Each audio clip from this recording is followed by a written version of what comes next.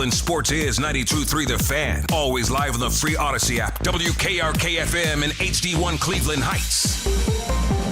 An Odyssey sports station.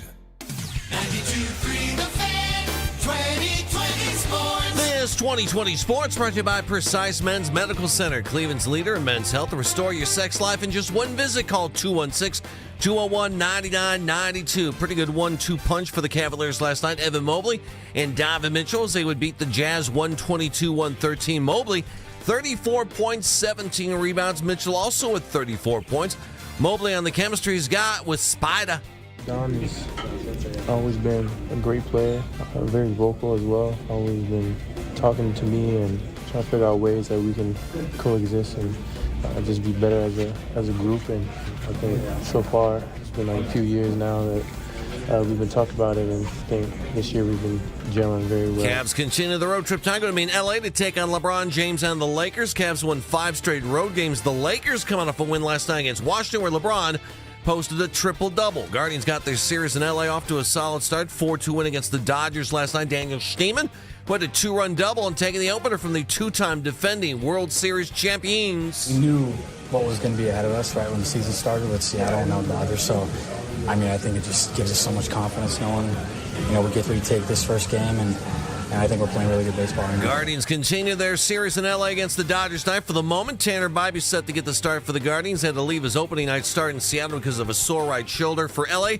Shohei Ohtani takes the hill for Los Angeles. NFL annual meetings continue today in Phoenix. So far, both Jim Andrew Barry and owner Jimmy Haslam stressing the Browns not trading Myles Garrett. Also, Haslam feels Deshaun Watson great chance can make a fresh start under new head coach Todd Monkin. Speaking of Monkin, he'll talk today as part of the AFC head coach breakfast session with the media. One guy who could be on the move for the right price, Eagles receiver A.J. Brown. His relationship with the team has been strained at best lately. Rams GM Les Snead said this week LA did show some interest in trying to work out a deal, but things just didn't work out. Don't miss this week's episode of 92.3 The Fan's Offseason Special. Get the latest in the Browns tonight from 7 to 9. Headline sports news every 20 minutes right here on 92.3 The Fan. From the University Hospital Sports Desk, I'm Jeff Thomas. Up next, time for Baskin and Phelps here on 92.3 The Fan. The Ken Carman Show with Anthony Lima. Kenny was upset, audibly upset. Post-game, called the team out over their defense or lack thereof. If we're going to play defense like this, we're going to have a short playoff stint. Right now, we have a mentality that we're just going to outscore people. And we all know when it comes playoff time, it's not going to be that easy offensively. Man, Kenny's been getting tight with them lately, and I like it. I like speeding it up. But my issue is that I've been a pretty big excuse maker for this basketball team. I'll admit it here over the last couple of months. They traded for James Harden. I will full on admit, and I think this is the problem. I just can't believe how many people are not liking this Cavs team with James Harden on. Well, I'm loving them offensively. Offensively, they are at another level that I think they could have got to with Darius come playoff time. I just think that part of it I'm excited about. The Ken Carman Show with Anthony Lima. Weekday mornings starting at 6 a.m. We are Sports Radio 92.3 The Fan. Talk sports with guys in the know. It's embarrassing. I mean, are they not embarrassed? It's time for Baskin and Phelps. Cleveland's Sports Radio 92.3 The Fan.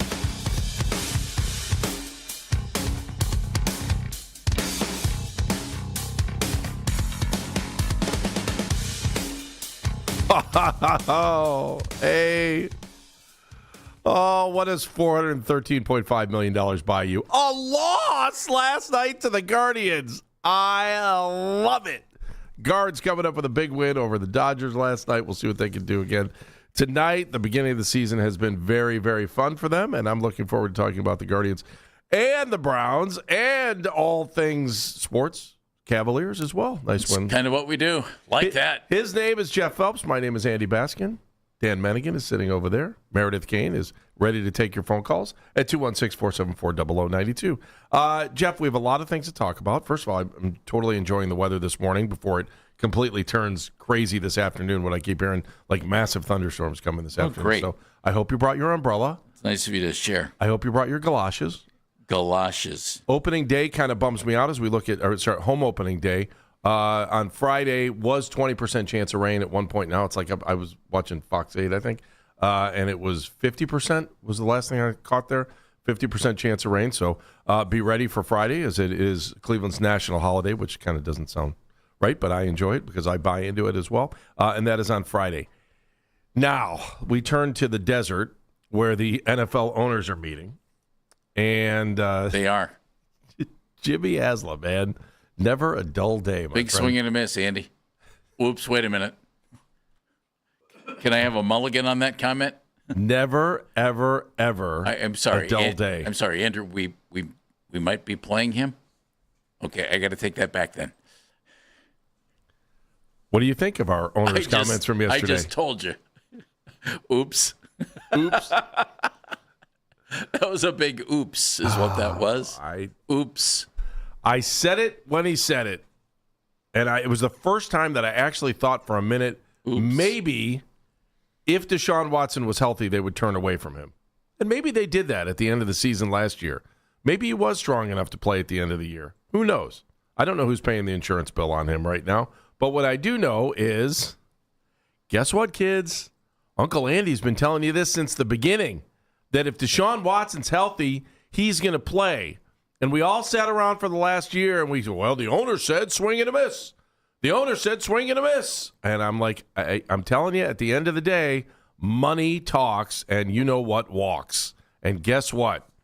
He now, according to the owner, has a really good chance of being the starting quarterback. Or will have a chance. Can I differ with you slightly you can on this? Differ all you want. I don't, at this point, I truly don't think it's the money. At this point, I think he's under contract, and if he's healthy, he just might be better than the other guys. And as long as he's here and as long as we're paying him, if he's better than the other guys, then we should play him. I don't think it's money already spent, Andy. If you live in the world that money already spent, then I think you're in big trouble. You know, like you keep the minivan on the road forever. Yeah.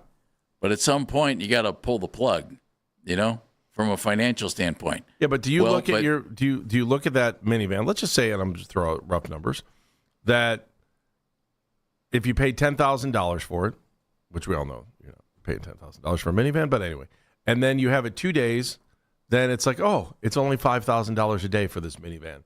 And then if you have it 3 days, now it's only $2,500 a day. You know what I'm saying? Like, is that how you can? You're saying don't worry about any of that cash that you spent to buy your minivan? It's gone, Andy. But you still have the minivan, Jeff. Well, I don't. At some point, I had to make the decision. Guess what? Jimmy Haslam still has his minivan, Jeff. I know, which is why, Andy, I think, as long as the minivan was running, you can drive it. And so, excuse me, I got to take this call. Oh, I'm sorry. Jeff has a phone call. Oh, look at this. It's your minivan looking for its home. The van's mad at me. You turned on me. It's Christine. It's Christine of the minivans. If the vehicle keeps running and is doing fine, why replace it? And in this case, if the quarterback is healthy, it doesn't matter that you've already, what you've already paid. That's where we differ. We agree in principle. Yes. If he wins the job, he should play. But you Jeff, just think it's based on very utopian, and I do you appreciate even think that. if he doesn't beat out Shedeur, you think he should play anyway because they've already paid him? See, that's where I think we differ. If you draft a quarterback in the first round, should he start? Well, that's a different story than what we're talking about right now. But it's not. It goes back to like simple sports philosophy that if you draft a quarterback, let me explain it. If you draft a quarterback in the first round, you expect him to probably start in the first year. If you're in college and there's a guy on a full ride scholarship against a walk-on, and the walk-on is significantly better than the full ride scholarship, guess what? Full ride scholarship guy is going to play because the coach, the school, they have an investment in the athlete. Same thing. Deshaun Watson's still on the full ride scholarship, much more than the other quarterbacks. So he doesn't, even if he's not better than Shedeur, he's going to start. I just see. I disagree with that. I'm not saying that that's the right way to do it. I'm saying the politics of sports the politics and financial ramifications of sports tell you, guess what? Life's not fair, and this is what's going to happen. I think they're so close to being out of it, Andy. I don't think that matters. And a complete contrast to what you just laid out is what the Niners did after trading up for Trey Lance, and then they clearly saw in year number 2 of Brock Purdy that he was better than Trey Lance. And so they didn't play the guy who they gave up first-round picks for. They played the 7th-round pick. And there is always going to be an exception to the rule. Okay. And well, I don't. And by the way, maybe that's why the Niners can be a successful team, because they're not worried about what the Joneses are doing. And I think the normal flow of it is Deshaun Watson's your scholarship quarterback, kids, whether you want to believe it or not. And the kid with the scholarship is going to get every chance to do this right until the head coach finally turns to the owner and says, it ain't working. It's just not working. And I had this feeling, as everyone was calling it, Andy, I'm telling you, Deshaun's never going to see the field again. He's not going to play. Now, you might feel that way, and you may not want to see him on the field anymore, but you're not cutting a check every I don't know how often they get paid, every 2 weeks. You're not, and Jimmy is. And if he's going to pay someone to work, he probably wants to see them work. I don't have a problem with that. I agree with you in principle. Yes, I think Deshaun could definitely start. I just don't. I think if he doesn't look as good as Shador, he won't start. And you think he will just based on the fact they've already paid him. That's just where we differ. Well, it's not even the payment. It's that scholarship theory that I have. It's the same thing. Well, and maybe I'm wrong. But I also know that if I was a head coach and I walked into the room and I knew I had, and I'm taking all the last names, this is just me. I'm taking all the last names off the jersey. I see 3 guys standing in front of me. One guy who I see played a little bit at the end of last season. One guy I see who played at the beginning of the season. And then one guy who's been in the NFL but has been hurt for a while and has had success in the NFL. It's much easier to hand him the ball than it is to hand the young guys the ball. He knows what to expect, but I'm also prepared to take the ball away from him and hand it to somebody else as the head coach. Maybe this was part of the Stefanski problem too, that maybe we saw that Deshaun was in this trajectory and that front office didn't want to see Deshaun and Kevin together. I'm just kind of throwing things out there. Who knows? There's a reason why Kevin got fired, though, right? So they didn't like something. Well, there's a reason Kevin did and Andrew didn't. Right. Exactly. Exactly. Don't ask me what that is. So, I mean, when I kind of look at the whole situation, now, what do you think? Because it sounds to me, Jeff, I'll tell you what I think in a second. You tell me. You have 3 quarterbacks who are currently in the room right now. Yeah. We don't know what's going to happen in the draft. There's still a possibility that they could bring in a free agent quarterback. If you had to make that decision today and rank them 1, 2, 3, who are they? 1, 2, 3 now? There are 2 ways. I can't because I haven't seen Deshaun Watson. I haven't seen what he looks like. You can do it based on what he's done before. Well, then it's Deshaun. Deshaun, probably Shador, Gabriel. Yeah. Yeah. Yeah. I think that's real clear. But again, if the guy goes out and, dancing around on a practice field and throwing balls to wide open wide receivers is a lot different than dancing around trying to avoid defensive linemen and linebackers who are blitzing and then hitting covered receivers. So we got to see what he looks like. Last time we saw him on a football field, he didn't look good. No. Do you think that Todd Monkin has to do next to nothing? What do you mean? Let it play out? Yeah. All Todd has to do is decide which one he likes best, I think. What happens if Andrew and Jimmy walk over to him and go, I think Deshaun looks best?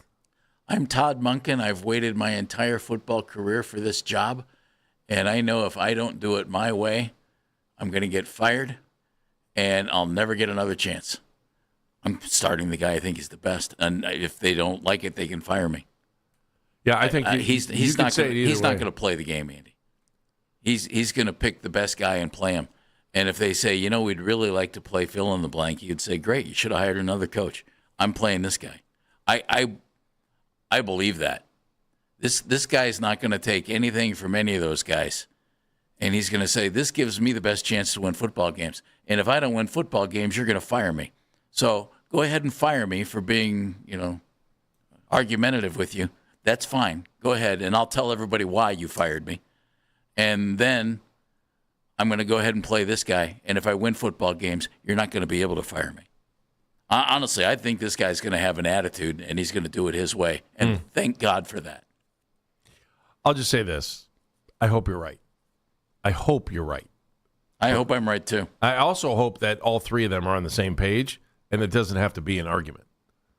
That all three of them all agree that whoever the best quarterback is the guy who's going to be taking snaps game one when they get to the point. Then if anything else happens, then it's on the coach. But you would hope that that's the case. But I got to ask you, are you ready for Deshaun Watson to be the starting quarterback next season? Your owner just said he's got an unbelievable chance. Remember he said big swing and a miss? Yeah, well, that is out the window because now he's saying he has a great chance and has a fresh start with first-year head coach Todd Monken. Are you ready? 216-474-0092, Baskin and Phelps, 92.3 The Fan. Andrew Siciliano is going to join the show. So is Sam Amico. It's all straight ahead. Baskin and Phelps, 92.3 The Fan. The number.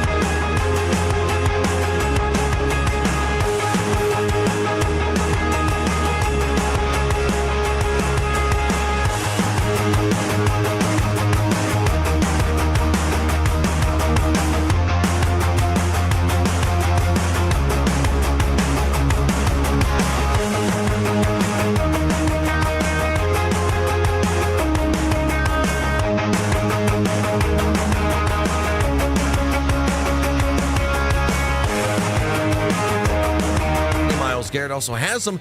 Feels Deshaun Watson's got a great chance and can make a fresh start under new head coach Todd Monkin. Don't miss this week's episode of 92.3 The Fan's Offseason Special. Get the latest on the Browns side from 7 to 9. Headline sports news every 20 minutes right here on 92.3 The Fan. From the University Hospital Sports Desk, I'm Jeff Thomas.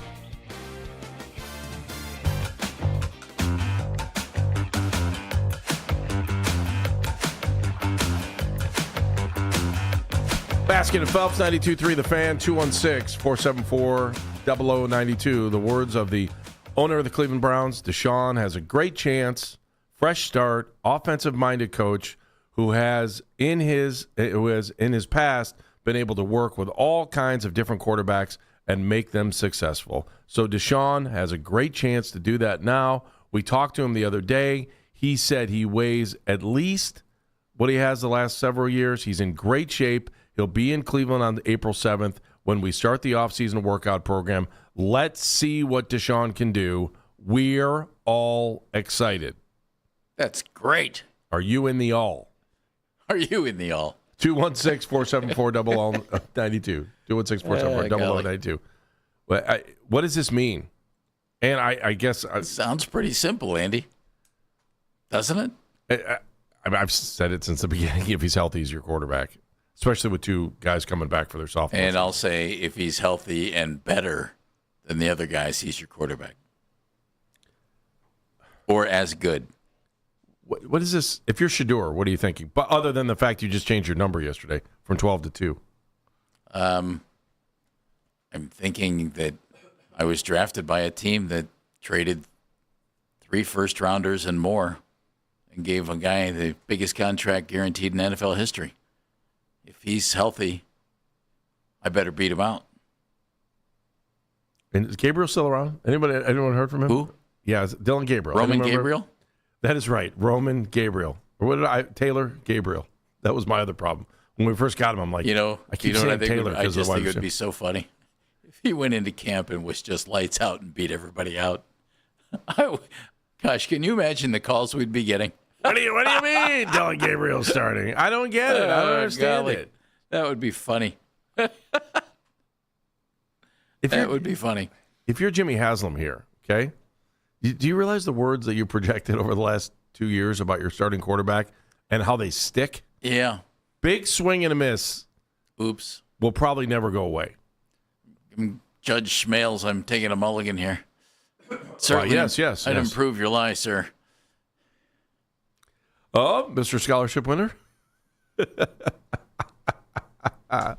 If you're Deshaun Watson, right, you're sitting there, you've got the opportunity to go back and get this, and you're probably looking at this going, all right, my relationship with the owner is pretty good, but then again, he paid me all this cash, so it should be pretty good.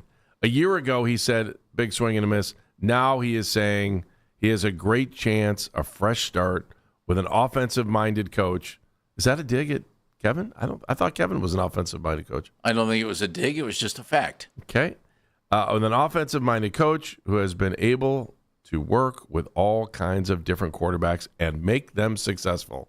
Are you prepared for Deshaun Watson to be your starting quarterback next season? Let's ask some folks on the phone. Adam is in Wadsworth. Hi, Adam. How are you? Hey, good afternoon, fellas. Good afternoon. Hi, Adam. Love the Caddyshack reference. Kind of siding with Jeff on the minivan reference, Okay. but going to nuance it a little further. Okay. Let me lay it out for you, and then I'll get off the line and let you guys kind of figure through it. Beautiful. Love the self-producing phone call. Go ahead. Yes. If Watson is a lot better, right, setting ownership aside, if Watson's really, really better than the other two, it's probably easy to see that they're going to want him to play. They're going to want to develop the team, go out, win some games, fill in the stands, and so forth. But what if it's close? What if through training camp there's no real clear separation? Then what do the Browns do? What does the coach do then?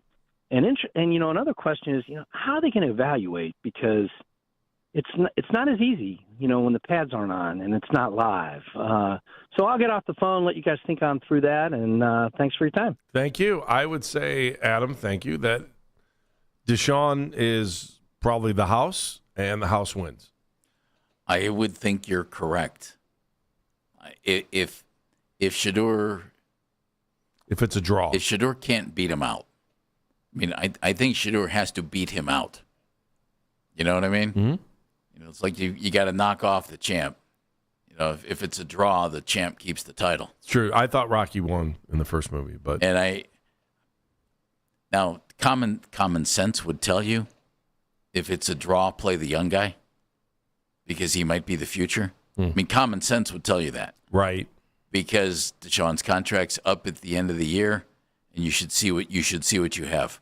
Common sense tells me that anyway. You're only going to have to deal with the guy for another year, unless you decide to give him another year or two, which I think isn't happening. So if he's not better, common sense would tell you to play Shedeur. But I'll bet if they're the same, I would bet Deshaun plays. I agree. Dan is in Cleveland. Hello, Dan. How are you? Daniel? Fine, thank you. Good morning. Good morning. Jeff, this has my head spinning, and I'm talking from a coach point of view, not a fan point of view. Yeah. But I agree with you. In the end, if Todd Monkin doesn't have the decision on who the quarterback is, if Haslam and this general manager tries to override him for all the reasons these guys stated, then we just got a huge, huge problem here. And Monkin should lay it on the line, like you said, Jeff, if he's not making the final decision. I don't care who's quarterback in this team, as long as Monkin is making that decision. If he's not, then it's a huge problem. Agree completely with you, Dan, by the way. I watched NFL Films yesterday, and they had a mic in a 2009 game with Brady Quinn and Stafford, and the Browns lost the game 39-38 on the last play of the game, and Stafford got sacked. His left shoulder was screaming and yelling. He overrode the coach, the offensive coach, and 5 doctors and says, I'm going back in. My right arm's good. I'm going to throw this pass, and he scored the touchdown. I remember. They beat the Browns 38-37. Yeah, it's a sad and one that's of those what's shows going on here, because when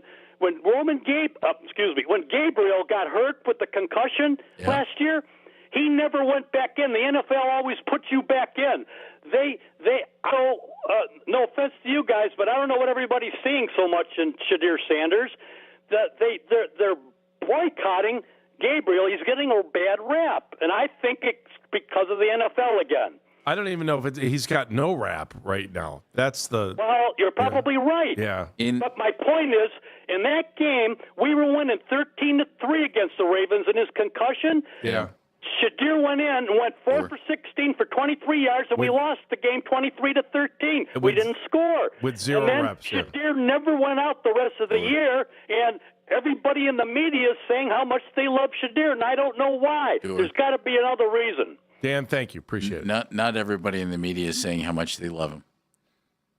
I was not overly impressed with what he did last year, but there's enough there that I hope he gets better, and I hope he becomes great. I mean, all you got to do is look at the numbers. He didn't play real well last year. But did he show some promise and some things that you think, you know what? This guy might become something? Yeah, I think he did. And that's fair, Andy. That's okay. I mean, you can't expect a guy to walk in the door at any level of pro sports and be what he's going to be in 5 years. Here's another thing that I don't know that everyone remembers, because we all want to talk about Jimmy Haslam saying big swing and a miss. Jimmy also said in the beginning of the season, we expect to see all these guys start. We want to see what we have. That included Shedeur. Well, in fairness, after Dillon went out and Shedeur came in and started that next game, he looked good enough that you should have continued playing him, I think. So I get it. What we think we're going to have this year is a wide open competition. I don't know if it goes into training camp. Maybe Todd Monkin makes his decision before training camp ever starts. And as a man who evaluates offensive talent for a living and coaches it up, I think he's entitled to do that if he decides that's the way it should be. You know, maybe he'll see enough before they ever get to training camp to know who his guy is. And he could flat out say it and take a lot of drama out of training camp, Andy. The drama is what's feeding the beast right now. Sure. Right? when we're sitting here, we're hanging on, the words of Jimmy Haslam differing from big swing and a miss to great chance, fresh start. That's what we have. And wouldn't it be great to be talking about, hey, how are they going to repeat? How are they getting back to the playoffs? Man, does that trophy look... I don't even know what the trophy looks like anymore. Mark in Cleveland. Hi, Mark. Hello, Mark. Hey, fellas. Last time I saw Watson, unlike Jeff, the guy looked good. He was 15 or 17, man. So I want to see the kid. I want to see the guy play. I don't have no problem with it, and I don't think it's going to be a problem as far as Monkin and the head coach and everything because they just hired him. So they would have to have some kind of reason and some kind of understanding. Hey, this is our plan going in here. So I don't see it being this big mess like everybody thinks, like you guys saying, man. I think Watson's going to come in there, compete, and the winner going to take the job. Mark, if he looks good in all the OTAs and mini camps and all that stuff, I don't see any reason why Todd Monkin needs to take a competition in the training camp, right? No. And here's another thing, Mark. Mark, you made it sound really simple and easy, and I think if it went that way, that's awesome. Now, I'm going to ask you, this is the Cleveland Browns. Do you think it's going to be that easy? Yeah, because I don't go in the past, Andy. Like 20 years ago, another coaching change and all this. I deal with what's on the table right now. So I can't say about what previously happened when it's a different regime in here. So, I got faith in the guys. They hired this guy. I think they had a good understanding. That's the reason they went and hired him.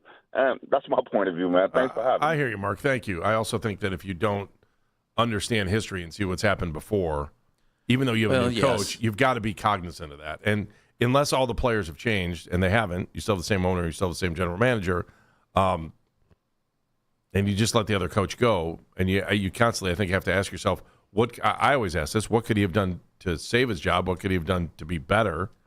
By the way, cognizant is a great word. Thank you. I think I'm averaging. I like that. Am I averaging about a word a week now? Yeah, you're doing all right. You must have picked up a book. I did not. No, that's the weird part. Can I throw one thought at you? I slept at a... Yesterday, Jimmy Haslam, and when I read this, I just thought, okay, I guess he's the owner, I guess. Mm-hmm.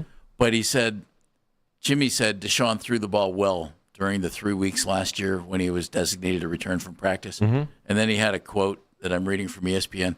You got to do it in games under pressure, etc., but he threw the ball well. Can I hear a football guy say that, not the owner of the team? Was he asked? How did that work? I don't need – I'm sorry. I don't need the owner of the team dissecting the football skill of players. I need him sitting back, writing big checks, and being consulted and chatting with his guys every day. He's allowed to do that. He owns a team. But, yes, he threw the ball well. Okay. Yeah, but you know what? Sometimes we trust the media in the same light. We trust the media sometimes, not former players, not former coaches.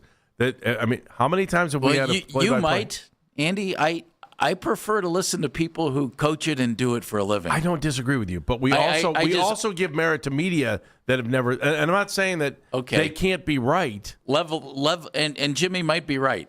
Level of credibility to me is very low there. I'll be honest, it's low with most media people. Okay, I prefer to talk to the guys who have played or who have coached. And if they tell me a guy's doing something well, I buy it. Do you buy it? Just saying. You heard what the owner said. Plus, by the way, big swing and a miss. Wait a minute. I'm sorry. I'm sorry. I heard fresh start. That was last year. I heard fresh start. And I also heard about our star player, the other one, the one you can actually count on to win big awards and to make you want to go to the game. Yeah. What'd they say about Myles Garrett? What's his deal? You're about to find out next. 216-474-0092. Hey, everybody, it's Andy Baskin for FanDuel. Right now, new FanDuel customers can get up to $300 back in bonus bets every day for 10 days. Here's how it works. Place any bet with FanDuel using your Bet Reset token. If it doesn't win, you get up to $300 back in bonus bets every single day for 10 straight days. So visit FanDuel.com/local to sign up today.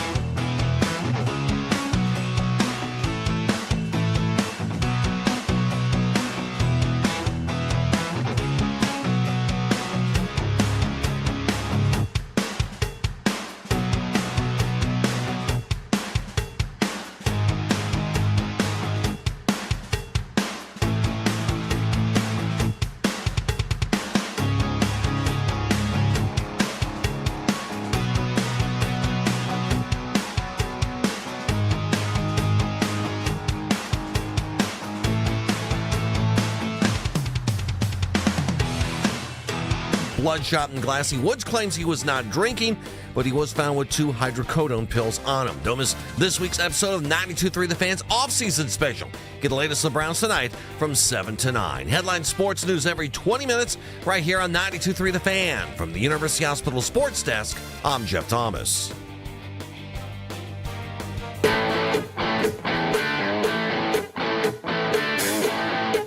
Baskin and Phelps, 92.3 The Fan. He's Jeff Phelps. What's today? Today is Tuesday. You know what? As we close in on the upcoming NFL draft, you can check out the Fan Offseason Special every when, Andy. That's right, Tuesday night. Tonight, 7 to 9. Jake Volnick, Lance Reisland, Darryl Ryder, the dangerous one, recapping all of the latest Browns news, all the moves from this offseason and free agency and the draft. You can listen right here on 92.3 The Fan. You can stream us on the Odyssey app. You can watch every episode live on YouTube. It's the Fan Offseason Special each and every Tuesday night, 7 to 9, right here on 92.3 The Fan. But did you catch the last update there? Tiger Woods, Jeff Thomas, outstanding reporter that he is, that he said he was listening to the radio? Well, and that's why he was. That's why he needed to have us on the Odyssey app. That's tuning the dial. Was he listening to us? Sure. Do we know what time this thing happened? Could have been us. Sometime between 10 and 2. I don't. You think he was listening? You think this incident happened during that time? I don't know, Andy. I'm playing along, trying to humor you. Okay, well, thank you. I appreciate your humor. Jimmy Haslam had more to say yesterday, more than just Deshaun Watson. He talked about Myles Garrett here in a second, but I do need to thank Dan and Jeff for their help yesterday. I apparently thought I lost my phone. I walked out in between a commercial break. I ran over to the place where we park, which is a little bit of a hefty walk, probably not conducive for a commercial break. Really not. Knowing that you could get there, if you walk there and then come back, you probably could make it. I knew I pushed the envelope a little bit because I couldn't find my phone, and so I turned my car on to see if my phone was in the car. Right? Did you ever do that? You probably don't have these problems like I do. If you were, I wasn't going to go there. If you were Hurricane Baskin, you would have these problems. So I knew to myself, I'm like, all right, I'm going to turn the car on, see if the phone works. That means the phone is in the car, right? Yeah. That's a fair assessment. Yeah, if you have it tied into the car, and apparently you did. It's Bluetooth. So I did. So I made a phone call real quick, and I'm like, oh, it's got to be in here. And I'm like, I got to get back. I came back. I was one question late on one of our interviews yesterday. I felt bad. But who was counting? You. But I felt bad. But then I sat down. I still didn't have my phone. So then the show ends. I go back over to my car, and I'm like, I'm looking. I'm like, can I pick it up from here? All of a sudden, my phone rang. Yes. And I said, hey, you found your phone. To which I heard this response. No, I didn't. I can't find my phone. But, Jeff, here's what I'm going to do. Yeah. I'm going to turn my Bluetooth off, and I'm going to listen for the ringer if that works. And you want me to call you back? Can you call me back in 30 seconds? So he calls me back. I can't find the Bluetooth button on my phone fast enough. And so then it comes back in. On your car? Yeah, my car. And so then I said, Jeff, I need you to call me back in another minute. And by the way, I got to tell you, Jeff was extremely pleasant and very nice about helping me out on this. And I do appreciate you. You're my boy. So now he calls back and the Bluetooth's off and no go. Couldn't find it. Why are you pointing to me? Oh, I was pointing at the camera. Oh, okay. So now I'm like, man, where could it be? I'm looking all through my car. The ringer's not on. And so finally I called Jeff back and I said, I don't even remember. I'm going to wait till I get to my next point of destination. I'm going to look for it. Now, everybody, buckle in. Here's where it gets really good. So as I'm driving through the garage, and the garage has ramps in it, luckily I'm not a fast driver inside the garage like many people are. I get down one of the ramps, and as I go to make the next turn, I have the epiphany. I had a cup of coffee in my hands when I was coming to work, and I had to put the coffee somewhere. And where did Hurricane Baskin put that cup of coffee? Tell him, Jeff. It'd be on the roof of your vehicle. On the roof of my vehicle. I did grab the cup of coffee before I came into work, However, but I left the phone on the roof of my car. Therefore, Jeff would have liked to hear the story end this way. Andy hits the brakes on the ramp. Phone goes sliding off the car. Andy freaks, takes his foot off the brake, and runs over his phone. Now, if you believe that that was the answer, you are incorrect, my friends. Because I pulled the car over at that point and said, Dare to dream. I got to look. Dare to dream. And as I pulled over to the side and I looked on top of the roof of my car, there it was. In all of its glory, my phone. Thank you. Glad we could experience Hurricane Baskin in full force yesterday. Even I had to admit it yesterday. But thank you. I appreciate you. And Dan, who also helped me make a couple phone calls, too. Getting back to the Browns here for a moment. Jimmy Haslam yesterday talked about swing and a miss, not being swing and a miss. It's a fresh start. Every day, that's how this dude lives. I'm telling you. You know Every what? day, this is how this dude lives. And I love you for it. yeah, no, you don't. You're my buddy. You're my pal. I'm organized on things I need to be organized on. Really? Let's just leave it at that. Dinner. Oh, I'm definitely organized on dinner. Why do I have a feeling that the phone lines that are ringing up are people that actually ran over their phones? So Jimmy Haslam yesterday said swing and a miss on, he said it a year ago. Big swing and a miss on Deshaun Watson. But yesterday he said fresh start and is going to have a great opportunity. He also talked about the other story that a lot of us have been talking about for the last couple of days, and that's, the whole Myles Garrett thing. They had this rule proposal that they were putting in front of the NFL, which died a miserable death, that they pulled off the table before it even had a chance to be voted on, that would extend your opportunity to stretch out drafting draft picks from 3 years to 5 years. Well, that never made it off the table. They may rewrite it and come back and then come back next year. Maybe that was one of the reasons why they pulled it off the table. Maybe if you voted on it and it got crushed, that it would never have a chance to come back. Maybe. So they pulled it off the table, and it didn't happen. And one of the reasons people thought that was behind that, and the renegotiation of Myles Garrett, when they really didn't need to, Jimmy talked about that yesterday, and he said, I just think Myles is, I could argue that Myles is the best player in the NFL, okay? And then he said this to a small group of reporters, as Mary Kay Cabot put this in her story.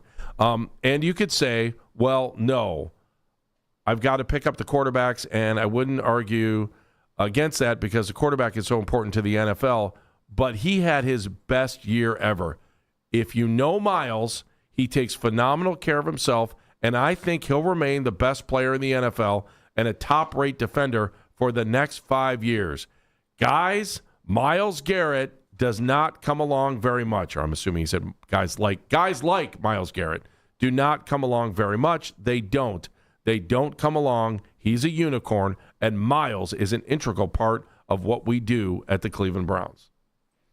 Okay, that all makes sense. The thing I do wonder about Myles, and this is just from having a little bit of knowledge about what kind of guy he is. He's a pretty thoughtful, insightful guy, and seems to have a lot of other interests. I wonder if he wants to be one of the best players in the NFL for the next 5 years. Well, he said this. We anticipate this is Jimmy Haslam again in Mary Kay's story. We anticipate Myles fully buying in. Now, let me say it's not unusual for Myles not to be in real close contact with us in the offseason. So he's not the kind of guy that's there all the time and calls you every week. That's just different styles, and it's just fine. He'll be here. He's not going anywhere. At least for now. I would think if he wants to play football, he'll be here, and I would assume that he does. By the way, I love the idea that a guy like Myles, season ends, get away. They spend so much time together. They spend so much time training and going over things. You're not there as long as you're working out and keeping yourself in good shape. That's great. Just get away. You don't need it. It was interesting that. Are they missing an opportunity by not trying to trade him, though? I'm going to be honest. Oh, well, maybe, yeah, Andy. Of course they are. I mean, and I'm sorry, if somebody calls and gives them an offer they can't refuse, they're going to trade him. Let's not kid ourselves here. So no matter what is said, that they expect him to be here for a long time. Sure. If the right price is there, they're going to sell it. And it should be. You'd be disappointed in them if they didn't. And Myles would probably be just fine with it. Yeah, based on what he's done, I mean, based on him saying I'm out of here a year ago. Yeah, I mean, Myles has clearly shown that he likes playing in Northeast Ohio, likes playing for the Browns, likes living here, everything else. Doesn't mean he's going to be here the rest of his life. And if a different business opportunity came up for him and he could go to another team, I don't think he wouldn't be crying over it. I don't think so either. Especially if if he felt like he had, isn't that okay? Would you blame him if he wanted to go to the Cowboys? No, I wouldn't either. No, I don't know that I would, especially if we got a big haul or the back. Texans. Or the Texans. I'll give you either one. You're right. More the Cowboys, so I don't know why. Yeah, well, he's from Arlington. Yeah. Much closer. Can you be a Cowboys fan? Or can you be a Texans fan if you live in Arlington? I don't know. The Oilers were in existence when I was down there. And were there a lot of Oilers fans? No, there were more Cowboy fans in the Houston area than there were Oiler fans. Wow, that would bother me. Wouldn't that bother you? Yeah. Especially because the way my perception of what the Oilers was, all those Cowboys were definitely the team of the state, and I'm sure that's still the way it is. But the Oilers, I remember the great battles between the Browns and the Oilers. Love you, Blue. Yeah, and leaving tickets for Elvis and my guy Bum, all that stuff. He was your guy, wasn't he? Yeah. You guys were tight. Well, I knew him. Were you tight? Could you call? Hey, Bub, I need tickets. Took me to lunch once. All right, see, that makes him your guy. There you go, doesn't it? No. I also. There's some other stuff going. Thank you. I was waiting for that. Other stuff going on in the NFL, and one of the things going on right now. Look at Dan's look on his face. What, he's so proud of himself? I don't know. Why are you looking at me like this? Why are you doing this? Why are you shaking your head? We need a camera. Did I forget something? We don't have a camera on him, and he's not opening his microphone. Just say it. Dan, you're a part of the show. Please say it. Too disappointed. In what? Everything. There it is. Starting with the Browns? Well, that's a perpetual disappointment. We're sitting at a base level there. Hope your significant other is not included in your disappointment. We grade Brown's disappointment on a curve at this point. Yeah, we do. Big swing and a miss. Doesn't matter. All right, we got big stuff coming up for the rest of the show here. Andrew Siciliano is going to join us at 12:20. Yeah. Sam Amico is going to join us later in the show. Also, I've got another thing we got to talk about the NFL because, man, we could be looking at an ugly season, and we're not even talking about the players. Baskin and Phelps, 92.3 The Fan, 216-474-0092. Back after this.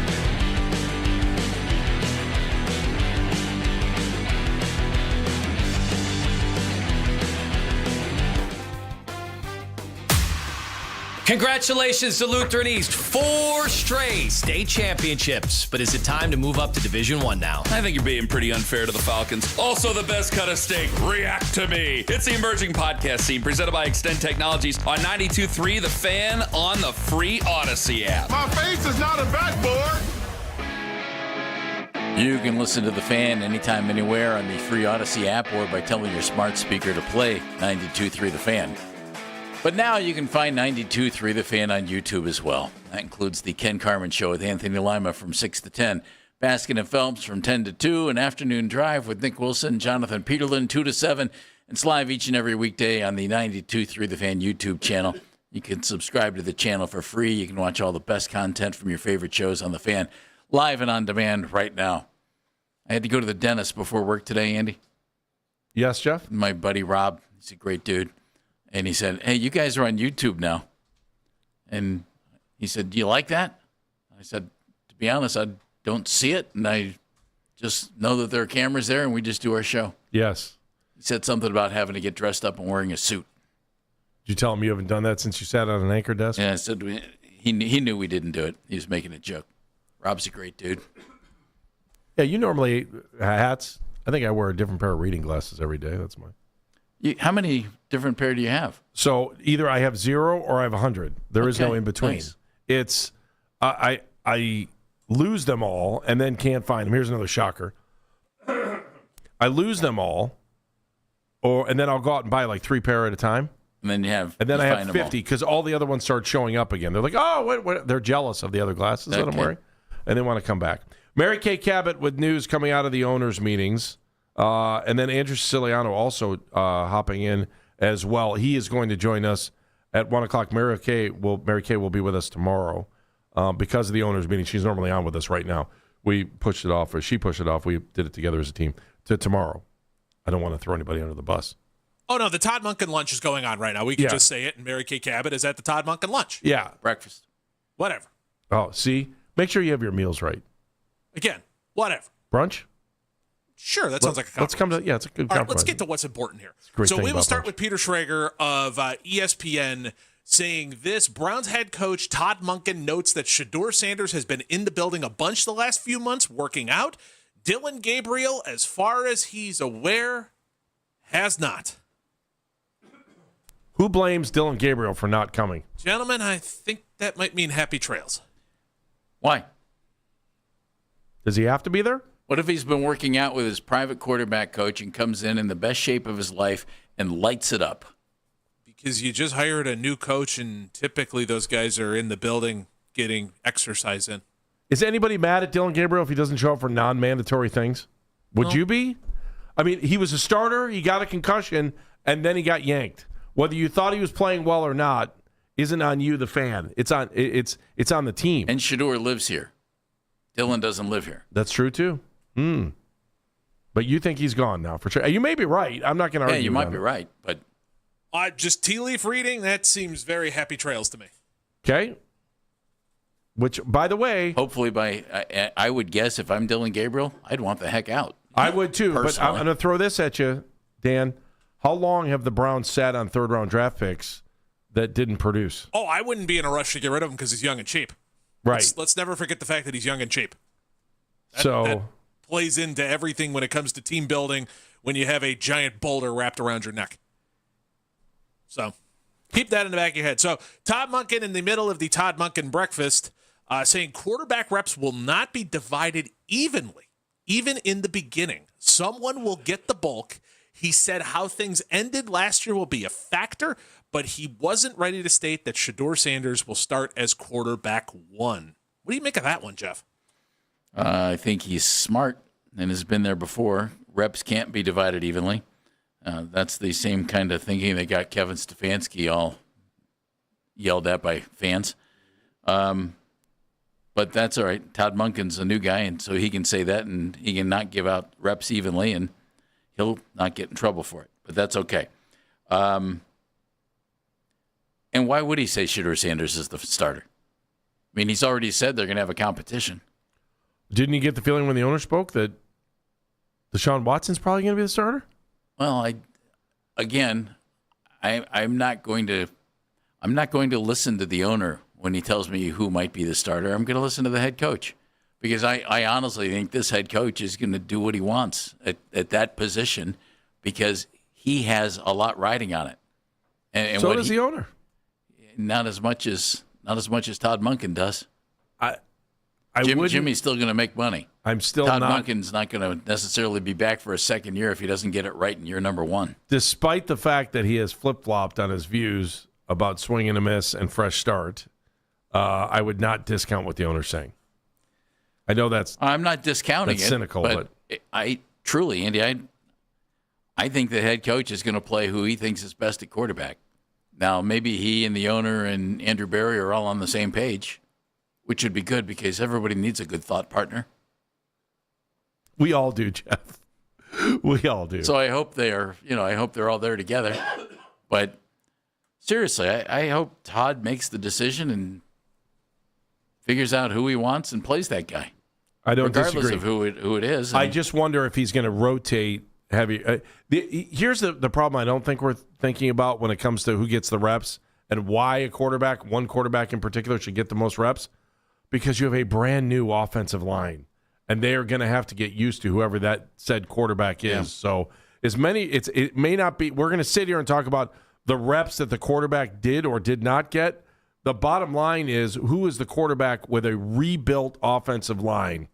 And those are the guys that truly need those reps, because if you're not in sync on the line, it doesn't matter. You're probably not going to get the ball even back to the quarterback, let alone a running back, let alone forward down the field to said wide receiver who we hope hangs on to the football, yet we only trust the tight end who's in his second year. Would you agree with this thought? Was that a little too deep? Yeah. If you don't agree with this thought, that's fine. Okay. But I'd love your thought on my thought. Okay.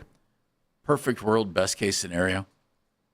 Shedeur Sanders goes into training camp, goes into the offseason stuff, clearly looks better than everybody else, and becomes the starting quarterback. Agree, because of everything I just said.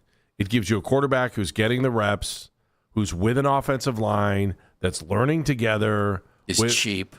Well, I wasn't even thinking about that. But it's everyone knows it. It's about chemistry.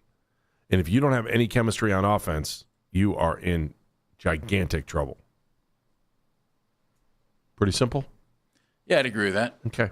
What else was said? What other wonderful bits and pieces? Todd Monkin acknowledged there will be a pretty big learning curve for the offensive players with new playbook terminology and et cetera. And now you've made things even harder. Yes? Oh, come on.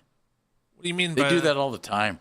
I know, but, I mean, it's another wrinkle that sets you back, that you need more time together. Well, if they like Kevin's playbook so much, Kevin would have still been here. Of course they're going to run a new offense.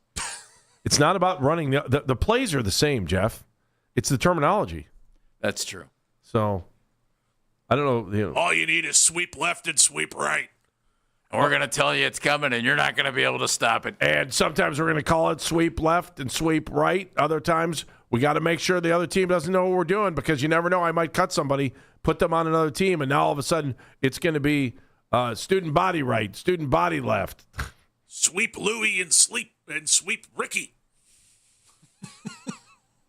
Here comes Gurley and then Mo. Yeah, they're the same plays. Todd Monkin also said, and this is according to Mary Kay Cabot of Cleveland.com and the Play Dealer. You can find this on her Twitter page. She said that they would like to have a fullback. Oh. A source said they tried to sign former Ravens fullback Patrick Ricard in free agency. Monkin said, quote, Pat is a unicorn. So keep an eye out. Browns might be bringing in a fullback. That news was out there previously, though. I love it, that they've made some. What's Kyle Juszczyk doing? Can we bring him home? Making a lot of money. Can we bring Kyle home? I know he's 34 years old and he's 4 years past the Browns threshold. He's from Harvard. He's smart. He can figure it out. Yeah, let's bring him home. I think he deserves it. Right? Cloverleaf? Where are you, Cloverleaf? Talk to me. Don't you want him to come County. home? Cloverleaf High School. But Medina County only has 4 high schools. You realize that? Monkin said, Medina I'm playing, High. and this is Andrew Siciliano. Monkin said, I'm playing starters in the preseason. I anticipate playing our guys. How much, that will be determined. So you might see the starters in the preseason as well. We could start that argument. Starters in the preseason, so they'll start playing. And we'll start that fun argument that makes no one want to put their head through a wall. What do you think of that, Jeff? Yes, no, maybe? Yes, no, and maybe. Why am I forgetting the fourth high school in Medina? I know, I'm sorry, I'm sidetracked. Okay. Sorry, I'll say it by the end of the break. Keep going. That's great. Highland, Medina. Monkin said for the most part he'll run the offensive. Buckeye, yeah, Cloverleaf. Okay. He will run the offensive meetings as well, according to Andrew Siciliano. That's what Todd Monkin said at the Todd Monkin breakfast. Sounds like the D. Martin roast, if you ask me. No, that's kind of why I keep doing it. Yeah. Okay. I just... Cool. Why do we have offensive coordinators? Why? Like, if your head coach is going to do everything on offense, why do we bother calling someone an offensive coordinator? Just call them the offensive assistant, and they do all the all the dirty work so that the head coach can take credit for it. Like, to me, it seems weird. You're not really well, I guess you are. You're coordinating practice, you're coordinating things like that. I know this is minutia, but if your head coach is doing, although what else would your head coach be doing? Popping into meetings to make sure everyone's executing what he wants? I don't know. Minutia. Anything else? No, that pretty much does it. Oh, man. Okay, Andrew Siciliano is going to join us at 12:20 to talk a little bit more about this. But the big headline then out of the meetings from this morning with Todd Monkin is that he's got a quarterback who's going to take the majority of the reps. Is that the best way to put the headline down on that? Yeah, that they're going to have a quarterback competition, and one of the quarterbacks is going to get the majority of the reps, and he will not announce which quarterback will be the one quarterback with the majority of the reps. So, is it one or two? He said they're not going to have equal reps, right? Shucky ducky. Hang on. I don't think it's equal reps. Yeah, I got it. Quote our buddy. He said Jim there aren't White. going to be equal reps. Reps.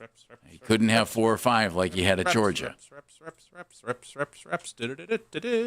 That's good. That's good on air. Well, banter. You're kind of going back on it. Well, the way I read it didn't say that there's one guy who's going to be the guy getting all the reps. What he said was we can't have equal reps. Barry K. Cabot, Browns head coach Todd Monkin said the quarterback reps won't be divided evenly, even in the beginning. Someone will get the bulk of on any given day, but it can change. He said how things ended last year will be a factor, but he wasn't ready to state that Shedeur Sanders will start as quarterback. Okay, so on any given day, one guy might get more reps than the other, which means he's not really going out on a limb and saying this is our guy right now. So in other words, we don't really know anything. Stay tuned, and we'll see what happens in OTAs. They're on the field April 7th. Fair enough. All right, let's talk more about this when we come back. Also, I want to get into the Guardians and also the NFL, and there might be a problem here that has nothing to do with the players. 216-474-0092, Baskin and Phelps, 92.3 The Fan.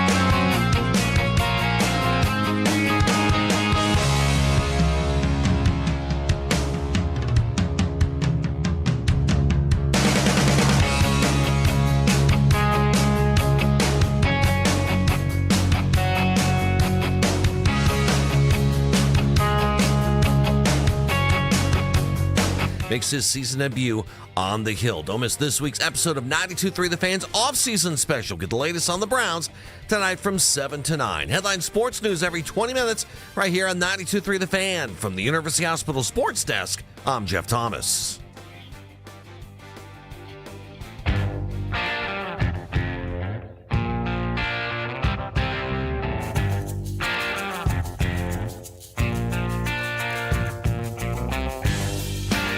As always, I think you know this by now. You can listen to our show, all of the local shows, right here on The Fan, on Apple Podcasts, on Spotify, or wherever you get your podcasts. Baskin and Phelps, 92.3 The Fan. The owners' meeting is going on in Arizona. We've given you the latest on that. You'll hear them in the 2020s as well. One of the things going on beyond Browns quarterback talk is what's going on with the NFL RA, which I don't know that many people have ever talked about before, but that's the Referees Association, NFL Referees Association. And ESPN had a report the other day that said that they are really, really far apart and that the NFL is going to start hiring replacement referees.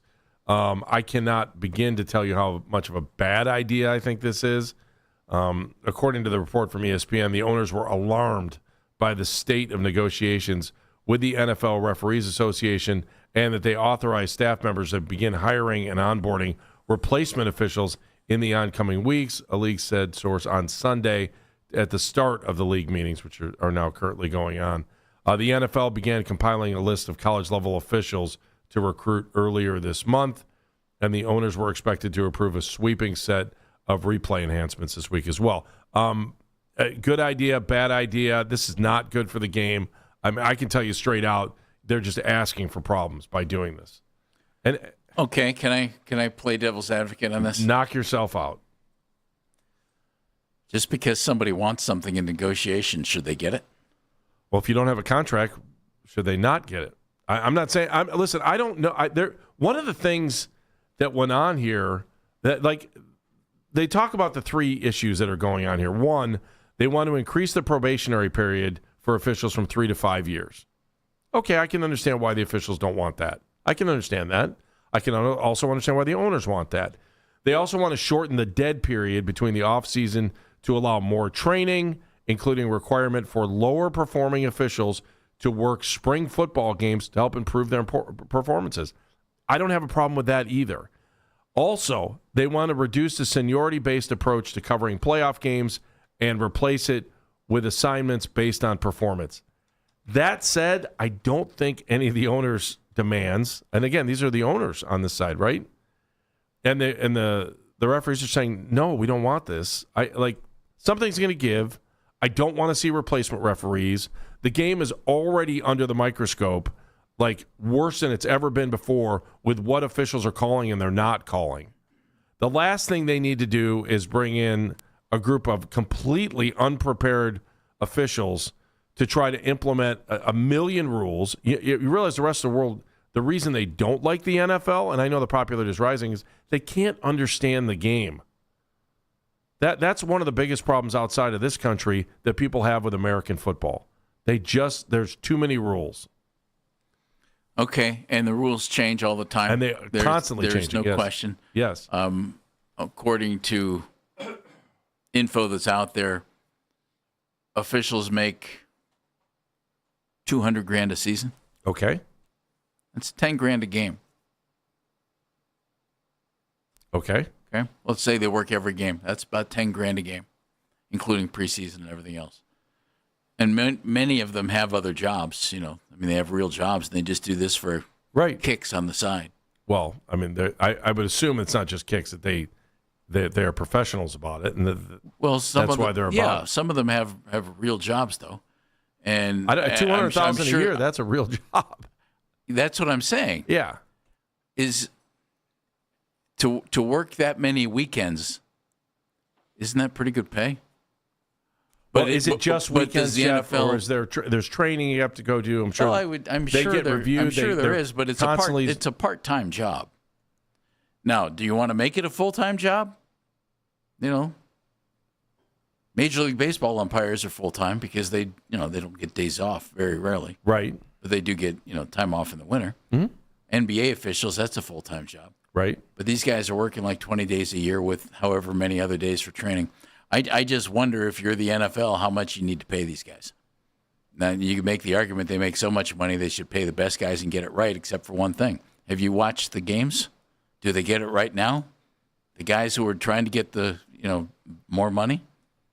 I'm just playing devil's advocate here. I don't have the sheets. So I'm sure there are referees that don't miss anything, that are excellent. I'm sure there are some that are excellent. I'm also sure there are referees that miss a lot of stuff. And they'll get paid the same.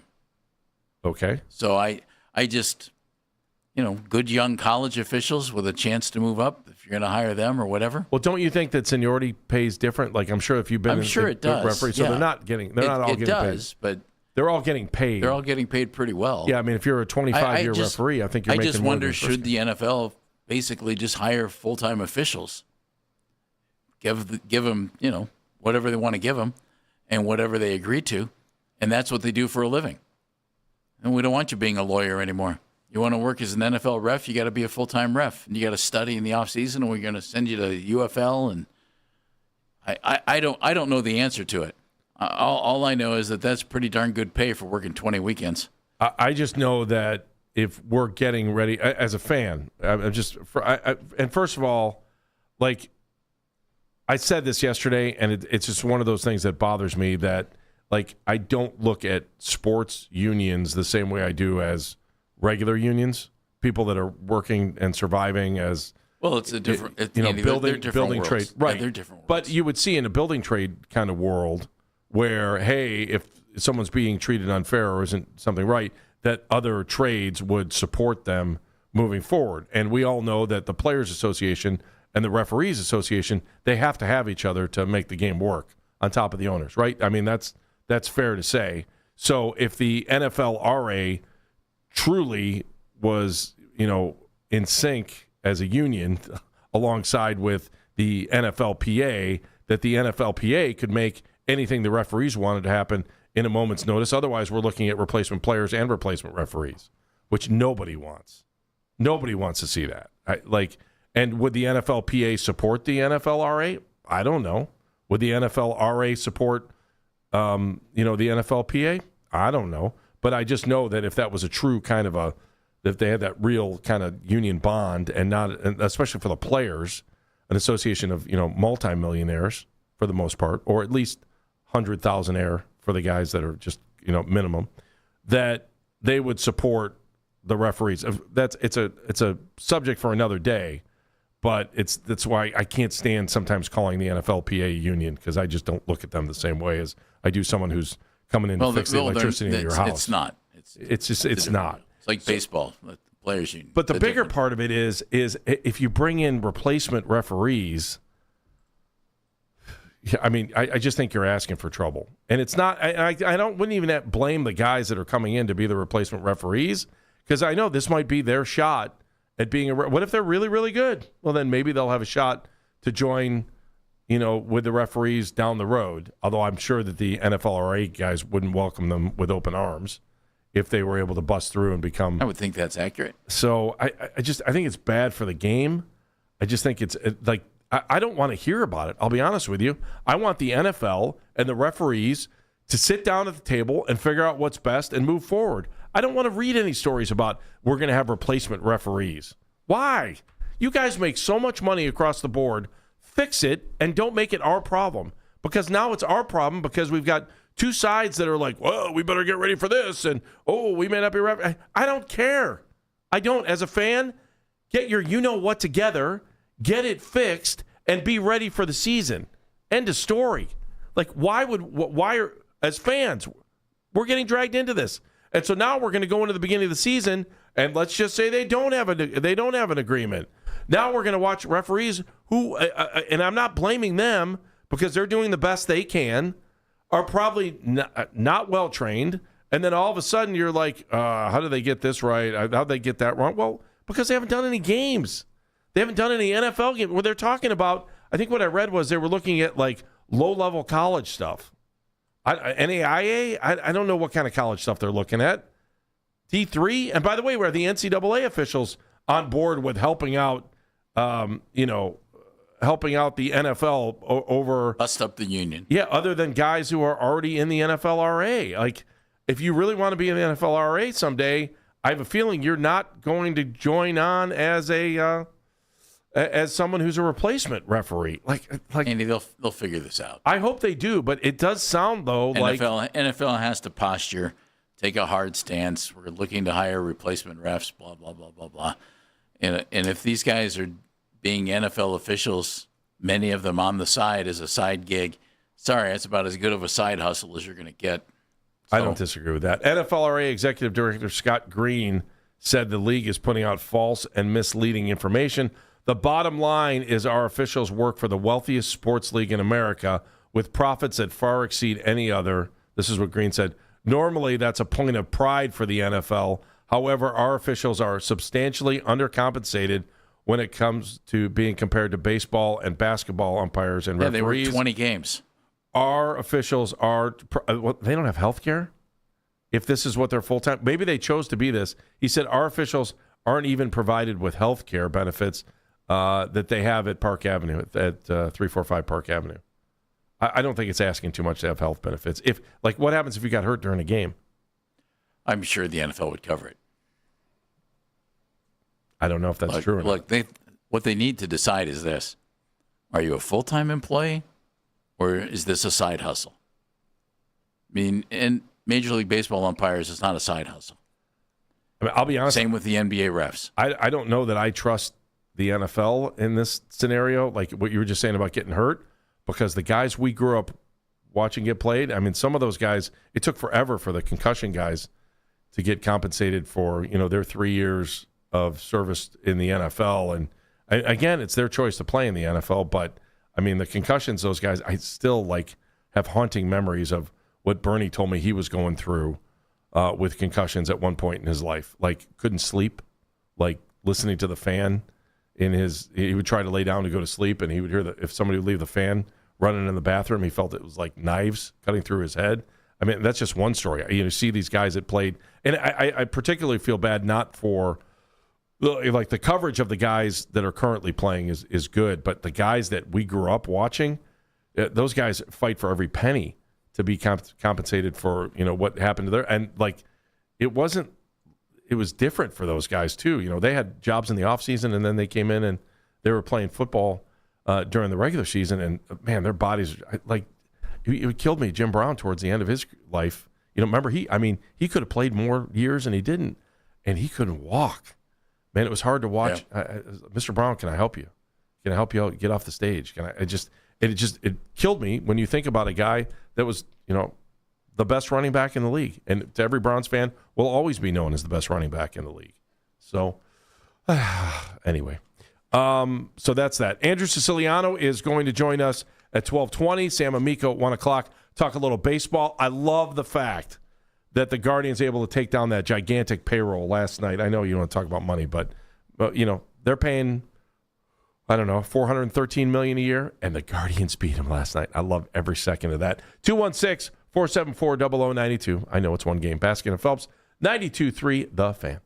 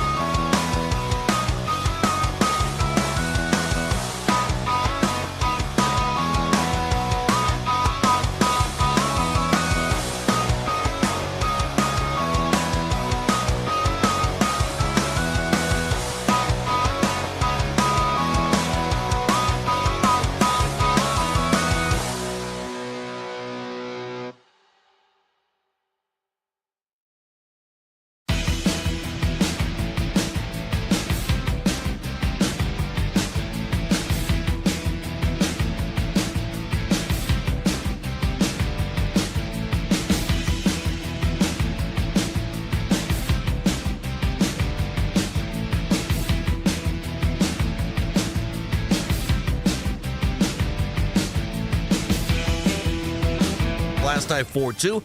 For the moment, Tanner Bibee set the start for the Guardians. He did have to leave his opening night start in Seattle because of a sore right shoulder. For LA, Shohei Ohtani makes his season debut on the Hill. Don't miss this week's episode of 92.3 The Fan's off-season special. Get the latest on the Browns side from 7 to 9. Headline sports news every 20 minutes right here on 92.3 The Fan. From the University Hospital Sports Desk, I'm Jeff Thomas.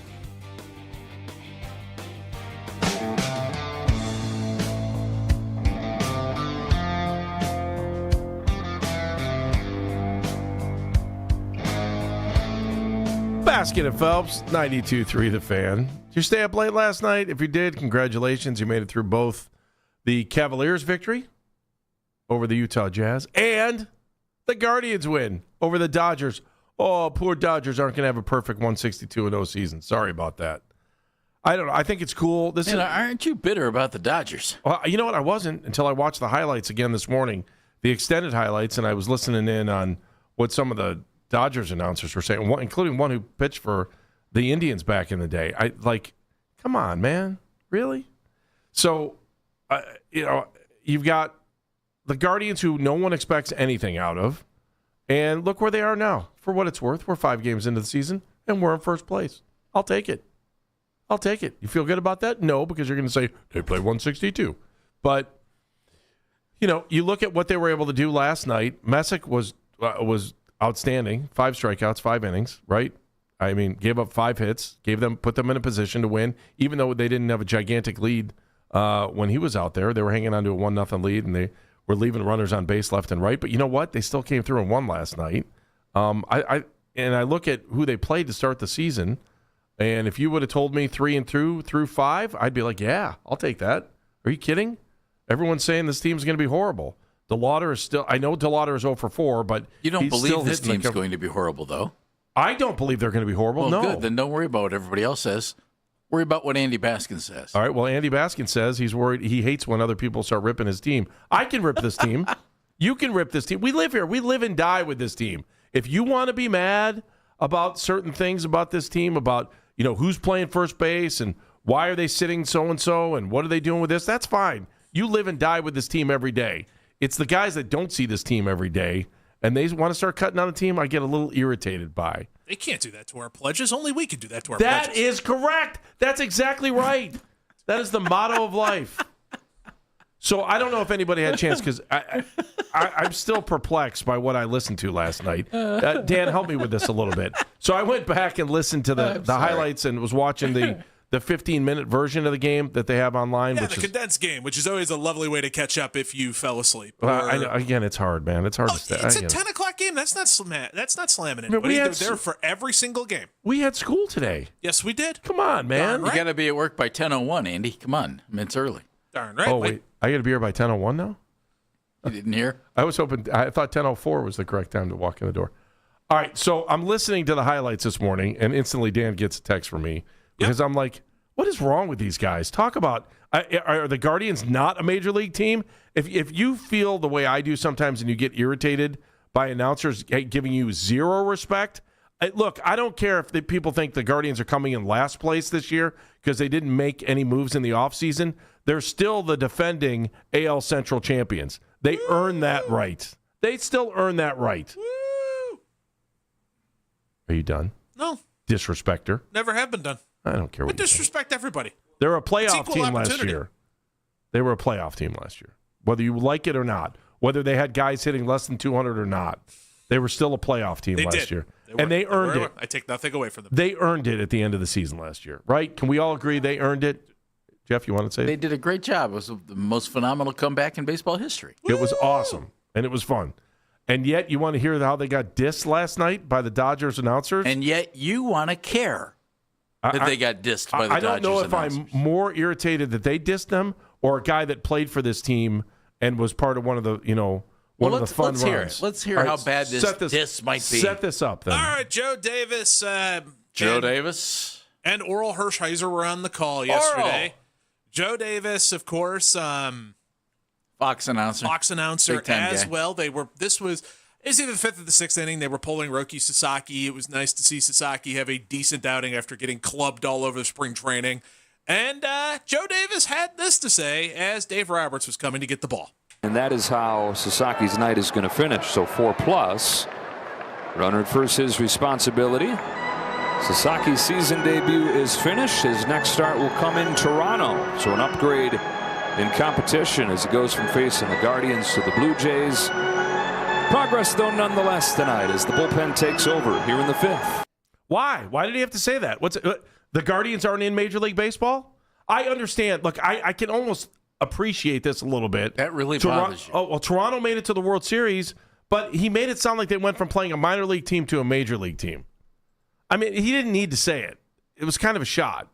It was a shot. He did not need to say. He was talking about Sasaki, though. Yes. Keep in mind, Joe Davis does Dodgers games. Okay. So he's really familiar with the Dodgers. I get that. But all he said was that, little increase in competition, which actually is correct. They have a much better lineup. I'm not that upset about what he said there, too. They earned the right to be called that after, being in the World Series last year. I have no problem with the essence. He just didn't need to say it, did he? Did he need to say that? Well, no. Hey, but he's Andy, got a tough. He's trying to paint a picture. Well, Sasaki had walked 15 guys in spring training, had not found the strike zone. But Jeff, spring training doesn't mean anything, They and were they're worried always about working. him with the Dodgers. He And came as you out, guys pitched say, fairly well, and guys are working on stuff in spring training all the time. And then he went ahead, and now it's a little tougher challenge, a little tougher lineup to go against next time. Audio courtesy of LA Sportsnet, by the way. And then also, Nice. I have to point out, again, not trying to be a jerk when I say such things, you have referred to people from Pittsburgh as having one tooth, frequently smoking cigarettes, and hey, they made them the way they were. yeah, you've said a lot of things about the people of Pittsburgh. Yeah, but guess I have what? To point that out. I'm not working for a Major League Baseball team. Andy, that's not my job. He is interested. If anyone wants to offer him a job, give us a call at 216. That's He true. really didn't slam the Guardians. I got to tell you, I think he just Jeff, made a factual statement. I understand that, but did he need? I'm asking you, did he need to say that? Well, you don't need to say I'm anything asking in a you, broadcast. yes or no? Did he need to say it? Yes or no? I thought it added context to Sasaki's evening. Dan, did he have to say that? Well, you don't have to say anything. I'm not talking to you. I'm talking to him. Well, I'm did he here have and to the say mic's that? open. Did he have to say it? Yes or no? Do you have to say anything? Can you guys either answer yes or no? You don't Like, have I'm to. not You don't asking- have to say ground ball to short either. Jeff, that's not the question. The question is, No, did he have Andy, to say it? he Yes or didn't no? have to say Thank it. you, Jeff. No, answering a Andy. yes or no question for the first time No, in 15 years he on the show. He didn't have to No say one it. had his feet to the fire, per se, but I don't think it's the worst thing. And I agree with you. I don't think it's the worst thing either. Yes. I So don't later think it's on the in the worst program, thing. again, audio courtesy of LA Sportsnet. Oral Hershiser had this to say when the Guardians had a couple of runners on base against Tanner Scott. Just sticks the bat out, had enough swing left to just kind of give himself a chance, and that chance turned into a hit. That's where Tanner Scott has got to trade an out for a run. If you get to 2 strikes, maybe you look for the punch out or the pop up, but you don't want to turn this into a crooked number. A couple of tin soldiers are not going to beat this Dodger offense. Oh, guess what? The Tin Soldiers went to war last night and put your boys away. What do you got to call them Tin Soldiers for? He said a couple. It's ridiculous.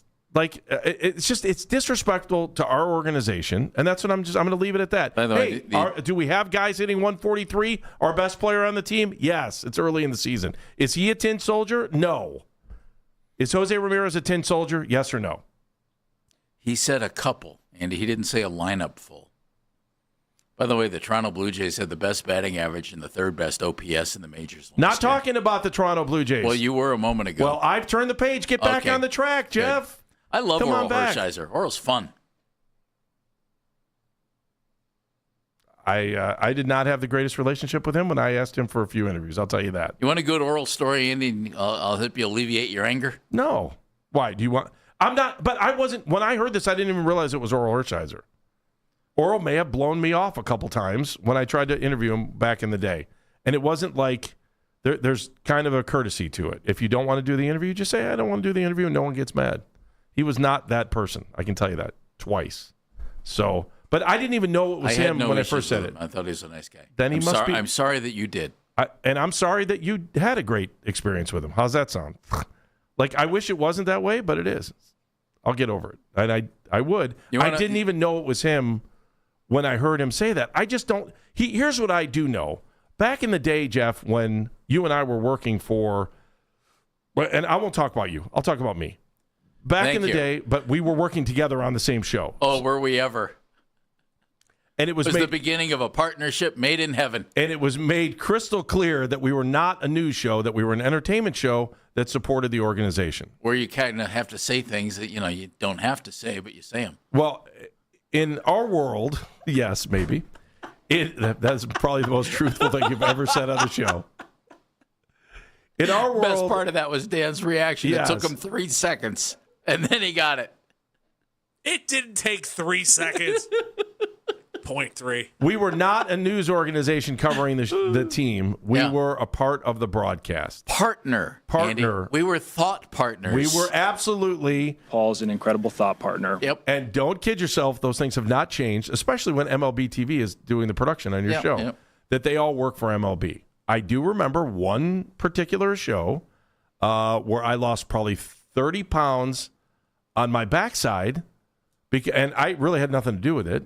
There was a game against, I won't even say it, another major league team that had, I think, 6 errors in a game. And they were just fumbling through the ball the entire game.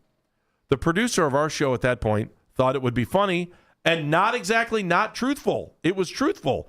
They came out with the open of the show the next day was a side-by-side of the Bad News Bears, who couldn't make a play, and this professional baseball team that was struggling against the Indians in that game. That's good TV right there. And it was actually pretty funny if you watched it. Now, this was back in the day. Good TV. That led to a producer almost getting fired. He didn't get fired at the time, but he was put on notice. And a meeting of those involved with the show that day. It was a road game, Jeff, so you were not involved in that game. About why we shouldn't belittle the other team because they're a Major League Baseball team too. Don't kid yourself. Know where the information's coming from. That's what I always say. Now I will take this moment to end it with a little bit of peace between both organizations. Yes. Because everyone loves Vin Scully. He caught the ball, Jim said. He caught the ball. He caught the blinking ball. Oh, you're gone. He's gone. That is blinking fertilizer. I'm doing the best to translate.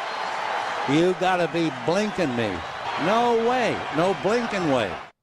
Love him. Love him. Blinking fertilizer. There's a 90-year-old guy doing that at the time. He's the man. And I miss Vin. And I don't think Vin would disrespect anybody. I miss Vin. I think Vin told you what was going on. Vin did some promos for my college radio show. Do we have them? I'm sure I have them somewhere. Let's go find them. Can we play those if he finds them? No. Why not? Darn right we'll play those if he finds them. We'll put them on a loop. You got to find those. Grandpa Please. Vin's the best. Boy. What's going on with Cade Smith, by the way? What is going on with him? Let's talk a little bit more about what we saw beyond all this minutia stuff on the outside. What's going on with this team? I'm still loving it, but there are some little things that we're kind of noticing, and we're wondering, is this going to happen again? 216-474-0092. 216-474-0092. Baskin and Phelps, 92.3 The Fan.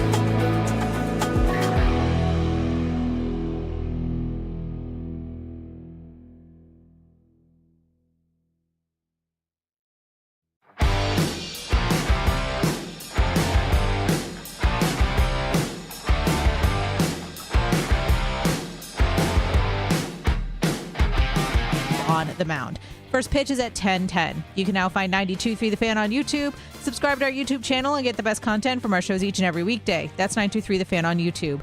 Headline Sports News every 20 minutes on 92.3 The Fan. From the University Hospital Sports Desk, I'm Meredith Kane. You can now stream The Ken Carman Show with Anthony Lima live on the 92.3 The Fan YouTube channel every weekday from 6 till 10 a.m. Subscribe to the 92.3 The Fan YouTube page now for free. Basket and Phelps, 92.3 The Fan. You know what time it is? We'll have Andrew Siciliano a little bit earlier. It'll be time for him. But it's also time for this, Jeff Phelps. We are looking for caller number 3. Okay, caller number 3. 92.3 The Fan looking for a winner. Be the third caller right now at 216-474-0092 to be named the general manager of one of the 32 NFL first-round picks at our 2026 mock draft. It's April 16th at Game On, located on Lorraine Road in North Olmsted. Plus, you'll get some exclusive Bud Light swag and a buffet dinner at the event. Caller number 3, again, the number 216-474-0092. Caller number 3, you'll be the GM of one of the teams. Teams that are already taken in this extravaganza. The Vikings are gone. They pick 18th. The Raiders are gone. They pick number 1. So Jason and Menor gets the Raiders. That's kind of anticlimactic unless he wants to shake things up and trade. Ooh, yesterday, we gave away the Ravens to Randy. Yes. So Randy in Cuyahoga Heights gets the Ravens. And then Ryan went to the Patriots last night, or yesterday afternoon. So there you go. Those are the teams that are taken. Right now, caller number 3 is what we're looking for the big extravaganza. And you can go to the draft, and Ken and Anthony will be handling that, and they have a fun time out there, and there's a buffet dinner and all kinds of other good stuff. Actually, it's Daryl's gig. I misspoke yesterday when I said it was Ken. I know Ken and Anthony take great pride in this, as we found out yesterday. But this is Daryl's show. I don't want to mess. He is the commissioner. Daryl Ryder will be out there, and Daryl does a great job with this, and he loves it. That's right. He is all in, enjoys every second of it. Again, Andrew Siciliano will join us for a moment. Oh, the anticipation is mounting. I'll tell you what, man. I can feel it. There's a pit in my stomach. Is there? Oh, yeah. You know, no one has the Browns yet. No one's got that 6-pick. Well, we've only given away 4. I know. All right, so here we have. We're looking for caller number 3. For the folks watching on YouTube, you can see we have this very, very expensive bowl. Looks like it has been shaken up. I will shake it up even more. Used to use it for his cream of wheat. And as soon as we get someone on the line here, because the phones are absolutely bonkers. Caller everyone number wants to play this. 3. 3. Is that we still going with 3, Jeff? I think we're going to go with 3, Andy. Love it. Love it. Love it. Did I tell you Andrew Siciliano's coming up here in a second? I heard he's coming up momentarily. And I don't... You know, he's at the Monkin breakfast. Here we go. We go to North Olmsted, and it is Joe. Joe, how are you, my Joe, friend? welcome. Hello, gentlemen. Joe, you have no idea how many phone calls you beat out to get here. But now... I will pull the magic team. Is there a team you want? Michigan. He wants Michigan. Sport. That's okay. Maybe you'll pick someone from Michigan. Wrong sport. You have the 17th pick in the draft. And you have? The Detroit Lions. As it turns out. There you go. Detroit, Michigan. Are you good? Yeah, you called it right. Good job. You asked for Michigan. You got Michigan. I'm going to put you on hold, Joe, to make sure we have all your information. Good luck in the draft, and you are all set. Thank you, Joe. Thanks, Jeff. Or Andy, it's okay. Either one. He is now on hold. We're both here. And now we get to... Joe, good job. A man who was at the breakfast. Yes, he was. He is Andrew Siciliano. He's on the Make It Right, Call Kyle Right hotline. Hi, Andrew. How are you? Good morning, guys. Let's just paint the picture, clarify a little bit. It's it's a breakfast in that there is a buffet outside for the media, but it's not as if everyone's like sitting at a table, like chowing down on hotel eggs, while we lob questions at the coaches. But yes, it is a breakfast. Bro, it's a $900 a night place. Toast? If you buy it the right way. If you're not buying, tickets off the street to sleep there, they better have real eggs, right? They're real eggs. I mean, whatever. It was a lovely spread. How are you guys? How are you? We are well. All right, because I know our time is limited, my friend. I want to make sure we get the most out of it. Why are you smarter? Because we're still going to call it the Todd Monkin Breakfast. Why are you smarter for being at the Todd Monkin Breakfast? I mean, certainly my level of intelligence has not increased since we've all known each other collectively here. I'll say the headline here is I think it's a lot of the same in that the door is open to a quarterback competition and may the best man win. It is legitimately a quarterback competition. The one that's the quotes or the context that's going to get the most headlines, I think, is just how he's going to divide the reps. And that was obviously a major talking point last year, not only in the preseason and training camp, but throughout the season as to who did and didn't get reps during the summer. He said that reps cannot be divided evenly. Like this idea that you could have, he said he had a 4 to 5 quarterback, quote unquote, competition or quarterback room at Georgia at one point, and that was not ideal. His words, not mine. So he said, can't do that. You can't get 3-4 quarterbacks out there and make it a fair fight where everyone has the exact same number of reps. So he said there is competition. There are ways to compete other than on the field, whether that's in the classroom, grasp of the offense. This is me filling in those blanks, not him. But that it can't be an even rep distribution. Someone's going to have the leg up one way or the other, and that person's going to get the most reps, and we'll see how it goes. But he would like to have a starter sooner rather than later, it seems. And he said that he is going to play some starters in the preseason, but to be determined. Would you think he'd like to have a starting quarterback before training camp even opens? I mean, he was kind of asked that. I don't know that he didn't say yes. You can't just – you could potentially, I guess, name a starter off of minicamp, right? Or the mandatory minicamp is always early June, and have a starter heading into training camp. I wouldn't be surprised if that is the case. But to suggest that if he were to do that, that someone can't overtake the starter come training camp or come to preseason isn't right, of course. Someone, you know what I'm saying? Yeah, absolutely. Yeah. Hey, what was your thoughts on yesterday, Jimmy Haslam talking about the kind of his change in attitude on Deshaun Watson?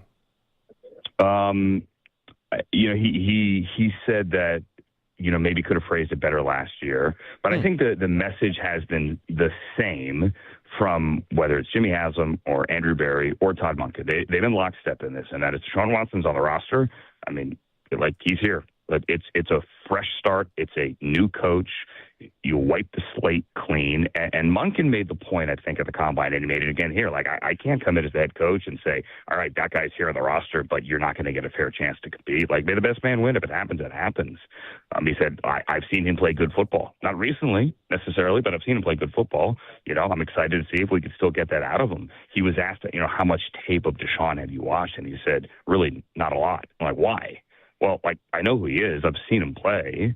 Obviously, he made the point, which I find interesting. He goes, for example, watch him early in 2024. Well, new offensive coordinator. What are they asking him to do? Is everyone on the same page? And is that offense truly installed the way, to drop them? That's not a fun tape to watch, right? He goes, but we saw him in 2023 in Week 10. Obviously in Baltimore when he had that perfect second half, and that was good tape to watch.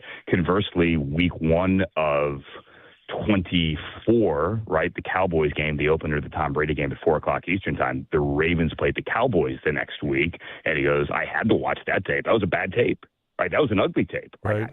That's not the tape to go off of. He's going to get a fresh start. Is it a big deal that, according to Todd, he sees Shedeur in the facility and really hasn't seen Dylan Gabriel? That's interesting. Peter Schrager, friend of the program, asked that question. If you follow Dylan on IG, he's been posting a lot from back home in Hawaii, which is, hey, it's the off season. It is absolutely the offseason. He has every right to be where he wants to be and spend time with his family. I have no doubt he is working out. But, yes, Shedeur has been in the building, and there's limited contact. Like, these coaches, and I had this conversation with multiple head coaches last night or these last couple of days. Like, yeah, their players are in the building, but you're not really allowed to talk football. Like, Todd Monken can't sit down with Shedeur and go through the playbook right now. That is not allowed through NFL rules.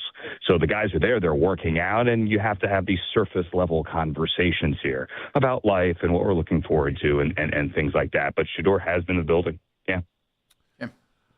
I mean, we're going to sit here and are we debating reps again, do you think? Or do you? We're going to. We're absolutely going to. 100%. 1,000%. But guys, I just want you to understand, you guys do know this, and I want every Browns fan to know this as well, that whether it's at the college level or the NFL level, whatever team or whatever town, whatever market, when there is a legitimate competition, and this looks like it will be, there is always an argument and a debate as to the number of reps each quarterback gets. Very rarely is it quarterback 1 against quarterback 2, and let's do it cleanly, and everyone gets the same number of reps. There's always someone that's going to be pulling in front and leading the race, and the argument should be made that that guy should get more reps this day or in the next game. Monkin said it could and will fluctuate daily.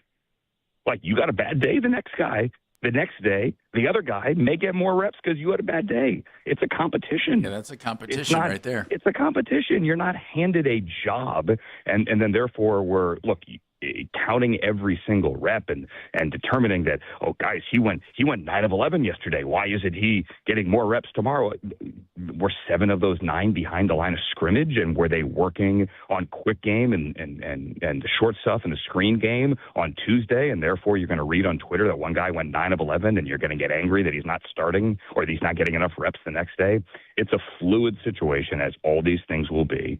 But yeah, it's going to be one of the two in all likelihood. I'd be surprised if it's Dylan Gabriel, but he's going to get a shot as well, certainly. And AB said that if they add another quarterback, it would likely be a young quarterback. I was just going to go there with you. Yeah. What changed from external veteran options?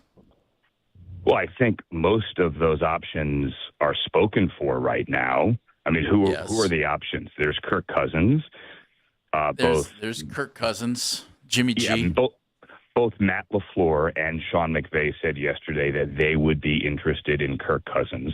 I could tell you with firsthand knowledge, Kirk Cousins still wants to play and still wants to start. And many people say, well, go to Vegas. Well, they're going to draft Mendoza at number 1. Yeah. And even if they were to tell Kirk, hey, dude, we're not starting Mendoza until like November. It's your job for the first 2 months. Go for it. Play well. Maybe we'll trade you if like you light it up, right? But you're going to start. Kirk's been down that road before in Atlanta. He felt he was misled. He's not going to do that again. Now, if he were to sign with the Rams or if he were to sign with the Packers, he would undoubtedly be the backup, but he would be a backup with coaches that he has known and worked with and respected and has a relationship. So it's not going to be Cousins with the Browns, obviously. Who are the other options? It's a good point. At this point, there are no other veteran options right now that I think are a viable fit to add to this quarterback room. So you draft somebody. I don't. Go ahead. Or you trade for somebody. No, I want to let you go because we know you have other work to do. No, we're good. We're still good. Sure? I got eyes on where I got to be. We're still good. Okay, so, if you need to leave, just let me know. Just hang up. I'll let you. Yeah, you can just hang up. Say, see you later, guys. Miles Garrett, I just want to. Did we clear the air on that yesterday to say, hey, here we go. He is going to be a Brown, and we have no intentions of trading him. So Monkin said just now that they have texted, so that's positive, right? Conversations certainly between those two via the texting machine. I as much as I think we all agree that AB kind of left the door open on Sunday, just a little bit. Yeah. Just the door is ajar, as Eddie Murphy once said way back in the day, or the car said to Eddie Murphy way back in the day. That's a deep cut. I got the impression yesterday that I thought Jimmy Haslam was a little more emphatic. Little. I mean, what is there a quote in no possible scenario on God's green earth are we trading him? No. I felt like we did get that last year, but I think Jimmy Haslam was firmer than AB. And look, AB, you have to thread that needle very carefully, right? Very, very, very carefully. The question to AB when he said what he said about Myles Garrett on Sunday, the question was, can you unequivocally say you won't trade him? That was the question. So you guys need the context there. That's the setup. And at that moment, would you, if you were in his shoes, say unequivocally, we will not trade him? Those words will come back to bite you, possibly. Someone may call you up and say, we'll give you 3 1s, 3 2s, 3 3s, 3 4s. No one's going to do that. But, you could get a Godfather offer. So the way he was asked on Sunday, I think he had to say what he said, the way he said it. Good stuff. Good stuff. If the best player on the Browns board at 6 is a defensive player and there's no opportunity to trade down, would you be okay with him taking a defensive player even with the needs on the line and at wide receiver? No, I mean, if Caleb Downs if the safety is the safest pick, sure. I don't know that it's leaning in that direction. I still would lean offense, and I still think it likely goes in that direction. But the biggest question here is what happens in front of the Browns. This isn't like you're picking 2 and Cam Ward's going 1, right? This is you're picking 6, and there are multiple variables. So Mendoza goes 1, but there you do have a new coach, okay? Tennessee, no, who's sitting at 2?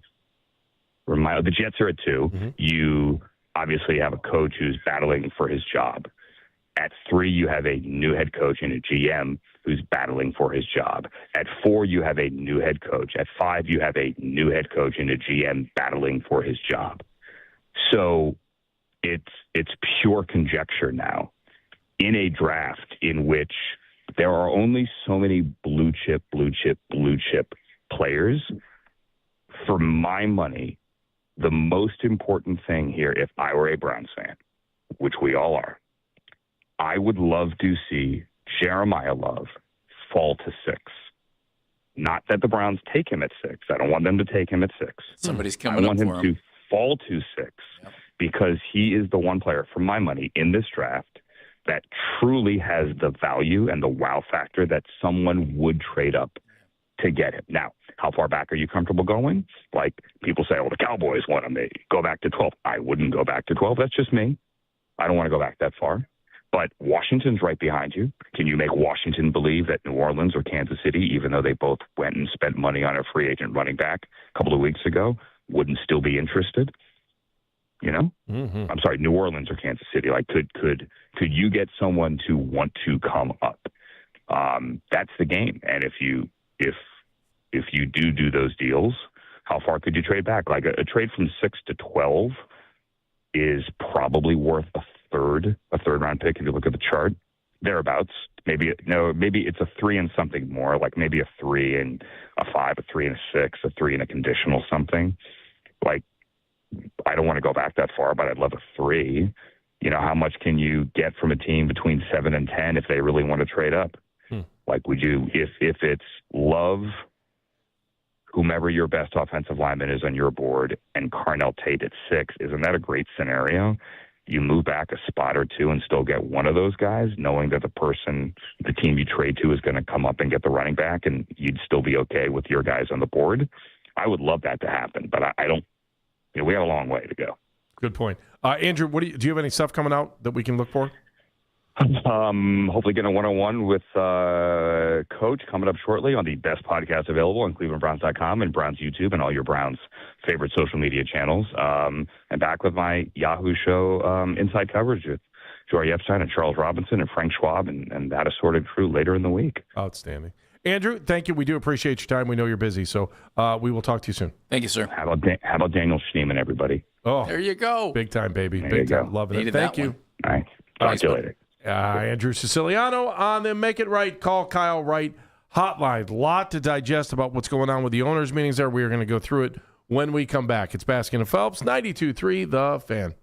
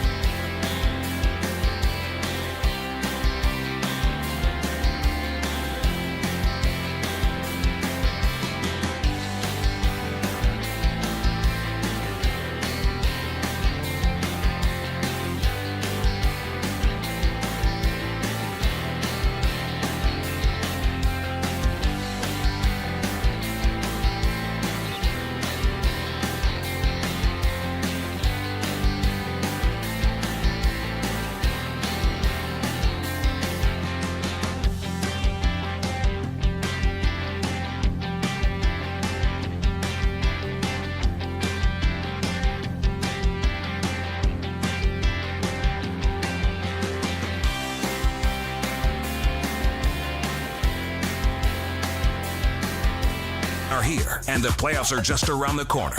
Get ready for a Cavs run in the Eastern Conference with the best basketball talk in Cleveland.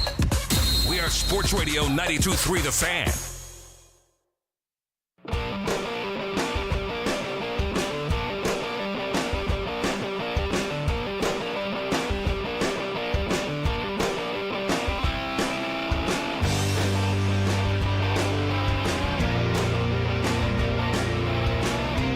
Baskin and Phelps, 92.3 The Fan, 216-474-0092. Andrew Siciliano, your voice of the Browns on Sundays. He was with us, Yahoo Sports Inside Coverage as well. And he just had a chance to talk to us about, as we affectionately are calling it, the Todd Monkin breakfast at the Biltmore. Sounds even more. They were serving breakfast. They were. They had to have real eggs, right? They weren't the powdered ones. No, they had to be the real deal. Didn't you think? Everyone? Or at least out of a carton. All right, fair enough. He went through some of the things that are going on and gave us his reaction to, where we're going with the quarterback situation, which is kind of unfolding a little bit while they are in Arizona, saying that Todd Monken saying, look, we're going to have a quarterback that's going to take the majority of the reps. I just don't know who it's going to be at this point, but it could change the next day. That's true. I always say that it's true until they walk away from the podium or walk away from the microphone. And then as soon as they walk away from the microphone, what was truth 5 seconds ago may not be. It might be fiction. And case in point, look what Jimmy Haslam said. Swing and a miss a year ago, now clean slate for Deshaun Watson. Points that you heard from Andrew Siciliano that piqued your ears there, Jeff. I agree with him completely. When I asked him about Dylan Gabriel, according to reports, not being in Berea, he said it's the offseason. He's home in Hawaii. He's allowed to be. Yep. Agreed completely. Yeah, I agree with that too. I think that, and Dan brought it up that he thought, well, maybe this is bad news for him. Maybe he's out of here because he's not in the building. It was Peter Schrager that had that, wasn't it? Peter asked him, yes. Yeah, and so Peter said to him, the answer came out that Gabriel's not there. And I don't think that's a big deal. I don't, but you could read into it and say, well, maybe he's getting ready to move on. If I lived in Hawaii, you think I would be here while it's cold and snowing? No, sorry. I love you guys. I love Northeast Ohio, but I'm in Hawaii. Sorry. I'll come back for the summer. He's from Hawaii. Yeah. He's going home. His wife or fiance, I don't know if they're married or not yet. She's from Hawaii. We get it. You understand. Yeah. It doesn't mean he's not working to get better. No, they have football fields in Hawaii, don't they? I've heard. And weight rooms, too. That's what I've heard. I've heard they've taken a few weights over there. Yep. What else does Siciliano say that piqued your interest? That they'd like to, that he thinks it's possible that you could have your starting quarterback before you get to training camp. Do you? Yeah, absolutely. And that someone is that much better in just these mini camps that it's not even a question? Todd Monken's been coaching quarterbacks his whole career. You don't think he'll be able to watch OTAs and look and think, yep, that's the guy right there? But as Andrew said, doesn't mean it can't change. But you could, that's what Todd does for a living. That's why he's now a head coach in the NFL. Yeah. If you go on the premise, though, that he wants to, have a different weight scale for the number of reps that somebody gets, then you would think that he's going to do that. You would think he'd do that from day one. He probably has that order in his mind right now, and that's how you start the competition. I would think he already knows who his starting quarterback is in his mind. I would think he knows. Yeah, you never know what happens. That injury, right? Well, something could happen. It doesn't change it. It could change just based on what he sees when they actually get out on the field. That it could change. But Andy, of course he knows who he thinks right now is the best quarterback he has. Of course he does. What do you? I know he's an NFL head coach. He's been an NFL offensive coordinator. He knows. We could argue this till we're blue in the face. And does it matter? Probably not. What do you think I got asked this on Florida radio this morning. What do you think the fans want? Dan. I didn't ask for you to ask for a ding. What do you think the fans want? And then I'll tell you what I said this morning. Oh, I have an unpopular opinion about that. It doesn't matter what the fans want. I just said, in this lead up to the question, it probably doesn't matter at the end of the day, but fans would prefer Shador. And that's what I said. Yes. Dan, do you agree or disagree? I think the majority of the fan base would prefer Shedeur Sanders. I do too. And then the next question. Why would anyone prefer Deshaun right now? Because he has experience. It's been a long time in the rearview mirror. It's still more experience than you have, whether it's in the rearview mirror or not. I'll tell you why I'd want Deshaun. Okay, why would you want Deshaun? Because if I'm Todd Monken, I'm hoping I can chisel off the rust and everything else and get him back to close to Pro Bowl caliber quarterback. I would say you probably have a better chance. But your other quarterback was a Pro Bowler too. Deshaun was a Pro Bowler when they actually had guys on a football field for a game. Well, we never cared about the game. We just cared about the fact that they had the title Pro Bowler. It was the honor, huh? Yeah, it's just the honor. All right. Well, if you want to put them on equal footing with that, go ahead. I didn't. The league, whoever selected Pro Bowlers did. Okay. I'm sorry, it's true. I want to get Shedeur and Tyler Huntley together, and they can fight it out. Jeff, I hear your sarcasm, but the reality is Shedeur Sanders is a Pro Bowler. Okay, Deshaun Watson actually earned being a Pro Bowl quarterback. There, is that better? What's the definition of earned? I mean, I'm not trying to take you down this road, but it's true. Shedeur had several seasons that were big-time caliber. Stop. Shedeur had 7 games, and he was okay. Deshaun actually had big-time seasons as an NFL quarterback. How's that? Is that better put? And I think do I like your answer? I think Not Todd, really, but I think Todd Monken is probably hopeful that, hey, I want to see what I can do with this guy. Maybe I can get him back there. And my guess is it would be easier to get Deshaun Watson to that level this coming year than it would be to get Shedeur Sanders to that level this coming year. I don't disagree with anything you're saying. But the facts are the facts. I can't let the facts. What are the facts? The facts are Shedeur Sanders was named we moved on quarterback. From that. No, we moved on from that because I said he played like. There's 2 and a we. You moved on. I didn't. Played like 7 games or 8 games, whatever he played, and he completed about 50% of his passes. And was worthy of being called Pro Bowl at the end of the season. Okay, that's fine. I don't disagree with you. I threw Pro Bowl out the window when I said Shedeur was okay, but Deshaun had 3 really outstanding years as an NFL quarterback, and then I took it to where Monken probably thinks he is hoping he can get Shedeur or get Deshaun to that, and it might be easier than getting Shedeur to that level for this coming season. Okay. There. That's what I said. The words Pro Bowl did not come out of my mouth in that description. There you go. All right. I can live with that. Dan. Can I go home? No. Can I ask Fearless Leader if I can go home? Yes. No. You can do radio outside, though, if you want to. This argument is mind-numbing. Which one? The one that we're in the midst of right now. Then if that's the case, why did you fire the head coach who coached 3 Pro Bowl quarterbacks? Woo! Yeah, Kevin did such a bad job. He got Shedeur to the Pro Bowl, Andy. That is right. Well, I don't understand. Oh, my God, they traded a Pro Bowl quarterback, too. Fire everyone. Fire him. Do you realize how asinine this argument is? This is why I want to go home. Welcome to our show. My head hurts. I'm going to go take a nap. I'm going to go lay under the desk like Costanza. Get an alarm clock. I've seen the pillow under there. I know. And a magazine. And a little shelf I can put the magazine Is that cashmere? All right. I need you to wake up because when we return, it is time for headlines. Are you okay with that? Yeah, next time that's what the alarm clock's going to be for. I'll just wake myself up for headlines and take a nap under the desk. Not a bad idea. Thanks, man. Appreciate you. You know, Tuesdays are awesome. You know why? Dinger Tuesday. Hey, everybody, it's Andy Baskin for FanDuel.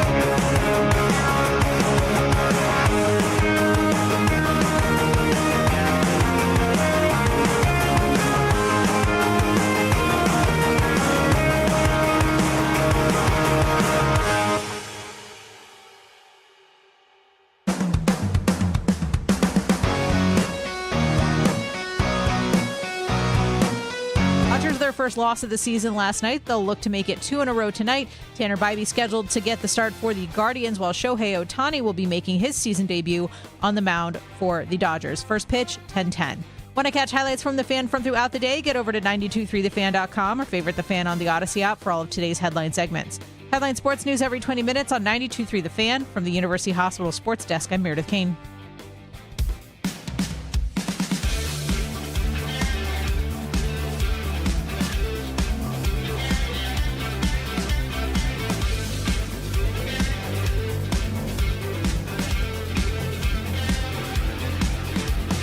Baskin and Phelps, 92.3 The Fan. What a fun day we've had so far. Andrew Siciliano just joined us.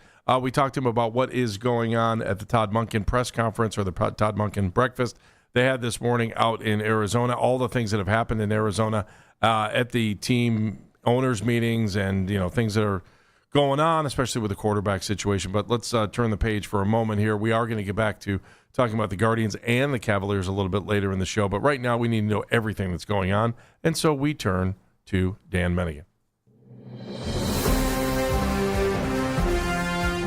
This is Headlines with Dan Mennigan in our 2.5-hour newsroom. Dan. Gentlemen, we will begin at the Biltmore in Phoenix, or Pohenix, if you prefer the other pronunciation, Arizona. Nice. Mm-hmm. Steelers head coach Mike McCarthy said he spoke to Aaron Rodgers on Monday night. Do you think he spoke to him via phone? Do you think he sent him a carrier pigeon? How does one get a hold of Aaron Rodgers? That's the first question. They both do mushrooms and they meet telepathically somewhere? That could be. Yep. One shaman to another shaman. We meet over the Aurora. We could do that. I think that could work.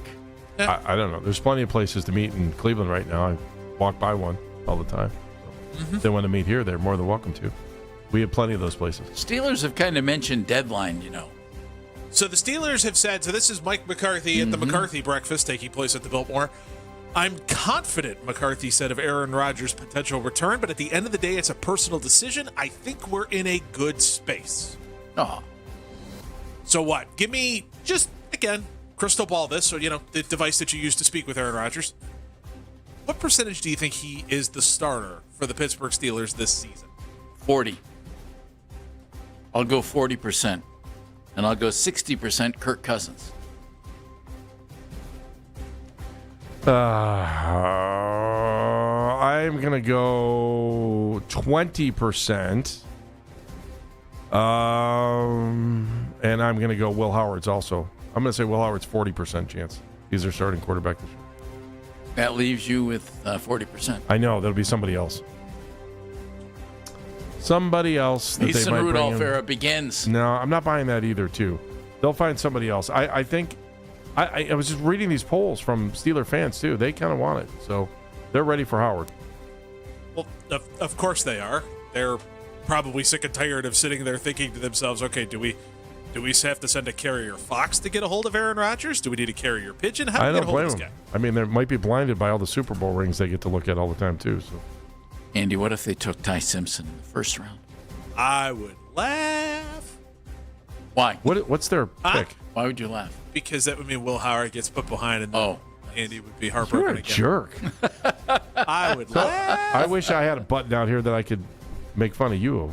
You make fun of me for everything all the time. I know, but I don't have a button for it. Oh. You want I need a button. See, like right there, you can make fun of me right there for the fact that it took me that long to get that joke. Yes. We're not firing on all cylinders. Oh, Will Howard. Steelers are drafting 21st. It was such a good moment. Jeff?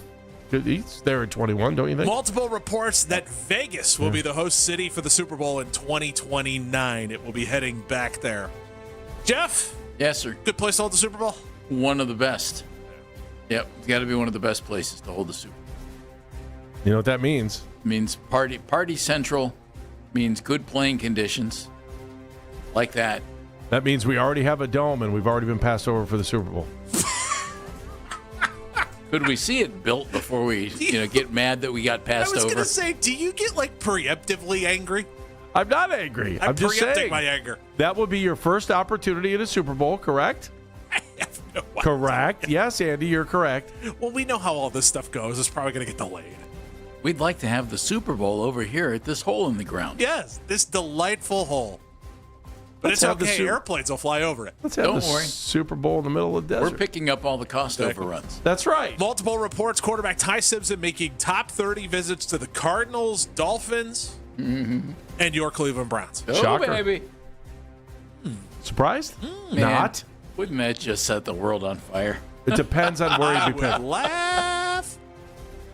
Oh, my God. I feel like they're going to trade 6, and they're going to pick him up with the next pick they have. I would laugh so hard. Mostly to keep me from Craig. And how many reps will he get? Reps, The majority. All of them. Yes. Yes, the majority, vast majority. I'm going to do that. I'm going to get Mel Brooks doing work, and I'm just going to overhaul everyone saying reps, and we'll make it a drop. Reps. That's not bad. I like it. Hello, boys. How are you? Reps. That's not bad. We'll see. So the Mariners. Ty Simpson's going to end up somewhere, and then somebody's either going to be, see, we told you, or whoops, no, we didn't do that. We get a mulligan on that. Isn't that Shedeur Sanders? No, Shedeur went in the 5th round. I know, but people are going to have to give up real assets to get Ty Simpson. So the Mariners did a. It's the other way, though. I'm looking at it from the 5th round. Say the reason be like, yep, he wasn't a 5th rounder. Should have been higher. All right, Mariners made a really interesting signing this morning. I want your thoughts on this. Okay. So Colt Emerson was a double-A shortstop who just started in AAA. Top-notch prospect. He signed an 8-year, $95 million contract extension with the Mariners without taking a single pitch at the major league level. He is wrapped up for 8 years. Andy, I think we're going to start seeing this more and more out of these teams. And do we like this idea that these teams are going to look at some of these surefire prospects, or what they believe are surefire prospects, and say, here's a boatload of money. Let's buy out your arbitration years. Let's buy out everything like that and keep you here for a chunk of it. I don't. He's from Zanesville too, right? Yeah, he's from an here. Ohio kid. Yeah, he's a John Glenn. He's an Ohio kid. I agree with both of you. I have no idea. Yeah, he's. What was the price on that? I missed that in the beginning. 8 years, 95. 8 years, $95 million. If you're a kid, how do you turn that down? You don't. Are you don't. kidding? Yeah, you don't. How much? It's all guaranteed, right? Yeah, it's baseball country. Yeah, I know. It's like. It's got escalators in it as well that could get it to $130 million. There's no way a kid turns that down. How much does it save a team? How much does that save a team? It buys 1 year of free agency, doesn't it, Dan? One of his ARB years. Basically, is the way that goes. Something like that. It'll buy out all of his ARB years when he makes it. Regardless, if you're a kid, there's no way you turn that down because it sets you and your family up for life.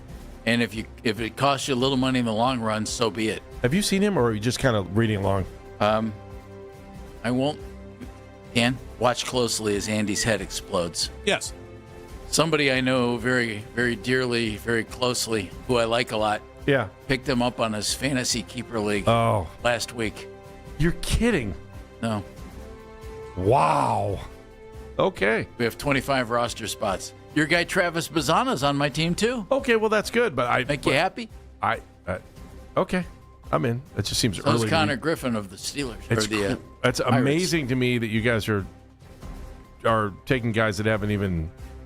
It's just amazing. Well, good for you. I can appreciate that.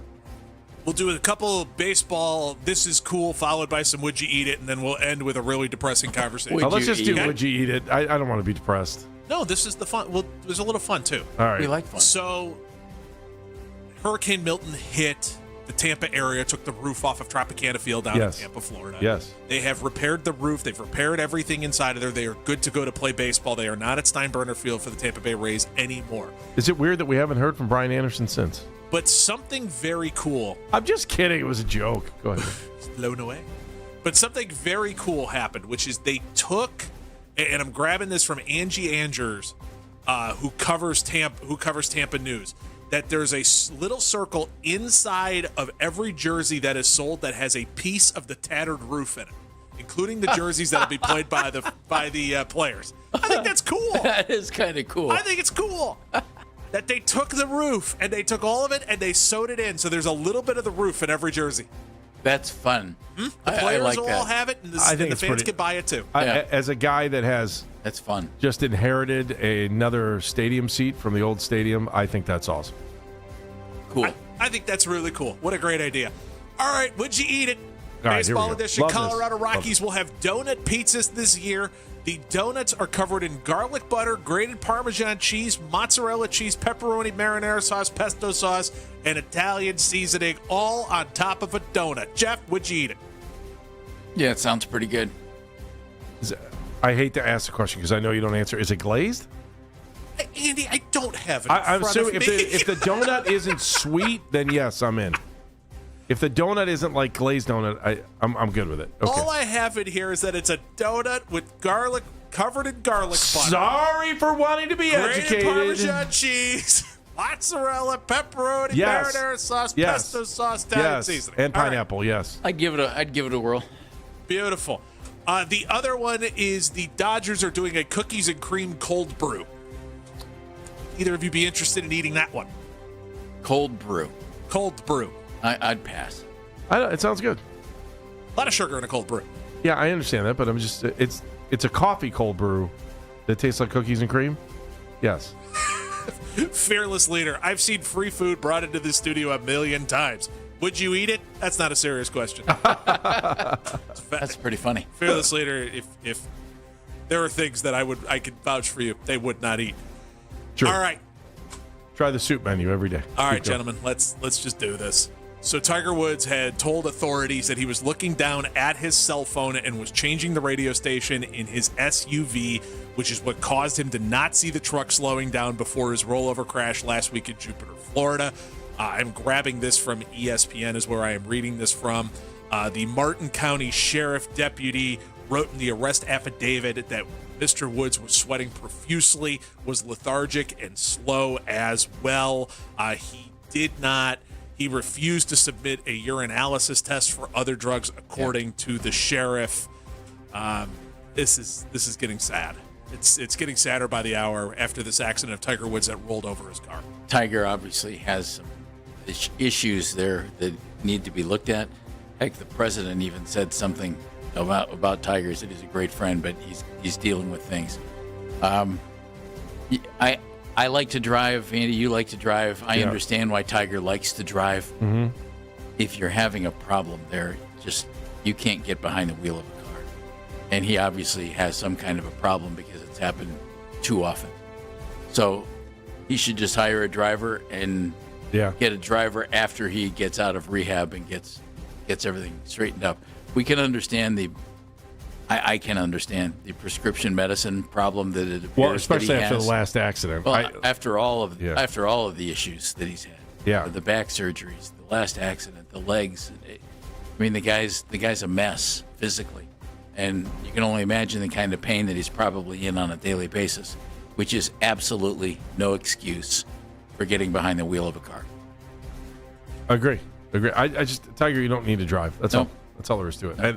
And I don't think anybody would be. I mean, if you got a driver, use it. I just still don't understand, especially if he's taking high-powered medicine to, get rid of the pain. Yeah, right? That's just, especially that many back surgeries, Achilles surgery, all that kind of stuff. Tiger's it would not shock any of us. It's the California accident that he had, right? That was the scary one. We thought he was, we were holding our breath on that one. Yeah, that one. I remember being in here reading that whole thing, and it was really touch and go. So, yeah, hopefully. If you have the means to have a driver and you're Tiger Woods, go get a driver. Well, think of the consequences, Andy, if you screw up again. Yeah. Sad. You could be dead or maybe even worse. Could be. You kill somebody else. All right, when we come back, let's get into the Cavaliers. Nice win last night over the Jazz. Was it a nice win? I think it was, but others might say, well, look who you were playing. 216-474-0092. 216-474-0092. Sam Amico, hoopswire.com, joins us next. This is an Odyssey Sports Minute. There's one name that...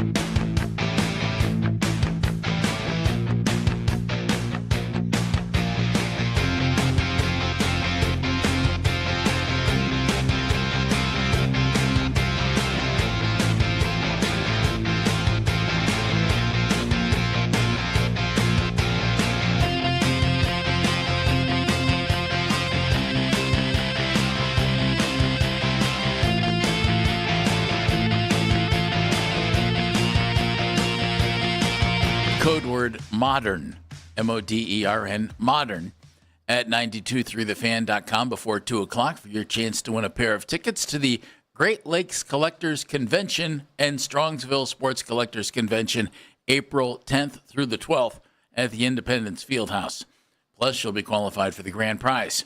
It's an autograph meet and greet with former Browns Pro Bowler Joe Hayden. You can get tickets at greeniesportscards.com, Greenie, Greenie, sportscards.com. And it's all from Greenie Sports Cards and 92.3 The Fan. Modern is the word at 92.3thefan.com before 2 o'clock. Cavaliers, big win last night, 122-113. Evan Mobley, 34.17 boards. Gotta love it. Cavaliers moved to 47-28 on the year. And if the season ended today, Cavaliers would be playing the Toronto Raptors. The Raptors have 8 games left. The Cavaliers have 7 games left. Cavs have 3 at home, 4 on the road. Toronto, 4 at home and 4 on the road. And Toronto leads that season series 3-0. So we'll see how that plays out because there still could be a shakeup at 5, 6, and 7. Those could be the Toronto could land anywhere in there. Philadelphia could land anywhere in there. Atlanta could land anywhere in there as well. So, Jeff, as we had a chance to take in the Cavaliers game last night, we get a little bit more information on what is going on with this team. We turn to a super friend of the show, Sam Amico from hoopswire.com. He is on the Make It Right, Call Kyle Wright hotline. Hello, Sammy. Hi, guys. I'm glad that I've advanced now to super friend of the show. Yeah, I don't know. That's a rare status, and you should hold that with honor. In fact, you probably would impress your friends by just saying, hi, everybody, I'm Sam Amico, super friend of the show when it comes to basket and Phelps. That'll get you absolutely nothing. No monetary reward. Yeah, no. I don't even think you get a free glass of water. Might be able to get a glass of water with that. We'll a lot try of it out. chicken wings over the years. Yeah, I was a super friend of Jeff Phelps and got free wings. There you go. Well, so there you go. Man, we have just gone down memory lane. It's awesome. All right, Sam, Mobley, nice night last night. What's your take on last night's game? It's every time I thought the Jazz were coming back, the Cavaliers were able to, bolster the lead there. And, part of us could be looking at the Jazz going, they're in tank mode. So, yeah, that worked out well for everybody. The Cavs wanted to win and the Jazz didn't. So funny how that worked out. Yeah. That's funny. But I think it's kind of human nature a little bit. There are games where I've seen the Cavs, at Chicago where they were up 20 and they almost blew it. I just thought last night it was kind of this thing like no matter what they do, if Utah, the Cavs are kind of messing around with the game for a little bit. And I just think they thought no matter what Utah does, they're not winning this game. So I think the Cavs took their foot off the pedal a couple of times, knowing they would still win. But to answer your Evan Mobley question, just the past couple of weeks, so much more aggressive. And part of it is James Harden, right? I mean, we saw Harden find him for some really nice connections last night that resulted in Mobley dunks. But I think that's helped Evan be more aggressive offensively individually. And we saw the same thing with Jared Allen. And I think if those two guys get unleashed and continue to play this way, they're going to be a problem in the East for sure. Sam, the one thing about Evan Mobley, and you've got a really nice story on your website, hoopswire.com, about Evan and a rival scout saying it's the mentality that's expected of him. When he has a matchup like that, he has to demand the ball. He did that last night. I agree with that. The only thing about that to me is that when he goes out and gets 34 points and 17 rebounds, I think Cav fans immediately think, well, why can't he do that every night? That's what we're looking for. He's too inconsistent, which I don't think is the case at all. It's not easy to score 34 points and get 17 rebounds in a game. But he can do that, and if he can do more of that, especially with James Harden helping him, I think that could be the key to the whole postseason. Absolutely. I think and you're right. He's not going to do that every night. It's really hard to score just 34 points, much less get 17 rebounds. But I think that the expectation from the opponent, like he's capable of doing that, and the expectation from himself. If he has that belief, I can go out and get 34 and 17 if we need it. I think that helps again in the postseason, because we've seen the postseason, and what impacted the Cavs last year was when other teams get super physical. And the NBA allows the playoffs now even more than the 90s to be like a totally different sport than it was in the regular season. So it gets 5 times more physical, and I just think that it's something that if he and Allen both can play this style, then they could go places. I'm just, as we go through the end of this, what do you think's going through Kenny Atkinson's mind right now? Because like one day you hear like, okay, everything's good. Next day you do, oh, they're not healthy. We've got a problem here. Oh man, Kenny's job could be on the line at the end of the season. It's kind of schizophrenic when people are talking about him right now. Yeah, I think that's the life of a coach in his second season. True. Almost anywhere, unless you're the Mark Daigneault in Oklahoma City or Joe Mazzulla in Boston. Coaches in all pro sports, but let's just stick to the NBA. The shine rubs off a little bit eventually, and part of it's fair because you say the front office has gone out and got all these guys. Mm-hmm. These are the guys we needed. We needed this veteran point guard, Hall of Famer. If you're Cavs, we got the 2 bigs, a guy who unleashes the bigs. We have Donovan Mitchell. We went out and shored up the bench. So if things don't work out, the eyes are naturally going to fall on the coach. Fair enough. That's just the way it works. So, yeah, if they don't have success in the playoffs or meet expectations this year in the playoffs, that's where all the questions are going to be. As you said, Andy, they've already started, So that's just the way it works in the world of sports. I'm not saying it's the right way, but that's just the way it goes. So, listen, we've seen teams like the Denver Nuggets and Memphis Grizzlies last year fired their coach with a few days left in the regular season or a couple weeks. Cavs aren't going to do that, but I'm just saying we live in that kind of world now where it's like, yeah, blame the coach and change the coach. Are the Nuggets any better than they were with Mike Malone? No. They're about the same. So, but that's who gets the blame is the coach. Sam Amico joining us from hoopswire.com. The last 2 games, James Harden has had, to me, what looks like the perfect kind of a stat line, the perfect game for this team to go deep in the playoffs. In the big win over Miami, 17 points, 14 assists, took only 11 shots because other guys were shooting like crazy and he facilitated like crazy. And then last night, 13 points, 14 assists, and took only 9 shots. For the same reason, because Donovan and Evan had 34 points. Does James seem comfortable with that kind of a role to you, Sam? Yeah, and I think that's why they kind of made the trade, was because, and this isn't a shot at Darius Garland, because he's having a fantastic run with the Clippers since he's been healthy. But they made the trade because it was like, we need a distributor. We need a guy who's going to get these big guys going. Donovan, you never have to worry about, right? I mean, he's going to do his thing. But you need Jared Allen and Evan Mobley to be at their best.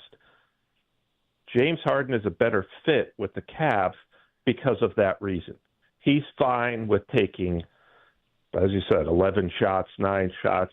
When he took 4 shots, I think it was his first game in Cleveland, actually at Rocket Arena, he took 4 shots that game, and he was asked if he ever remembers a time when he only took 4 shots in a game, and he said nope. And he said, but I took 4 shots and we won by 25, so who cares? Yeah. So I think he's at the point of his career where I've done everything I need to do individually for the most part, other than win a championship, but in terms of, he's going to be in the Hall of Fame. He's been a 30-point, 28-point a game scorer. I think right now he's looking at it, and it's just simple eye test will tell you he's looking at it like, just keep getting these guys the ball, and then when I'm open or when we need a bucket, I'll go get one. So I think he's completely comfortable in this role, and guys can be like this when they get toward the end of their career, but he's more valuable now to the Cavs than he ever was with the Clippers. Size up the three opponents we could be seeing in the first round of the playoffs here. Well, we got the Atlanta Hawks, Toronto Raptors, and who's the third one we're looking at? Maybe Philly. Oh, they're kind of hanging right around there. So yeah, they're not far back at Toronto, right? I think they're a game and a half back. So, I mean, Toronto to me is the one team that everybody's ignored all year, even though they've, I don't think a lot of people were expecting them to go to playoffs, but they've got some talent and depth there with Brandon Ingram, Scotty Barnes, and R.J. Barrett, and they've surrounded them. They've got a lot of wings, and that was a problem last year in the playoffs with the Pacers. So, I think that's all of them. Atlanta, same thing. Talented wings, depth, no real huge superstars, but great depth, and obviously very well coached, playing over their head, or what a lot of people would say is over their heads. And Philly, obviously, it's going to come down to, do they have Joel Embiid and Tyrese Maxey, and to a lesser extent Paul George. But if they have Embiid and Maxey, that's, there's a reason all these teams are so close in the standings, and it's because everybody's pretty evenly matched. I like it. All right, Sammy, we'll be with you. We're all through the end of the regular season here and then through the playoffs. Of course, checking out hoopswire.com, and always appreciate your time giving us a lowdown on the Cavaliers, my friend. Thank you. Thanks, buddy. All right, guys, thanks for having me. We'll talk to you soon. Thank you. And, of course, he was on the Make It Right, Call Kyle Wright hotline. Coming up in 5 minutes, the new head coach of the University of Akron men's basketball team, Dustin Ford, is going to join us. Very nice. 5 minutes. We'll do that next. Make it 7 minutes. All right, 7 minutes. Coming up on Baskin and Phelps.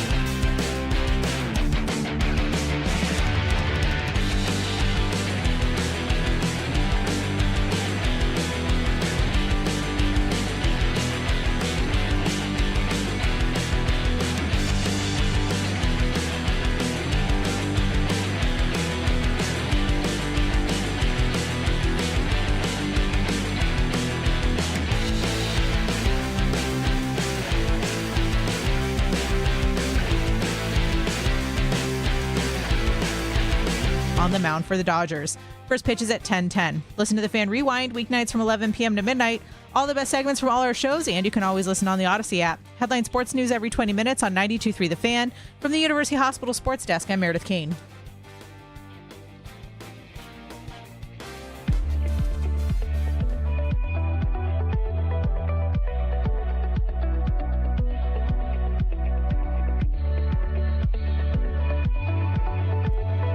Basket of Phelps, 92.3 The Fan.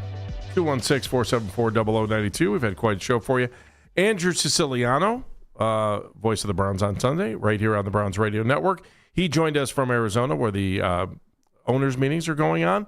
Sam Amico was with us from hoopswire.com. We just had a chance to talk to him about the Cavaliers win over the Jazz last night. And we also want to remind you that if you missed a moment in the show, you can always use the Rewind feature on the Odyssey app, powered by Integrated Restoration, your local experts in water, fire, and storm disaster restoration. That's our friends at Integrated Restoration.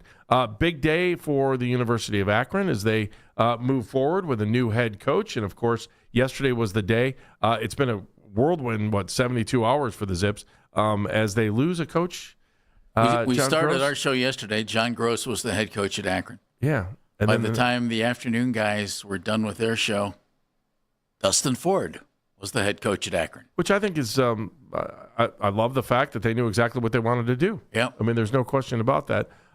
Jeff, again, it's kind of interesting to see that John wanted to go to the College of Charleston to make his next move. He's had some pretty big jobs before. He was at Ohio University for a while. He was at Illinois. Ohio for 4 years, Illinois for 5. He did a fantastic job at Akron, but, he leaves behind a guy to take over the program that I think knows him as well as anybody in his career, and you leave the program in good hands when Dustin Ford ends up taking over the job, because it does seem like it'll be virtually seamless. Dustin, longtime assistant with John Gross. He was with him all 4 years at Ohio University, all 5 years at Illinois, and all 9 years at Akron. So do the math. That's 18 years as John Gross's right-hand man. And Dustin expected to join us in just a couple of minutes. And when the news came down yesterday, we looked at each other and said, well, I hope Dustin gets that job. He's paid a lot of dues. 47-year-old guy. He's from Cambridge, played at Ohio University, coached at Jackson High School in Stark County. And his dad was a coach. His brother is a coach. His brother was at Kent. Yep, he worked with John. Gino. This is his opportunity now. Yeah, you look at the family background. I mean, it's pretty amazing. I mean, he's got a nephew who's at Nordonia right now. Gino's son is a head coach at Nordonia, but it all starts with a grandfather there. Gene, who was at long known for Muskingum, basketball Hall of Famer. I mean, just an amazing history, especially when you look at that area where they were, that Cambridge area, that John Glenn High School area where all those guys came from, and just a fantastic basketball family as far as the state of Ohio is concerned. His father passed away 2019. I just remember covering these guys, played for Larry Hunter at Ohio University on some really good teams.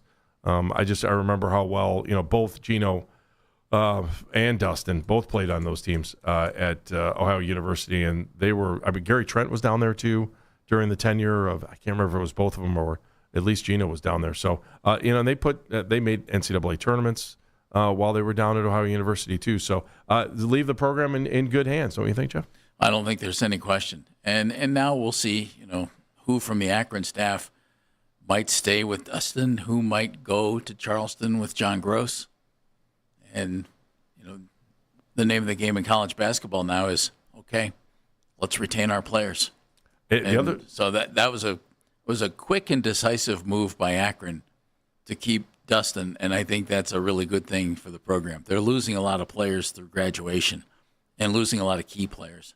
So that'll be a challenge for Dustin Ford as soon as already is a challenge. Yeah, it's cool. And then the other part of it, the history part of that too, is that his brother Gino was at Kent for a long time, and then ended up going to Bradley. Great deal there, and then a great deal for him at Bradley, but then ended up going to Stony Brook.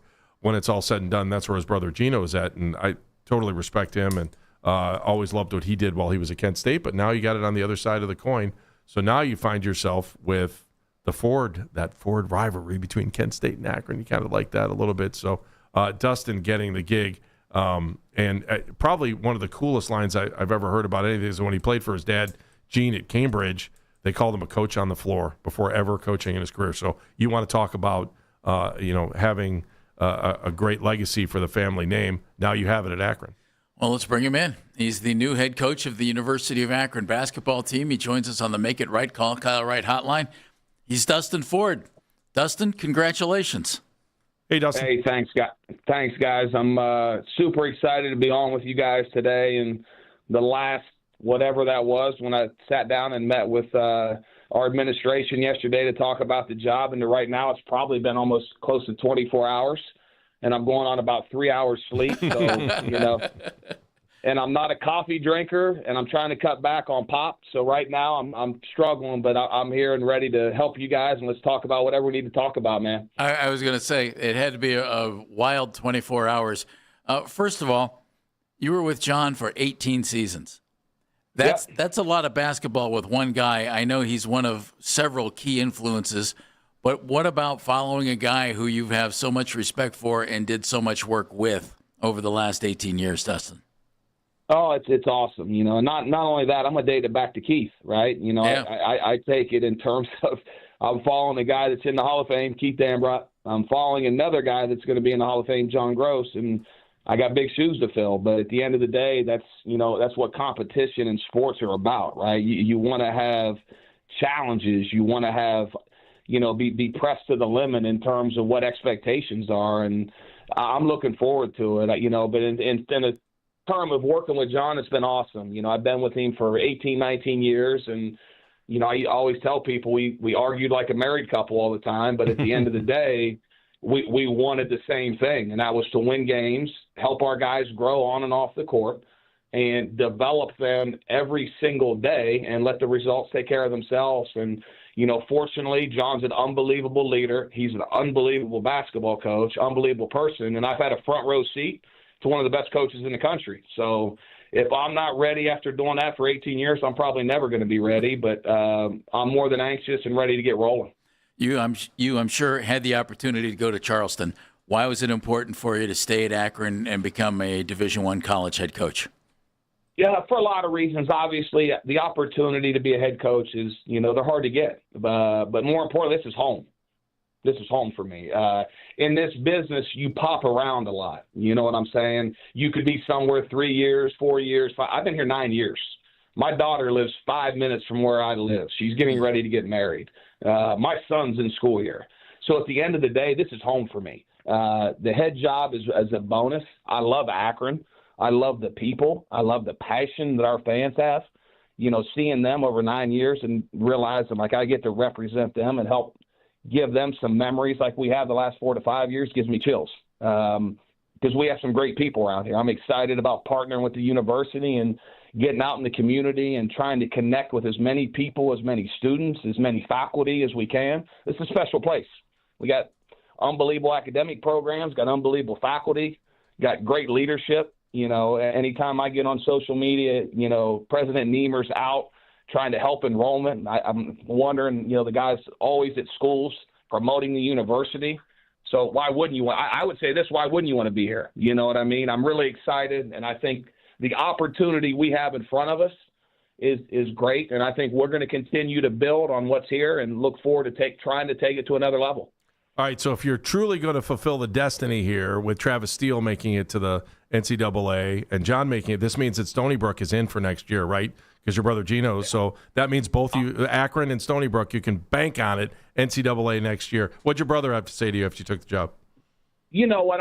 Gino and I are pretty tight. We talk, and, throughout the process, obviously, as you guys know, there's constant rumors on Twitter. There's constant, chatter in the coaching world. And, I was talking to Gino about it the whole time about, potential opportunities, potential thoughts. I had some other things that, to be honest, I was looking at as well throughout the process. And when John was interviewing for some jobs and, being courted by so many people, but that's what happens when you're a really good coach. People want you. It's no different than being a really good player, right? A lot of programs want you when you're a really good player.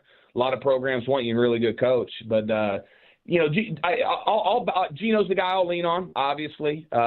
We will not be playing them anytime soon, I promise you that, because not that I'm scared to play them, but I would be fearful that within about 2 minutes into the game, we'd probably be fist fighting at half court. That wouldn't be good for anybody. So John and Trav, there was like a 10-year gap. Yeah. So I don't know if John was ever putting Trav in headlocks or vice versa. Unfortunately, Gino and I were close enough that I took a lot of beatings in the backyard playing football, and now that I outweigh him by about 30 pounds, I'd like to get my hands on him. So we won't be playing Stony Brook, but I certainly will be rooting for him. I got the first thing I thought of after you got the job yesterday. I thought about your brother, and then I thought about when I worked in Columbus. I thought about your father for a second, how proud he would be of both of you right now. Your dad, a legend in Cambridge and Muskingum and John Glenn. I mean, you have to feel a sense of pride. I know we lost your dad a few years ago, but the sense of pride for the Ford family name, which means so much to basketball in the state of Ohio. Yeah, it's exciting. The amount of people that have texted me in the last, 24 hours, and a lot of them are guys that were my dad's friends. And, echoing those words, how proud he would be. And I wish he was here, but obviously he's not, and that's something I can't control. But he'd be proud. And the thing about him that's kind of funny, if you know him pretty well, going back to Gino and I were playing a game, he probably would be rooting for both of us to lose so he could get a good laugh out of it.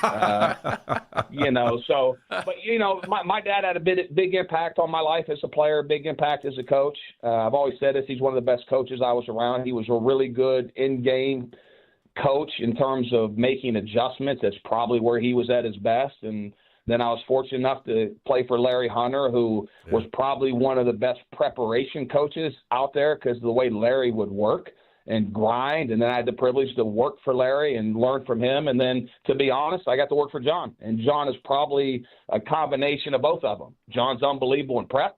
John's unbelievable making adjustments. So I've been really blessed with the people I've been around to kind of shape who I'm going to be, hopefully, as a coach and as a head coach, and excited to get to work and go win some games. Dustin Ford joining us. He is the new head basketball coach at the University of Akron. You just talked about your dad, your brother, Larry Hunter, John Gross, all influences. But what are you going to be as a coach, Dustin? What do you take what you've done the last 18 years with John and tweak it to be your type of a team? I think I gotta have to be myself, right? And we will change some things to fit my personality and maybe play a little bit different in some areas. But at the end of the day, I want guys that are competitive, right? I wasn't a very good player, but I was pretty competitive and I was tough. And I want guys like that. I want guys that are unselfish. I want guys that are consumed with winning and not consumed with getting numbers and stats. I want guys that care about each other. And I think if we can get guys that think like that, all right, and they're going to be talented or we're not going to recruit them. I mean, that's stating the obvious. You got to have guys that are talented. But I want guys with intangibles because I don't care what profession you're in, where you're working, the people that are most successful that have some bring intangibles to the job, whatever it is. Those are the guys that are invaluable. They're the ones that make everybody better around them. And we all have those people we work with.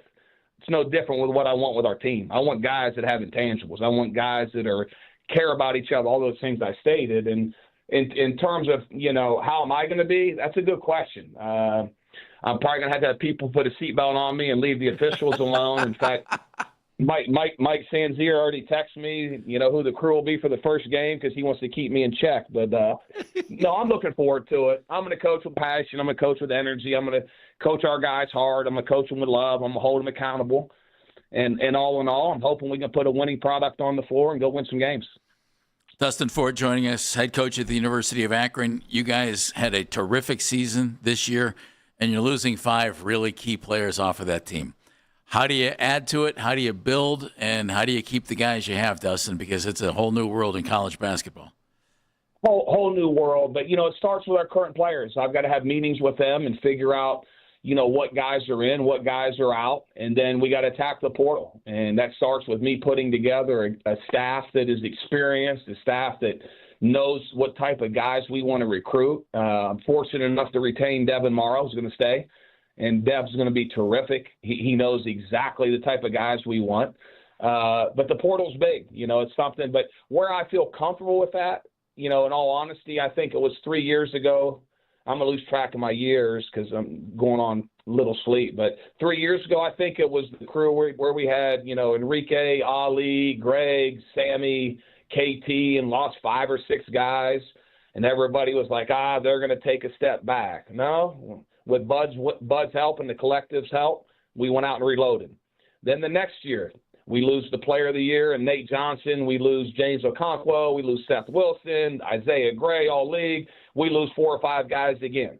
And all of a sudden, everyone in the league's licking their chops thinking, it's going to be the year to get them. Well, it wasn't. And next year's going to be no different. It's on me. It's on our staff. Obviously, I know we have the support of the administration, and they're committed to help continuing to put a winner on the floor in men's basketball and as they are in other sports in the university, and to go out and see who's back and then go out and recruit guys that complement the guys that are returning and go out and make a run and compete for another championship. Congratulations and best of luck to you. We appreciate your time today, and we appreciate your lack of sleep. Thanks, Dustin. Thanks, Dustin. We appreciate it. Tell your brother we said hi, too, please. I will do that, guys. I thank you so much. And anything we can ever do over here, obviously we appreciate all you do for the university and the city and you name it. Anything we can do to help bring everybody together is huge. Dustin, thank you. Go take a nap now. It's on us. Yeah, I'm going to get one for about 20 minutes maybe. Oh, that's good. Then off to recruit. Welcome to being a head coach. See you, Dustin. You'll do fine at Nordonia from what I'm hearing. All right, I'll talk to you later. Thanks, Dustin. See you guys. Bye. All right, Dustin Fox, the new head coach. I just said Dustin Fox, didn't I? Nice job. Dustin Ford, the new head coach of the University of Akron. Some names are hard to forget, aren't they? And he was on the Make It Right, Call Kyle Right hotline. Outstanding. Let's come back. We'll take a quick time out. I want to come back. There's something else I want to talk about with baseball before we go to break, or before we end the show. We'll get to that when we come back. Baskin and Phelps.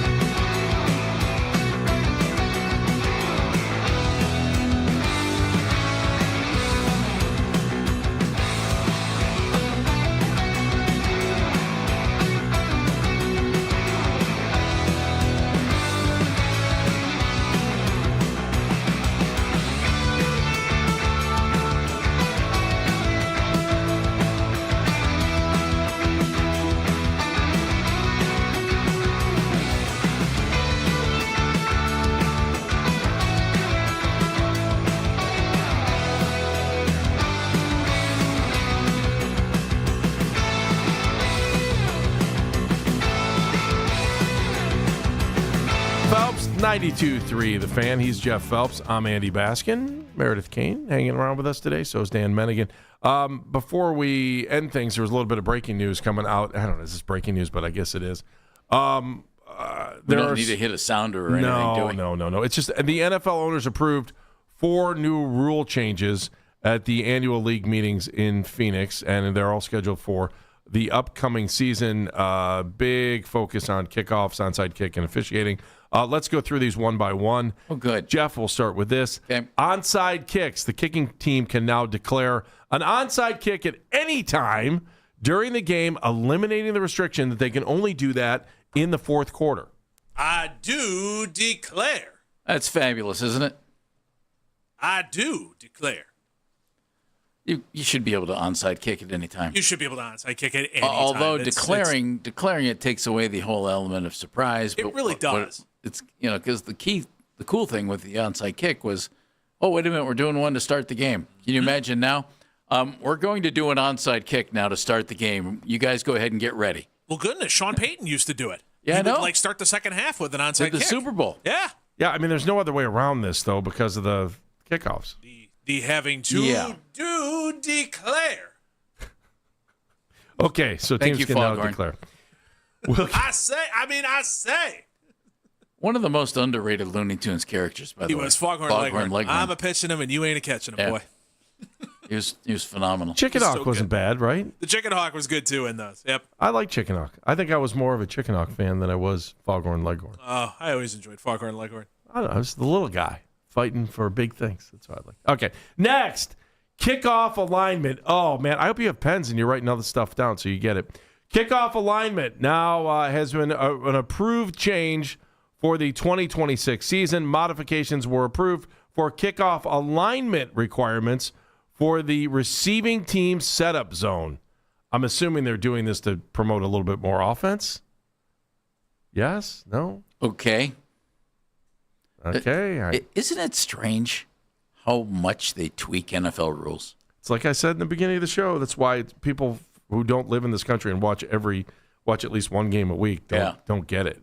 They tweak like crazy. 2 more. Kickoff incentives. Now there's incentives for kickoffs. The rules were changed to eliminate the kicking team's incentive to intentionally kick the ball out of bounds when kicking off from the 50-yard line. Help me. One more time. This is what it says. Rules were changed to eliminate the kicking team's incentive to intentionally kick the ball out of bounds when kicking from the 50-yard line. What does that mean? It means after a penalty, if they're kicking from the 50, they don't want to kick it out of bounds. It means they're trying to make a play. Yeah. Yeah. All right. Last one. Isn't it weird, though? I mean, what a minutia little thing. We're going to change that rule, you know? Well, especially when there's some things that are coming up with other notable discussions here in a second that, kind of came up. And, of course, we were one of them that didn't get through. But the last one is the officiating contingency for 1 year only. This was something that was brought up in the rules. For 1 year only in the event of a work stoppage involving the referees union, the NFL officiating department in New York is permitted to correct clear and obvious missed calls. Wow. So this year, they're preparing for the fact that we're not going to see referees. The regular refs. The regular refs, which if this is a rule change, this means if the regular refs are there too, now maybe they'll drop this in negotiations. Or maybe they might find they love it. Clear and obvious missed calls. The NFL officiating department in New York is permitted to correct them. Wow. That if they come up with some kind of collective bargaining agreement, I got to believe that's going to go. Don't you think?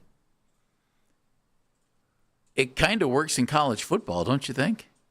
I mean, I like the way college football does it better. You get buzzed. Play on until you get buzzed. Yeah. And every play is under review. If the NFL couldn't, the NFL can do that. Yes, they can. If technically you can do it in college, you can do it in the NFL.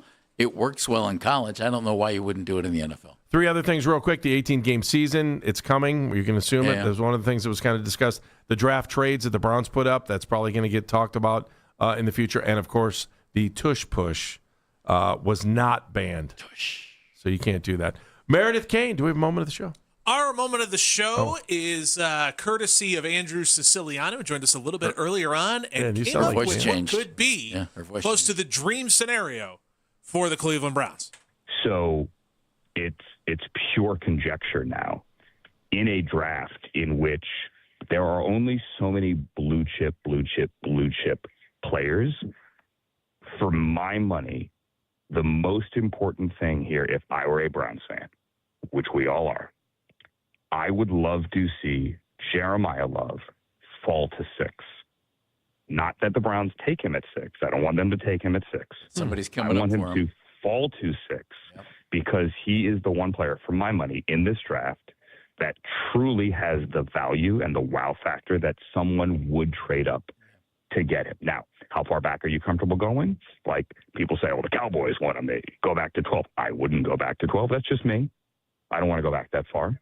But Washington's right behind you. Can you make Washington believe that New Orleans or Kansas City, even though they both went and spent money on a free agent running back a couple of weeks ago, wouldn't still be interested? Andrew Siciliano.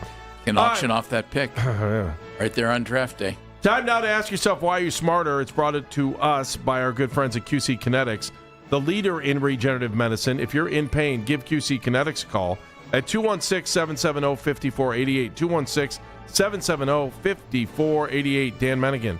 Our social media mentions are powered by Scheiben Jewelers, Cleveland's premier jewelry store. You can always send a message to the show at CLE Talking Heads. Smarter today, courtesy of Andrew Siciliano, and the idea he brought up there in the moment of the show of maybe, just maybe, hoping one of those blue chippers drop and somebody wants to come get him. That's a fascinating thought. Jeff Phelps. It does put the Browns in what could be a very advantageous position. So that was really interesting. I enjoyed the conversation we just had with Dustin Ford. I did too. The new head coach at the University of Akron. Good for Dustin. This guy has put in 20 years as an assistant coach in college basketball. Former head coach at Jackson High School in Stark County many years ago. And now he gets the chance to take over for one of the guys who's been a big mentor for him. After spending 18 years with John Gross, we wish him luck.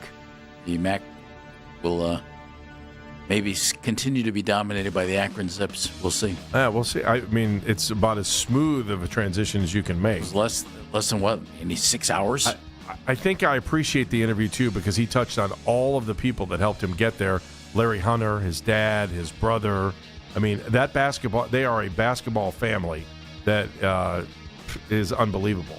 And they have had a huge impact, coming out of Zanesville, basically, and then spreading it all over the state. So cracked up when you mentioned playing his brother, and he goes, we won't be doing it anytime soon because within a couple of minutes we'll be fighting each other at center court. I'd love it. I would love to see it. Hey, thanks for listening today. We do appreciate it. Tomorrow, Mary Kay Cabot will be with us, so we will talk to her. Back from breakfast. Yes, that's right, from the big breakfast. We'll talk probably more about some of the things that came out of the owners' meetings in Arizona as well. So thank you, guys. Appreciate everybody for listening today, and especially those who are working behind the scenes to make sure this show happens. Afternoon Drive takes you home next. Be a hero. Be a real hero. Be an organ donor. Lifebank.org. See you, Cleveland. See you. We'll talk to you tomorrow at 10. Beat LA both times. And that's the show. This is an Odyssey Sports Minute.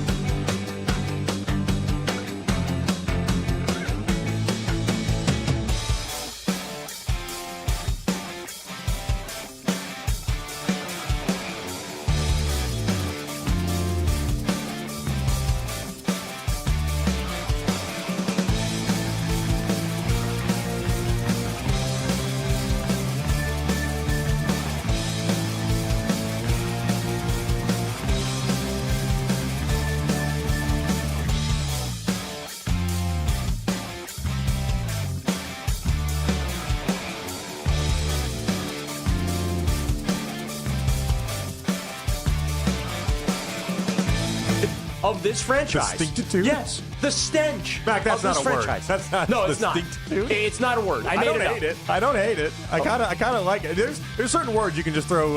You can throw anything in the back of it. It'll play. Right. Distinctitude. Yeah, the distinctitude of this franchise, right? You can smell it all smart. the way in Arizona. It's so bad. It was right? incredibly dumb, but it sounded smart. Right. It's the Afternoon Drive with Nick Wilson and Jonathan Peterlin on Cleveland's Sports Radio, 92.3 The Fan. And welcome on in. It is Afternoon Drive. That open courtesy of FanDuel Sports Network Ohio and Guardians TV. And Mac Robinson on the board. Yes! Good job out of you. All right. Jake Murrin producing today's show. We have Katie Pollock doing the updates and Nick Padone across from myself today. Hello, Nick. How you doing today? What's up, JP? I'm glad to be in here with you. I'm glad to be looking at Mac behind the glass for the next Why did you put such an 5 hours. emphasis on his name? I don't know. I'm just glad to see Mac. I feel like I appreciate he's fired up, man. I'll take it. I don't think I've seen Mac since Indy. Yeah, no, I haven't seen you since Combine. All right. This isn't like the show isn't hey, haven't seen you in a while. Haven't seen you in a while. How you doing? Everyone good? Mac, are you good? You doing good since Indy? Yeah, doing good. Okay, Nick, you doing good since Indy? Doing good. Did you guys hang out? Was there something fun that happened at Indy between the two of you guys? We just crossed paths a few times, honestly. We didn't get a chance to meet up out at some of the bars. Okay, so like just a quick hi and that was it? That's all that happened? Yeah, I'm just generally excited to see Mac when I haven't seen Mac in a long time. Why? I don't know. I think you're the only person that feels this way towards Mac. Why are you genuinely excited to see Mac? Hey, now, take it easy there. Mac's always been a fun time. A little bit of a fastball here about 4 minutes into the show. Maybe Okay. I've just become numb to it because I'm graced with your presence every day. Yeah, I've just become numb to it. Whereas I'm looking forward to having some wise cracks come from that direction of the room over the next 5 hours. It's just not typically how this goes. Typically how it goes is people will come in and they'll be like, whoa, Nick Wilson, so great to see you. Haven't seen you in a while. Oh, Jonathan, it's been so long. And then, oh, Mac, how you doing? I mean, hey, I take this welcome development. That's very good for you. Good glow up that you're having here today, Mac. We like this for you. Good development. We'll keep these things going. All right, Mac. I almost called you Mac now. All right, Nick. We got to get down to the brass tacks today. Monkin did speak, and I really don't know what to make of this. I'm going to be honest with you. I think this is I think this is a good thing for the Shedeur Sanders fans out there.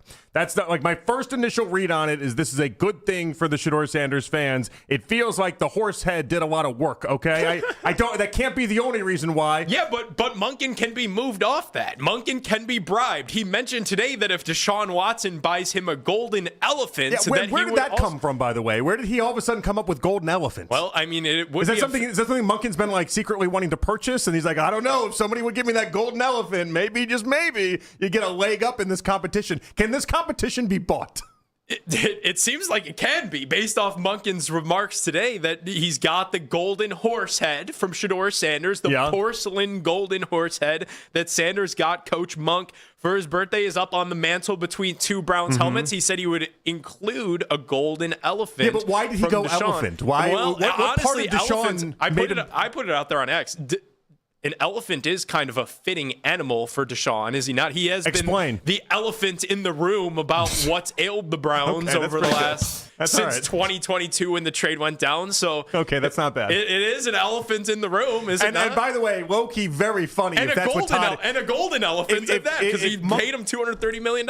If Monkin was thinking that's hysterical, if that's actually how he came to the conclusion of saying golden elephant in this moment. But also, as hysterical as it is, it also then would highlight the idea that he doesn't want anything to do with Deshaun Watson. And Deshaun Watson is, in fact, the elephant in the room. And nobody wants anything to do with the elephant in the room. You want the guy that gave you the horse head, not the guy that you're like, this is a problem for me daily. I have to do. Jimmy Haslam's going to his wedding. He's convinced that he's still something. This is a problem for me. Like, I thought it was a great sign. All things considered, elephant jokes aside, I thought it was a great sign today that it felt like Todd Monkin was at least in favor of Shedeur over Deshaun to start this whole thing off. I hope so, because when I think of big, strong animals that I can win with, I think of a horse. When I think of big, strong animals that smell really bad, I think of Deshaun Watson. And similar to that Darryl audio that we played in the open with this... Jeez, he's not an animal, Nick.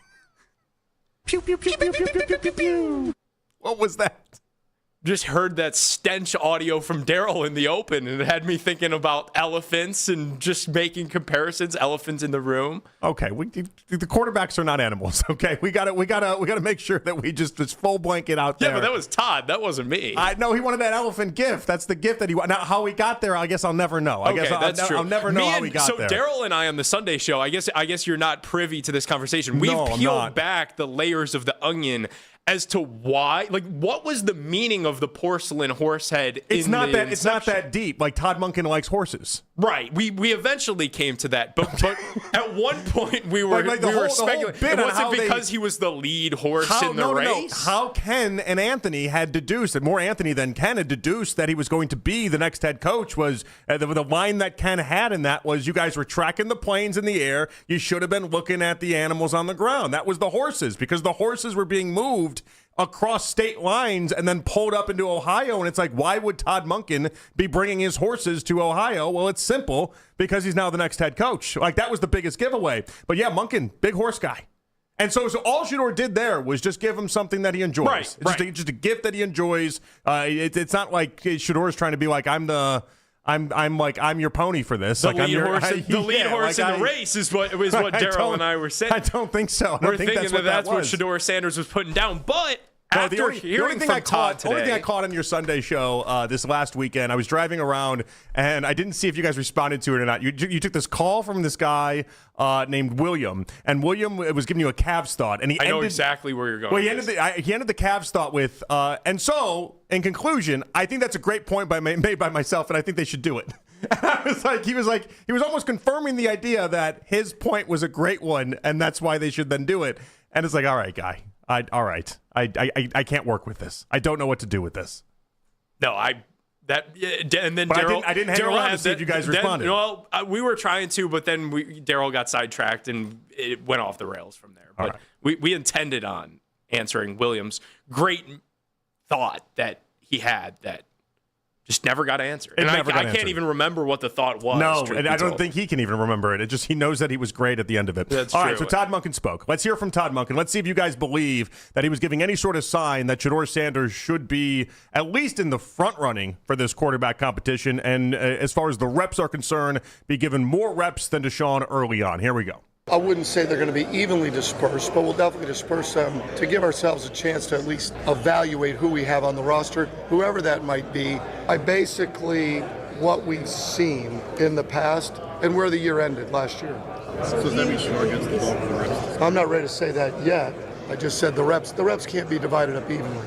There's no chance it can be divided up evenly, at least on a daily basis. All right, so he knows what we know as well, and that idea that this can't be a 50-50 split. Somebody's going to be taking it. Now, will he, and I think he went on to talk about how maybe it'll be changed daily, but it really seemed in that first little stretch, and I'm going to take the first little stretch and weigh it, because that's what he was believing before he tried to cover it up, that Shedeur, in fact, has the pole position. Well, especially because of the quip that he gave of that they're going to factor in how last year ended. Well, how last year ended was with Shedeur Sanders on the field and Deshaun Watson on the physically unable to perform list until they opened up that practice window, and the practice window was open, but he never walked through it. He never got onto an actual regular season field, never played in an actual game. And Todd Monkin wouldn't have seen the practice field stuff. Right. So how last year ended was with Shedeur Sanders, who had a little bit of momentum there. I'd say at the end, it felt like Shedeur was starting to figure some things out. He had the big throws against Vegas, and then even they lost that Tennessee game. Remember how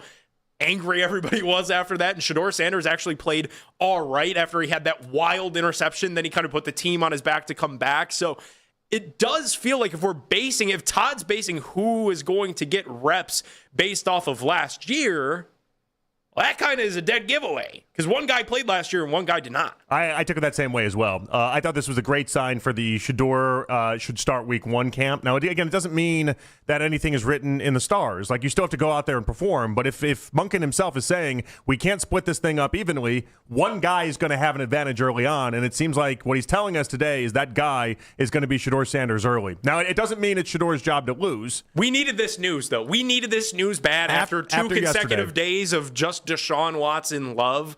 This news was needed today. All right, let me ask you guys, 216-474 below 92, does Todd Monken already have a favorite? I think by what we've discussed in this opening segment, the idea that he also waxed poetic about Shedeur Sanders being in his office a ton and them getting to spend a lot of time together. Meanwhile, it's like, where's Deshaun? I don't know. Where's Dylan Gabriel? Well, and we'll get into that later on. Dylan Gabriel doesn't want to be around the team right now, it seems like, or at least is just waiting until he's forced to be around the team.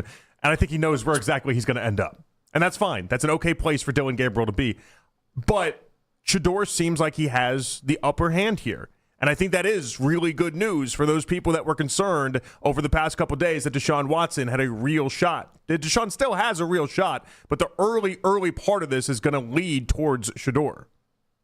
I'm just worried, though, hearing what the owner said yesterday of how Deshaun could turn a swing and a miss into a home run. Like, miss me with all that. JP, I want more of what you're having. I want more of the Shedeur Sanders optimism that should be the week one starting quarterback. The reason why you're thinking this, though, is it because you don't trust the idea that Todd Monken's going to actually choose who the quarterback is?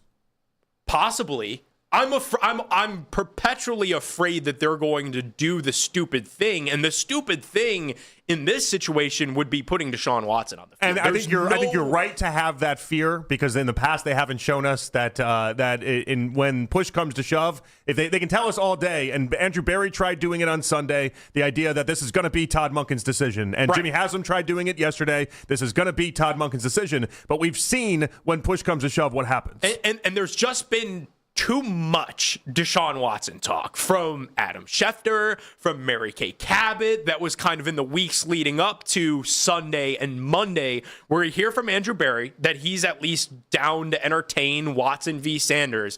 And then we hear Jimmy Haslam waxing poetic about Deshaun Watson, and then a lot of people connecting the dots. Well, he's here. You want to get something out of that contract. It is fully guaranteed. They're going to put him on the field and play him. I think that's the complete wrong way of going about this. So, yeah, I guess my fear is rooted in that Todd might not have his say, and I just don't believe that anything good can come from putting Deshaun Watson on the field in 26. No, we're lockstep in that. And so maybe this is us searching and trying to find something that isn't Deshaun Watson. I can fully admit to that and believe that, but also hear what Todd Monken had to say, and especially the first part of what he had to say, it does give me hope that Todd Monken wants the same thing that we want. And it does give me hope that Todd Monken understands Deshaun cannot play football at this point. It's not a real option, JP. It should not be a real option. And the fact that they continue to float it as a real option is the piece what we that's need is the football me. guys to actually prevail here, okay? We need the football guys to step in and say, listen, this isn't something you can actually do. Andrew Berry is not convinced that Deshaun Watson can't play, and it doesn't seem like Jimmy Haslam's convinced that he can't play either. We need Todd Monken, the football guy, to step in and say, hey, guys, I've been doing this my whole life. You can't take another 700 days off and expect to come back from this injury, and this injury, and expect it all to look good. I need him to be the logic in the room, and that's a tough ask. I get that, but it's what I need from him. 216-474 below 92. Does Todd Monken already have a favorite? And are the Browns trying to throw everyone off the scent? But Doan's got a theory. We'll get to that next. It's Afternoon Drive right here on The Fan.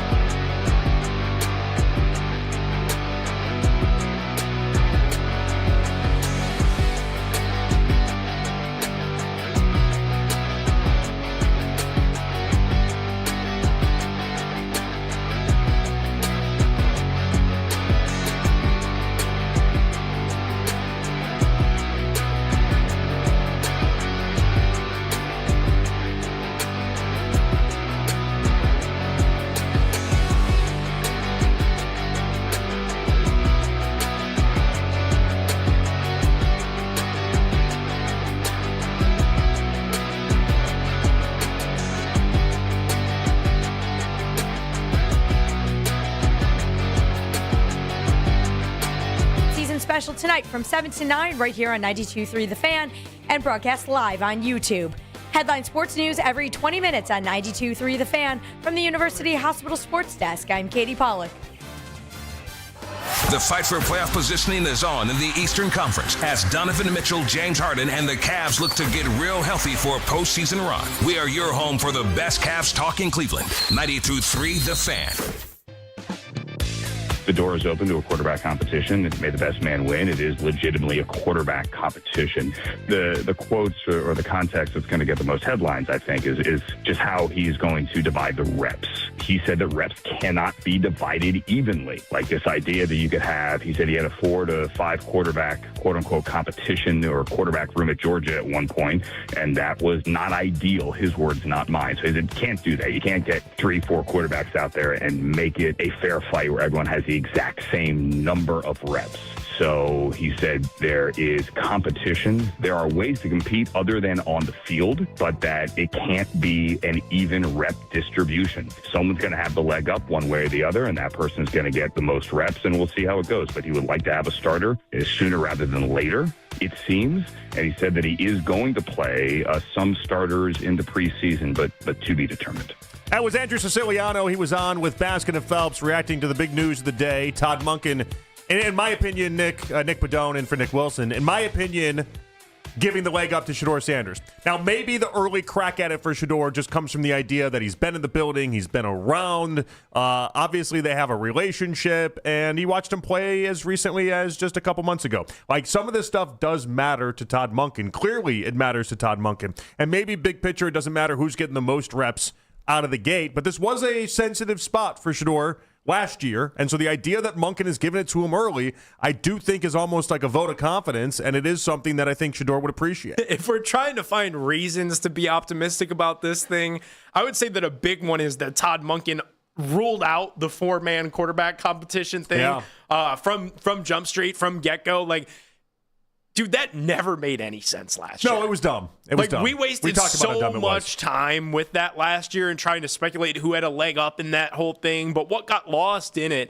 because we had to talk about it every day, was just how dumb it was and how much time was wasted giving actual reps to Kenny Pickett and Joe Flacco, who weren't even on the roster by the bye week, and then Dylan Gabriel, who they ended up wasting 6 games with in the middle of the season anyways, were the quarterback that had the most promise always. And you and I were on this from literally draft night. The guy that had the most promise, the only guy that could have become a franchise quarterback in that room was Shedeur Sanders last year. So I almost wonder if that's how Todd has this framed in his head right now, was they wasted this kid's time all last offseason. That's why he was behind the 8 ball when he actually got into the game. So if we give him the king's ransom of the snaps, even if it's, 60 Shedeur, 40 Deshaun, at least we're not wasting anybody's time this year, this time around. I'm trying to think about it from like what angle gives Todd Monkin the best chance to make himself look good, right? Like what's the one that really makes him shine? I don't think there's a wrong answer here. Like if you get the quarterback to look better than just league average, because if it's Shedeur, everyone's like, oh well, he didn't look very good last year. Obviously, he's got a lot of talent,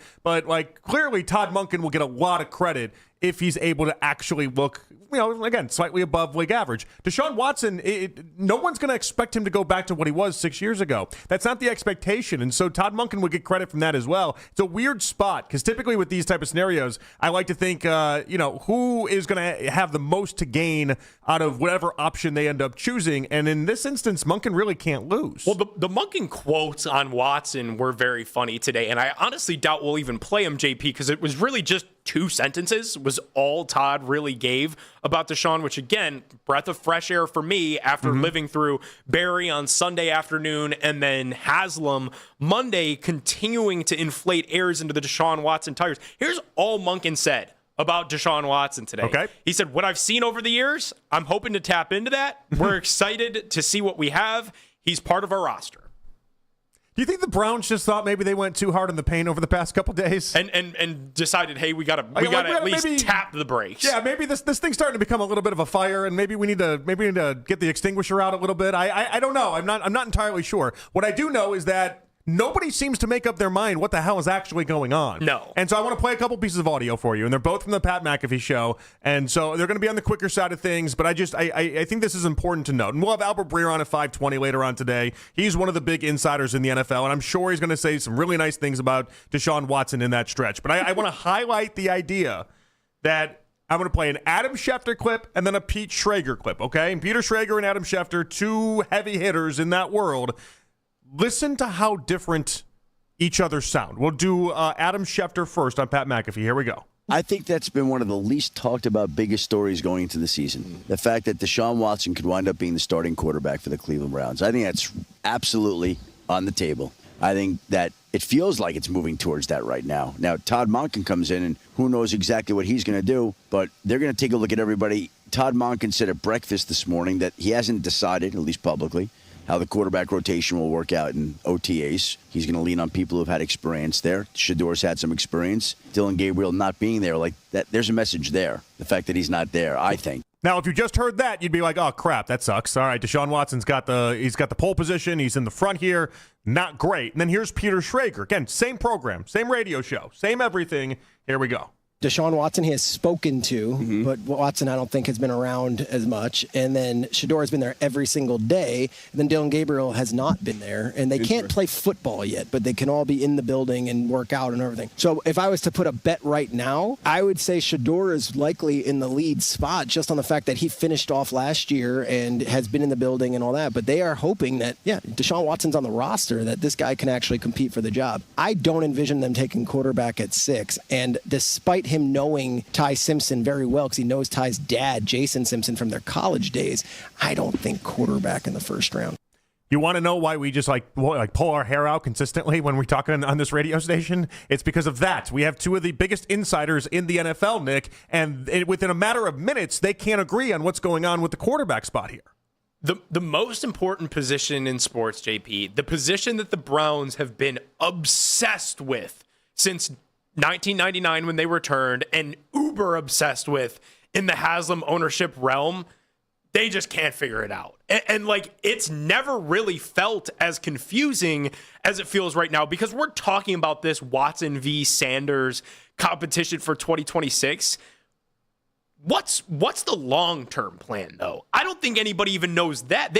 Not only is there no short-term plan, there's also no real semblance of a long-term plan at QB. If we're reading it, and this is just me just kind of deducing things, it seems pretty obvious. It's 2026. You're just kind of getting boom or bust. through it? Yeah, basically, yeah. I mean, Albert calls it a transition year, but you're getting through it, and then it's setting up for the 2027 draft. And instead, if Shador's awesome and takes off, then there we go. You got then would be third-year quarterback or entering his third year on a rookie deal, you're off to the races. If Deshaun turns out to be awesome, which I don't think is going to happen, but you can revisit that part of the conversation as well. And so, they're really, I just don't think they're that serious about winning a lot of games in 2026, and so they're not as concerned about what this all looks like, how this is coming across, what this appears to be, and that's why it's a jumbled mess right now. Yeah, but at the same time, ownership repeats that 5 wins last year and 8 wins over the last 2. If I had $1 for every time Jimmy Haslam said it's unacceptable, and he's disappointed, it's not good enough, I'd have more money than Jimmy Haslam. It has to be better. I'd be very, very wealthy, because that's all he does every offseason is telling us how it has to be this, it has to be that, it's unacceptable, and all these other things, and meanwhile, nothing changes. It is, but at the same time, I'm not worried about that. What they did on the offensive line, right, before free agency even opens, where you give Titus Howard, who's 30,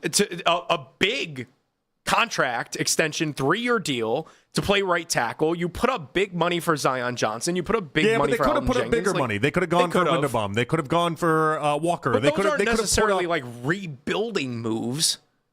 They had to. There was nothing else they could do on the offensive line. All 5 guys in the offensive line hit free agency. They had to buy bodies to at least fill out the offensive line. And then just you think of the state of the defense, and that the defense is really good. And maybe all of this changes if we get to Thursday night of the NFL draft and we start getting word from the insiders that Myles Garrett's going to be on the move, whether it happens on draft night, whether it happens after. Maybe that signals and is the big signal of what direction they're going. Hey, we want to get off the mat quick. Hey, we want to rebuild. Keep an eye on Myles Garrett, because that could be an indicator. I just don't think that, as we're talking about this quarterback thing, regardless of which path you're going down, Deshaun Watson makes sense for neither.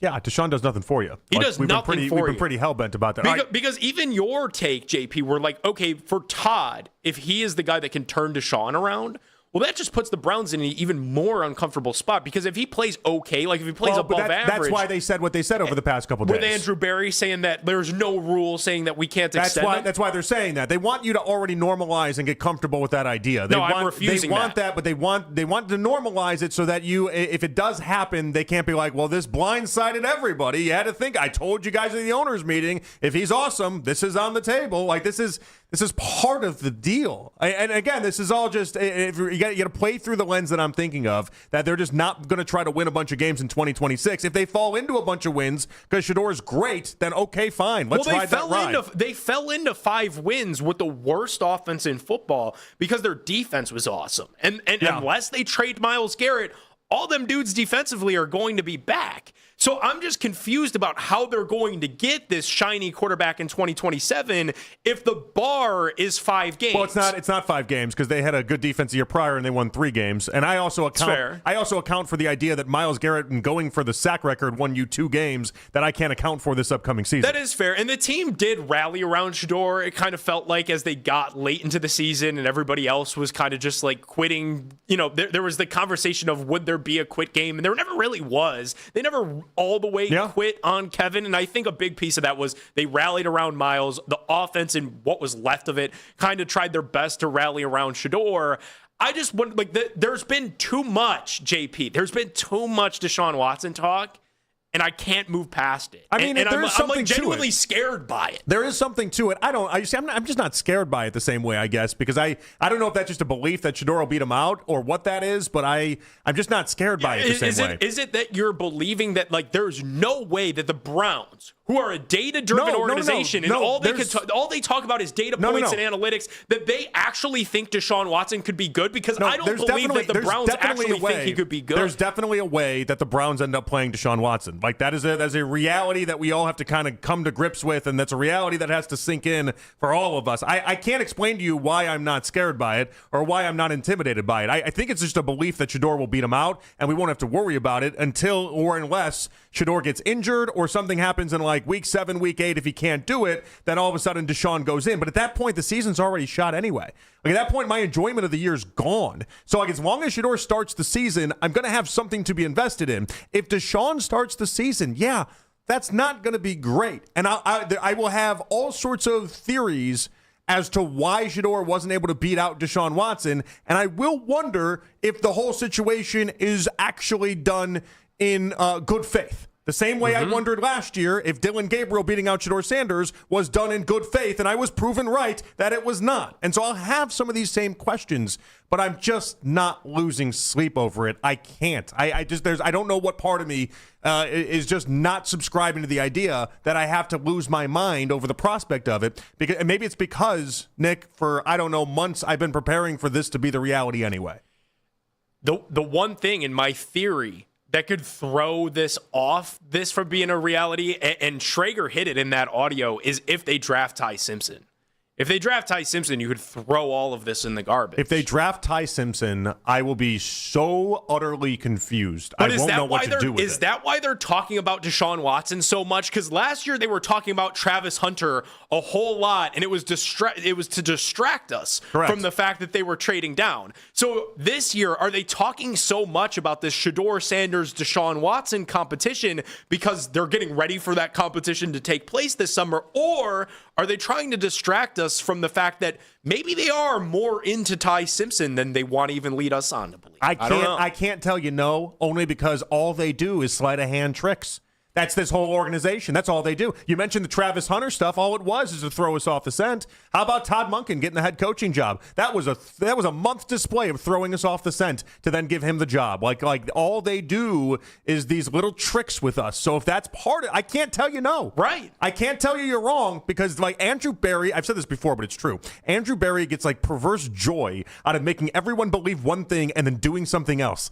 It's maddening is what it is. I think like the funnest part of being a GM for Andrew Berry is throwing everyone off the scent and then doing something completely different than what everybody said was going to happen. And so if that's how this goes down, I'll just have to look back on this conversation and be like, Nick, you had it right the entire time. It's all I can do. But it will be out of just the pure and utter idea that Andrew Berry loves to mess with people's minds. And this whole Deshaun Watson nonsense but the problem with that is that you just got a lot of people upset and thinking about it in the meanwhile. And you got a lot of people that are sitting there and canceling their season tickets and are being upset at the prospect of Deshaun Watson and not taking this Browns organization seriously while you're doing these tricks and these games. And I don't know that Andrew Berry fully understands that. I don't think he's ever truly cared about how often he pisses off this fan base.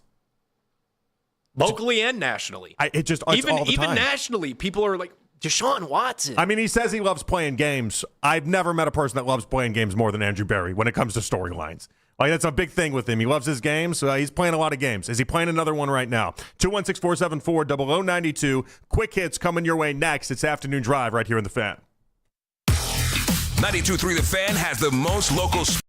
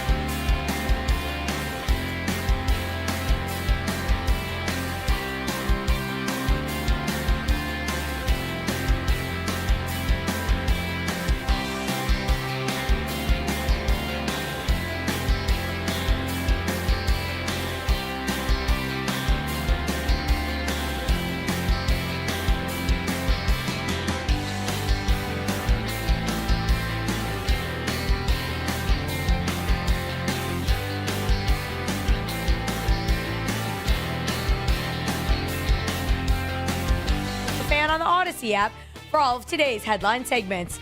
Headline sports news every 20 minutes on 92.3 The Fan. From the University Hospital Sports Desk, I'm Katie Pollack. In your weeknight with the best segments of the day. The Fan Rewind. Weeknights at 11.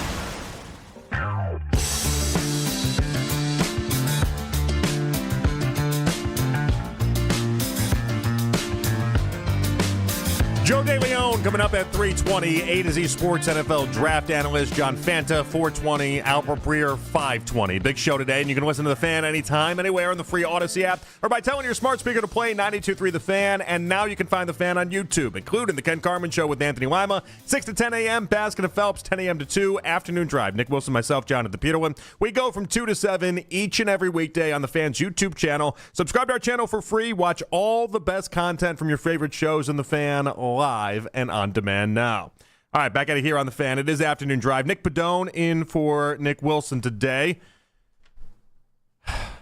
I want to call you Padone sometimes, and then I also want to be like Nick in for Nick, and that also sounds a little weird. So we're just going to settle on Nick Padone, and just kind of you're going to be a full name guy. The full name today. I think you might be a full name guy. The full name is kind of crazy. I've never been full name guy. You're not like Oprah. You know what I mean? Your name's Nick, and the other host is named Nick. Yeah, I've never been, because some people have, like Joe Buck. Joe Buck, like, I feel like his family and friends probably call him Joe Buck. Like, that's a full name. His daughter might call him Joe Buck. Yeah, have to. You're not just gonna be like, but Joe's fine. It's just the idea that, so the difference there is that there's like a legacy attached to the last name Buck, right? Like that's a really cool baseball name, and you know, like that's Jack Buck, Joe Buck, like that's a real thing. I don't know. Do we have like a Padone legacy play here? Is there anything I should be aware of? Not in this world. Not in. Wait, did you say your grandpa was like a PGA pro? Yeah, but that was on my mom's side. That's on your mom's side, so not the right last different name. last name. Yeah. You didn't tell me your grandpa's name. I have to look him up at some point. And are we talking actual PGA pro, or like one of the? Didn't play on tour, but he was a club pro, and then even retired from that life, and then had a repair shop where he built clubs when that was a big deal back in the day for a lot of the, Cavs legends, Browns legends of the 80s and 90s. So my parents have a bunch of cool like memorabilia in their stuff in their basement, and their stuff from that era of their life. Yeah. All right, very cool. All right, let's get to quick hits. From the latest news and rumors around the sports world Angel. To the sound bites you need to hear. Hurry. It's quick hits. All right, we're going to go back to the Pat McAfee show. This was Schefter talking about the Steelers and what's going to happen with Aaron Rodgers. Here we go. It does sound like the Rodgers thing and Pittsburgh thing is happening. Him and McCarthy are talking every day. Why are they talking every day if he's not going back? It just is not official. It's not contractual. I was told, I don't know where they're at. It's Aaron being Aaron, right? Yes, what's that mean? Yes, it hasn't decided. All right, he says it's not contractual because yesterday we had the report out there that Aaron Rodgers wanted $30 million. And I think a lot of people just kind of laughed at that more than anything else. So he says it's not contractual. For myself, it does feel like if Aaron doesn't end up signing with the Steelers, he's really put them in an awful spot. He has, but this is the game that he played with them last year, JP. He did the same exact thing last year. He plays this game, but the reality is that he still always ends up showing up. And so like the difference in this is that at some point in life, he's going to play this game and not show up, and I'm going to lose it on him because you're holding a team completely hostage to the point where if it's not Aaron Rodgers, it's Will Howard. Or what will happen to him is that he'll try playing this game with the wrong team that runs out of patience for him playing this game, and they'll just draft his replacement. They'll be like, okay, Aaron, you want to play that game? You can play that game all you want. Steelers, if they're the team that falls in love with Ty Simpson. Steelers might take Ty Simpson anyway, yeah. Right. Then there you go. It's Ty Simpson, Will Howard, and I guess Mason Rudolph. I think that's like April 12th, somewhere around there, that Rodgers is expected to make his call. So it'll be before the draft, and you'll be able to find out. But I think the Steelers would be smart to go Ty Simpson regardless of that. If they take him or not, like if Aaron Rodgers comes back or not, I think it might be the play. Might be something they're definitely interested in. All right, in the realm of is this a shot or is this not a shot, Joe Davis was on the LA Dodgers broadcast last night, had this to say after the Guardians knocked starting pitcher Roki Sasaki out of the game. And that is how Sasaki's night is going to finish, so 4+. Sasaki's season debut is finished. His next start will come in Toronto, so an upgrade in competition as it goes from facing the Guardians to the Blue Jays. Progress, though, nonetheless tonight as the bullpen takes over here in the 5th. What the hell was that? Kind of feels like a little bit of a shot, does it not? Completely unwarranted. What did Cleveland ever do to Joe Davis? Like, that was such Joe Davis is like one of the premier broadcasters in the country right now. Like, he does everything. Right. He doesn't just do the Dodgers. He took over for Vin Scully, and no one complains. Like that. You know how impossible that is? The high quality and standard that Joe Davis offers up to a broadcast. The hell was that? It felt like he just took the mittens off there. He Why? took the gloves off. But it was so unnecessary. On the Cleveland Guardians and the offense. And, like, okay, I get, like, outside of Chase DeLauder, like, the Guardians offense had a very difficult opening series. So if that's what he's basing it off of. But it's like they've got Jose, they've got Kyle Manzardo. Like, they've got some guys that can hit. I get Toronto just played in the World Series. And if that was the comparison that he was trying to make there, that'd be a bigger test for Sasaki or whatever. But I don't know, like the Guardians kind of got after him a little bit earlier in the game, and then they pull him, and it turns into a shot at us. Like, what do we do? It was just wildly unnecessary. I don't know. I don't even know. Like, if you're a Dodgers fan, you're not even like, yeah, tell him, Joe. Like, it's not. I don't know who wins in that exchange. No. It's very weird. Very weird by him. He's not wrong. I mean, the Blue Jays are a better offense than the Guardians. He's not wrong, but it's just a completely unnecessary thing to say. Pretty unnecessary, pretty weird. All right, Tiger Woods told authorities he was looking at his phone before the crash. He said, this is what he told authorities. He was looking down at his cell phone while also changing the radio station in his SUV, which caused him not to see the truck slowing down before his rollover crash last week in Jupiter Island in Florida. Okay, got to admit, hand up. I've changed the radio while I'm driving. I've looked at my phone while I've been driving. I've never done both at the same time, I don't think. That seems kind of hard to pull off. How are you? Are you like texting one hand and JP, and then also doing the radio? I have with the a other full hand? Self-driving vehicle, and I've never even attempted that one. Oh, so. you have a self-driving vehicle? So, wait, you have a Tesla? Yeah, so it's a little... Wait, stop the convo. Okay, I need to know more about this. So last week, Nick and I got in a heated exchange about this very subject. I'm convinced 30, 40 years from now, we're just going to be... everyone's going to have self-driving cars, and it's going to be the reality. And people are going to look at us and say, wow, Grandpa... can't believe you guys got in cars and just straight up died on the highway. What an insane thing that you guys did. Like you ran the risk of just a person hitting you at any time. It's crazy. But Nick was not as convinced. Well, Nick likes to drive. Is his I point. think there's enough people like Nick, even in my generation, that enjoy driving that I think that it's an uphill battle. So for wait, us how robot often do drivers. you use it though? Rarely. Why? I will say the technology isn't what it's cracked up to be sometimes. Okay, so we're not great yet. There are times where, we're like, gonna if get you to a spot where it's good. If you trust it too much, and like if you pulled a Tiger where you're probably a little bit under the influence and looking at your phone and changing the radio and whatever else he had I going on. I want to sleep vehicle. in the back seat, Nick. Yeah.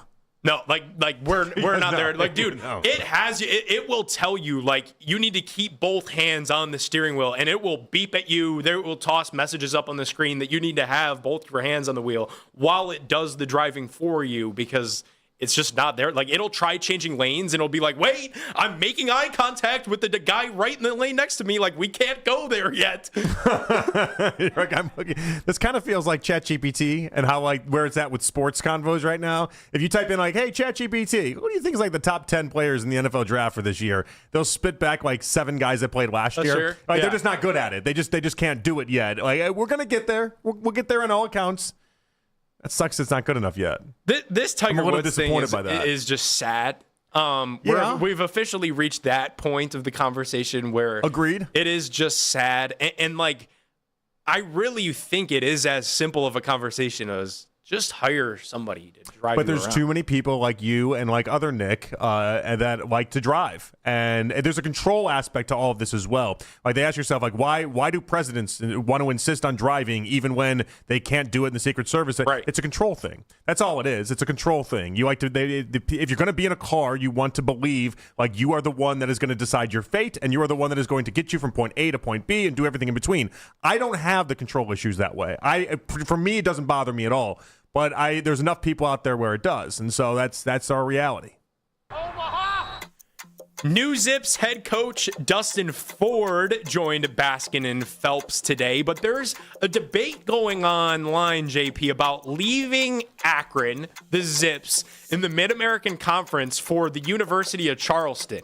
His contract is just about the same as what it was in Akron, and there are a lot of people pointing to this as a lateral move for Akron's former head coach. A lot of people. Are there a lot of people discussing this one? There are a lot of people in the sector of the internet that are college basketball diehard. The Sickos committee. That's a deep sector. It's the Sickos committee sector. Of the internet is really upset. It's like hundreds of thousands of people are discussing this matter. Maybe not hundreds, but probably closer to thousands. Probably tens. Are discussing the fact that Akron got tens of people. Lost their head coach to a school that kind of plays their college D1 games in a high school gym. It's not great. Is that a lateral move? Akron to Charleston? I would say from a College of Charleston? College of Charleston.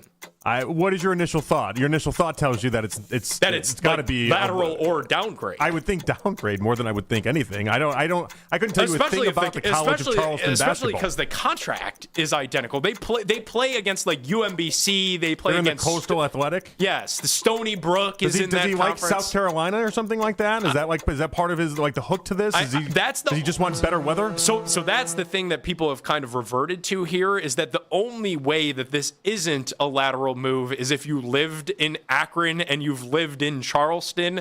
You understand that the cities are two very different, and one is a lot nicer than the other one. Do you know what his contract says? What does his contract say? In terms of dollar amount, the new contract with Charleston is the same dollar amount as the Akron one. Yeah, there's something else happening here. And I would think it's probably a lot to do with maybe, I don't know, the Akron athletic director or anyone at like the president. Or maybe is this like NIL influence? Think about it. Like if you want out, you want change of a scenery, like you're going to take a lateral move and you're going to be able to justify that in your head. You're like, all right, I don't like the president. I don't like this guy's too involved for reasons X, Y, and Z. They're not letting me do the recruiting. There's something behind the scenes that obviously we don't know. Because this is a guy that just went to 4 straight NCAA tournaments to go play Stony Brook in UMBC. It definitely felt like major red flag for Akron. This idea, you got me just right around to this idea that I will completely forget maybe 25 minutes from now. All right, 216-474 below 92. Coming on back, what's more compelling, Shohei Ohtani versus the Guardians or LeBron James versus the Cavs? It both happened tonight. We'll have Nick Padone weigh in. It's Nick Padone. It's Jonathan Peterlin. Afternoon drive with you guys right here on The Fan.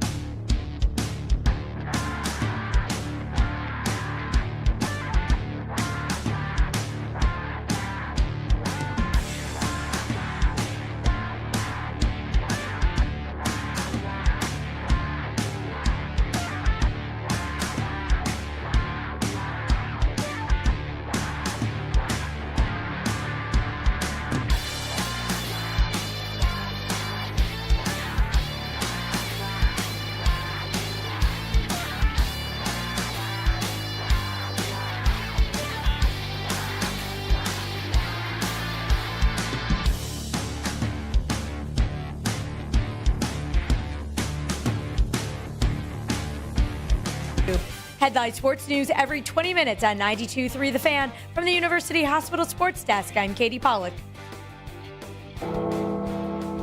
No, the podcast isn't dead. It's just moved to the Ken Carman Show with Anthony Lima feed on the free Odyssey app. Of course, the emerging podcast scene is also brought to you by Extend Technologies.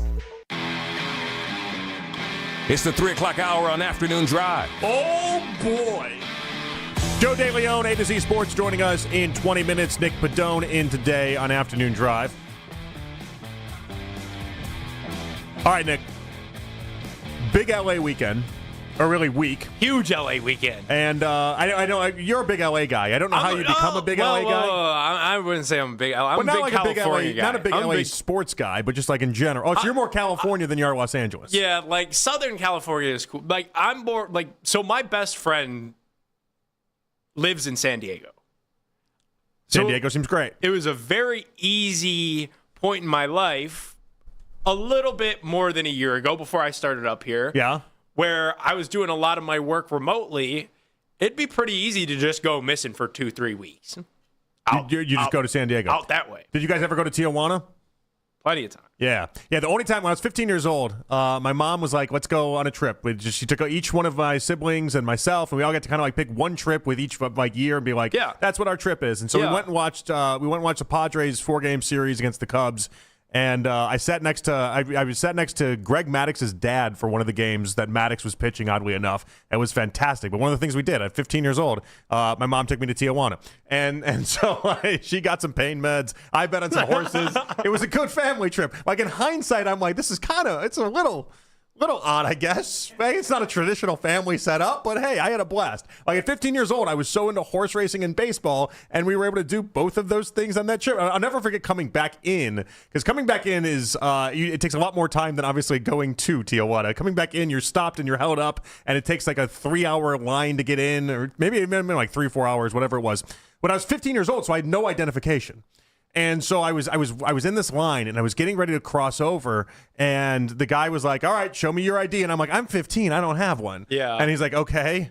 They're not a big fan of that. I know. They're not a big fan of that. Not having ID, apparently not great. But my mom, for some reason, didn't even think about it. I don't know why she didn't. She's the adult in the scenario. She probably should have. But I'm 15. I'm also not like 9. I probably could have checked that I needed an ID to get back into America.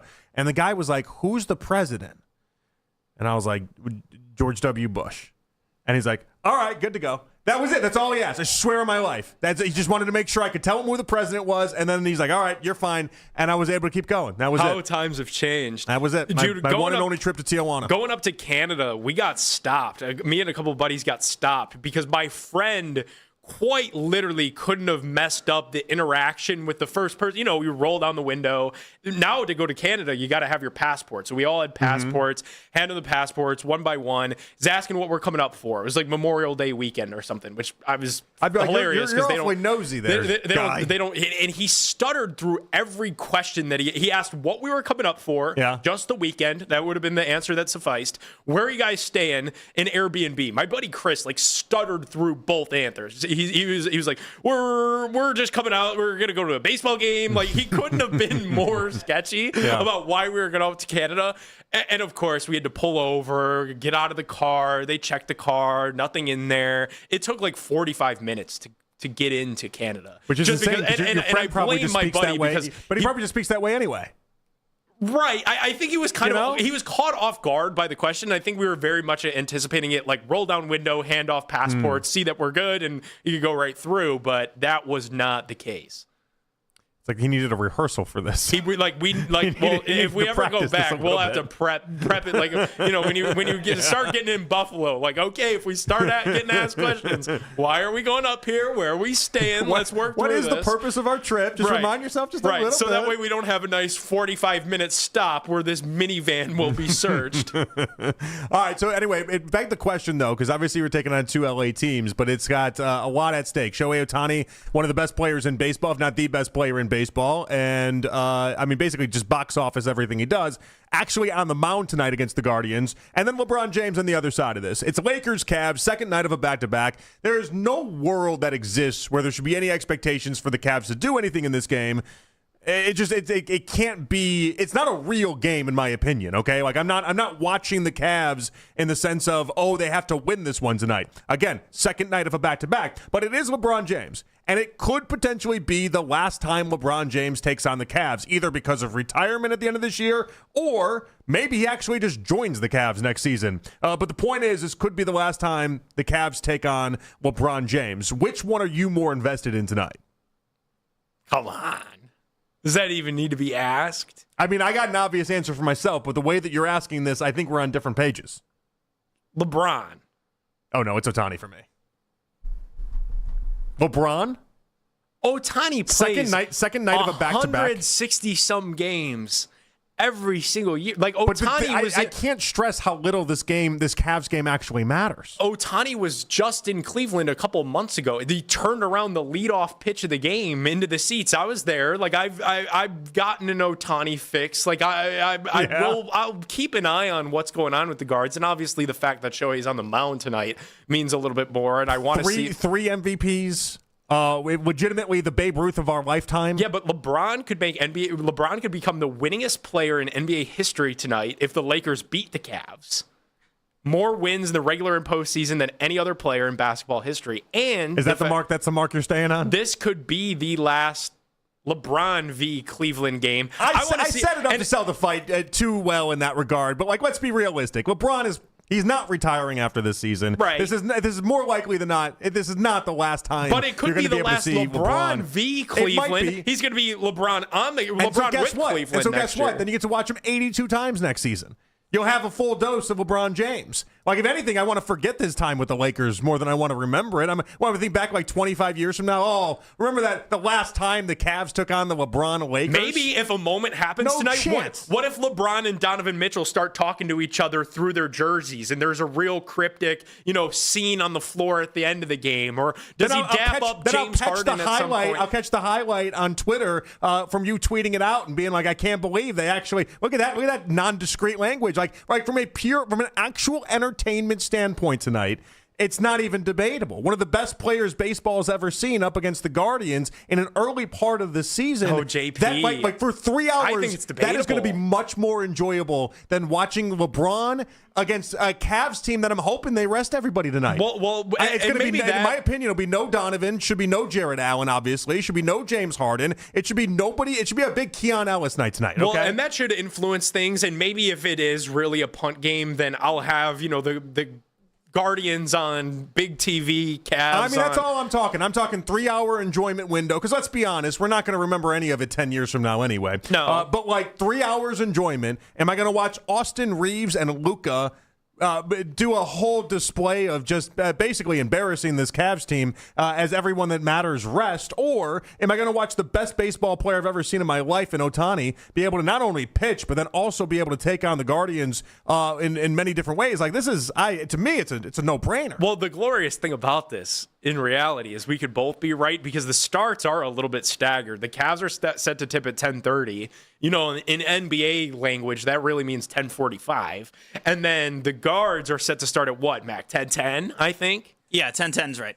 So you'll get to see those first couple innings. That's of a lot of Ohtani. crossover, though. That's a lot of. It is. It's a lot of crossover. But you get to start strong with guards. Both are going to end around the same time because baseball games are about 40 minutes longer than basketball games. Yeah, the ending will be tough, especially if it's close. And the ending is probably the reason to tune into the Cavs more so than anything. Because I want to see the Cavs ending isn't going to be anything. That's what I'm trying to tell you. You're missing it's the second night of a back-to-back. You're missing about you're Lakers looking are at this. actually jockeying you're for looking stuff. at this through the wrong lens. You're looking at this. There's only 8 regular season games to go. The Cavs are going to rest everybody. They're getting ready for the playoffs. Playoffs is one thing. I'm looking ahead to what's happening in July. What's happening in free agency? How do I get the king back to Cleveland is what I'm looking for. But none of that happens tonight. Yeah, Meanwhile, Ohtani against the Guardians. They can lay groundwork for that tonight. Ohtani against the Guardians only happens. It happens exclusively tonight. One night show. Get your ticket. Step right up. Yeah, but this is LeBron that we're talking about. Like LeBron in Cleveland, LeBron versus the Cavs, LeBron with the Cavs. Anything that is associated with LeBron in Cleveland will just by nature outperform anything that happens in Major League Baseball. I already know Shohei Ohtani's awesome. You don't need the confirmation? Yeah, like last year, I watched Shohei and the Dodgers come to Cleveland, and it confirmed any semblance of doubt that I might have had. That guy's pretty good. You're like, hey, world's greatest pizza slice. I did that once. I don't need to do that again. It's a good time to go back for another, is it not? Like Shohei against... You got one dose of the greatest baseball player to ever exist. You get one dose and you're satisfied? Well, I'm not... Go back for a second helping. Shohei against this Cleveland Guardians offense on the last day of March.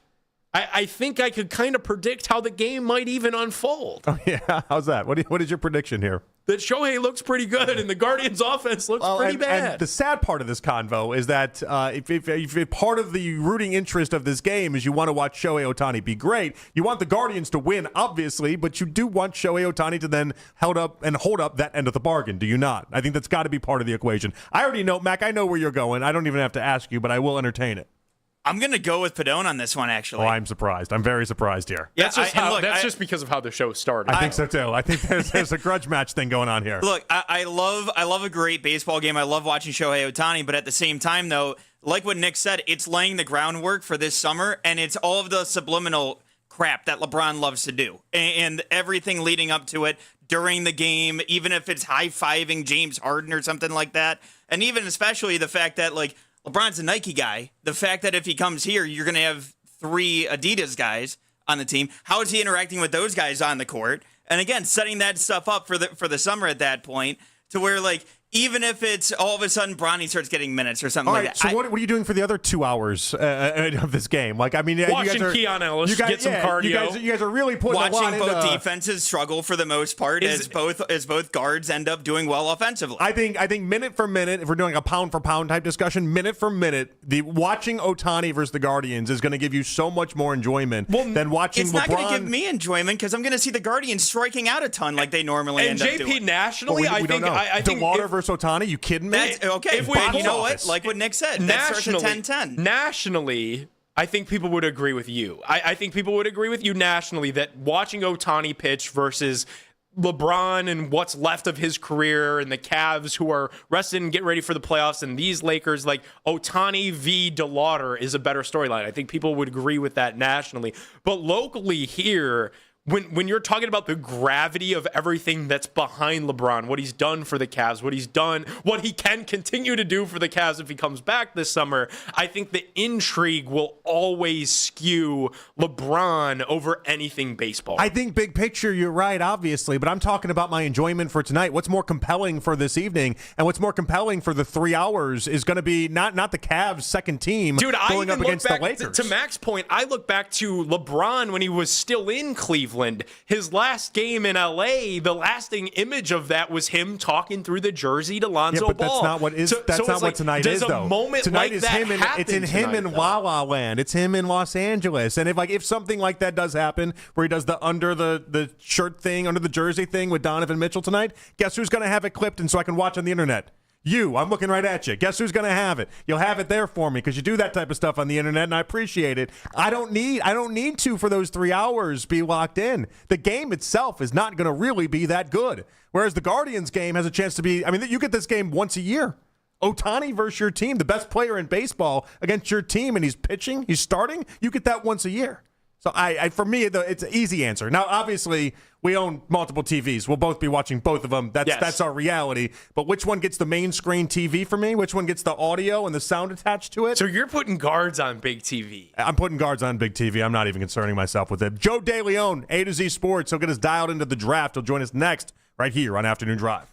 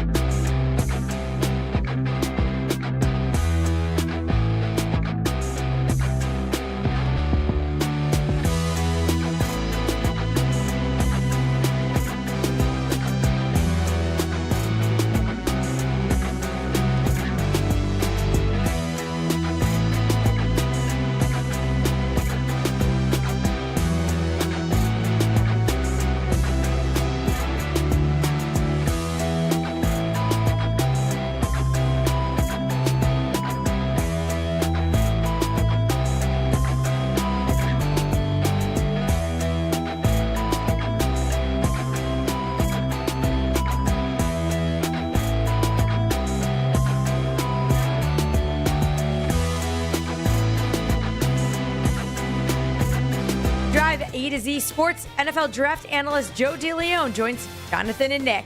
Headline sports news every 20 minutes on 92.3 The Fan from the University Hospital Sports Desk. I'm Katie Pollack.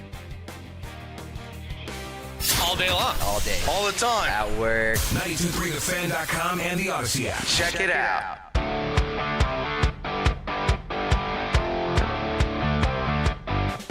All right, back at it here on The Fan. It is Afternoon Drive. Jonathan Peterl and Nick Padone. We go out to the Make It Right, Call Kyle Wright hotline. Joe DeLeon, A to Z Sports, joining us here on The Fan. Joe, how you doing today?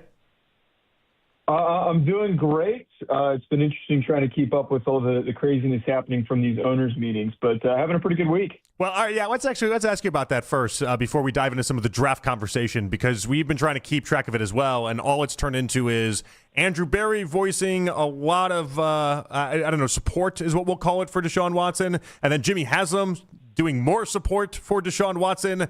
I know it's not a surprise, but it does feel like Deshaun Watson's going to have a real crack at it. What's your read on that? Well, like I talked about last week, I feel, one, it's telling that they're indicating multiple times, multiple people within the organization have kind of leaned towards Watson for everything that they put on the table to bring him to this organization. And obviously it was a gigantic flop. It feels like it gets to the point where you got to try and extract something out of it. You got to at least try and see if you can get some sort of a result. And as we discussed last week, this upcoming draft class in 2027 is supposed to have a lot better options. If you're not going to get Mendoza and you're not in love with Ty Simpson, see if Watson can at least perform well enough that maybe you could build around him in the future. But the more likely outcome is he stinks it up and you turn the page and you capitalize on your team maybe struggling, not implying tanking, but your team struggling and having a high draft selection. How different is this from what the Cardinals are doing with Jacoby Brissett and what the Jets are doing with Geno Smith? It's practically the same thing, minus all of the baggage that Deshaun Watson brings. Joe, is there a world where Andrew Berry and maybe even Jimmy Haslam are doing what they did last year? This time last year, they were talking so much about Travis Hunter. Are they trying to distract us from maybe the fact that they really could like Ty Simpson? I'm sure that now, well, first of all, now is definitely the time to do that. Now is when we're really not that far from the draft. Like it's really creeping up on us after we turn the draft is earlier than it typically is. It's on the 23rd, which feels really weird. It's usually, I'm always expecting it to be at the end of the month. So we're not many weeks away. And now is in the owners meetings is the time to start putting out those little rumors, those thoughts, let people latch on to the quotes and the thoughts. I think it's a really good point.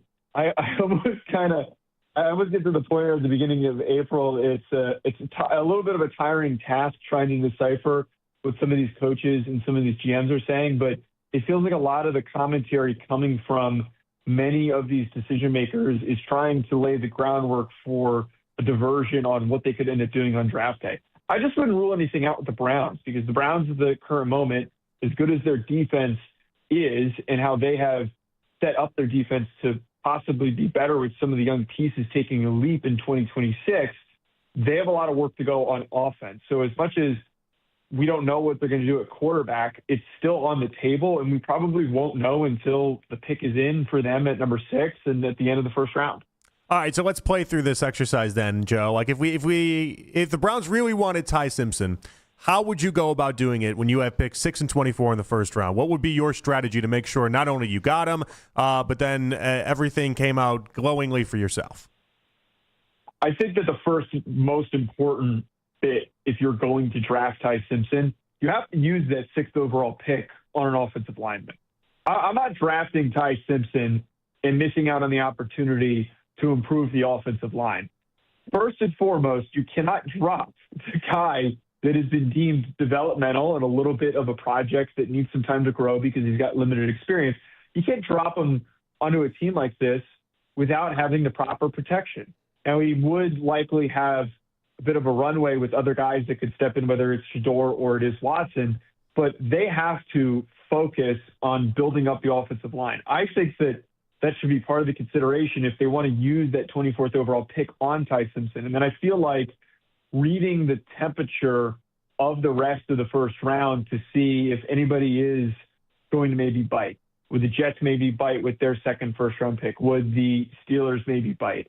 Would the Rams potentially maybe try and take a swing on Ty Simpson? I feel as though if he made it past pick 15, somewhere in that range, maybe that would motivate them to consider moving up. The one big benefit of having 2 first-round picks in a year where it's a pretty weak draft class and it might be a little cheaper to move up, it wouldn't hurt them if they really do like Ty Simpson to maybe move up and to make sure that they get him. And I think that the comparison for what happens is what the Giants did last year with Jackson Dart, where they didn't have a first-round pick like the Browns do, a second first-round pick like the Browns do this year, but they waited and they felt out the market and wanted to see how long that they could wait without giving up ridiculous capital to make sure that they got their guy, but they still traded up in order to make sure that they can land him. I feel like the market's a little stronger on Ty Simpson than it was on Jackson Dart, so it might require some sort of a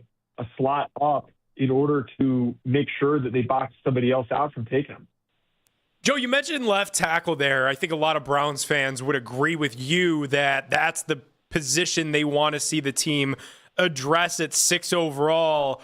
How do you have these left tackles stacked up against one another, though? Because we had Ryan Wilson on our morning show, really likes Caden Proctor and said that he could be the pick for the Browns at 6. We went through like 2 weeks of Monroe Freeling as the pick at 6, but it feels like there's not that surefire left tackle. There's not that Joe Alt in this class. How do you have the actual left tackles stacked up against one another? Yeah, the left tackle market this year is really, it's weird. As you mentioned there's no Joe Alt. There's not a long list of options to even consider. It really is Monroe Freeling, and then you look at the back end of the first round at the Blake Millers, the Caleb Lomus of this class. My bit with Caden Proctor, I don't think that he's a left tackle. I don't like the way that he moves with space around him. I think that he's just such a hulking presence, and he's such a gigantic player that he's far better off being in more of a phone booth and moving inside the guard. He, and this is not a great comp, is as close to Evan Neal as you could get. And hopefully he's a lot more motivated and a lot more focused than Evan Neal was. The big problem with having observed Evan Neal over the beginning of his career was that he was dropped in at right tackle, and it was clear from the jump that he could not move well with a lot of space around him. He couldn't redirect. He couldn't recover. And it got to the point where it just felt like the Giants were in this position that they were hoping that they invested so much that they could get something out of him.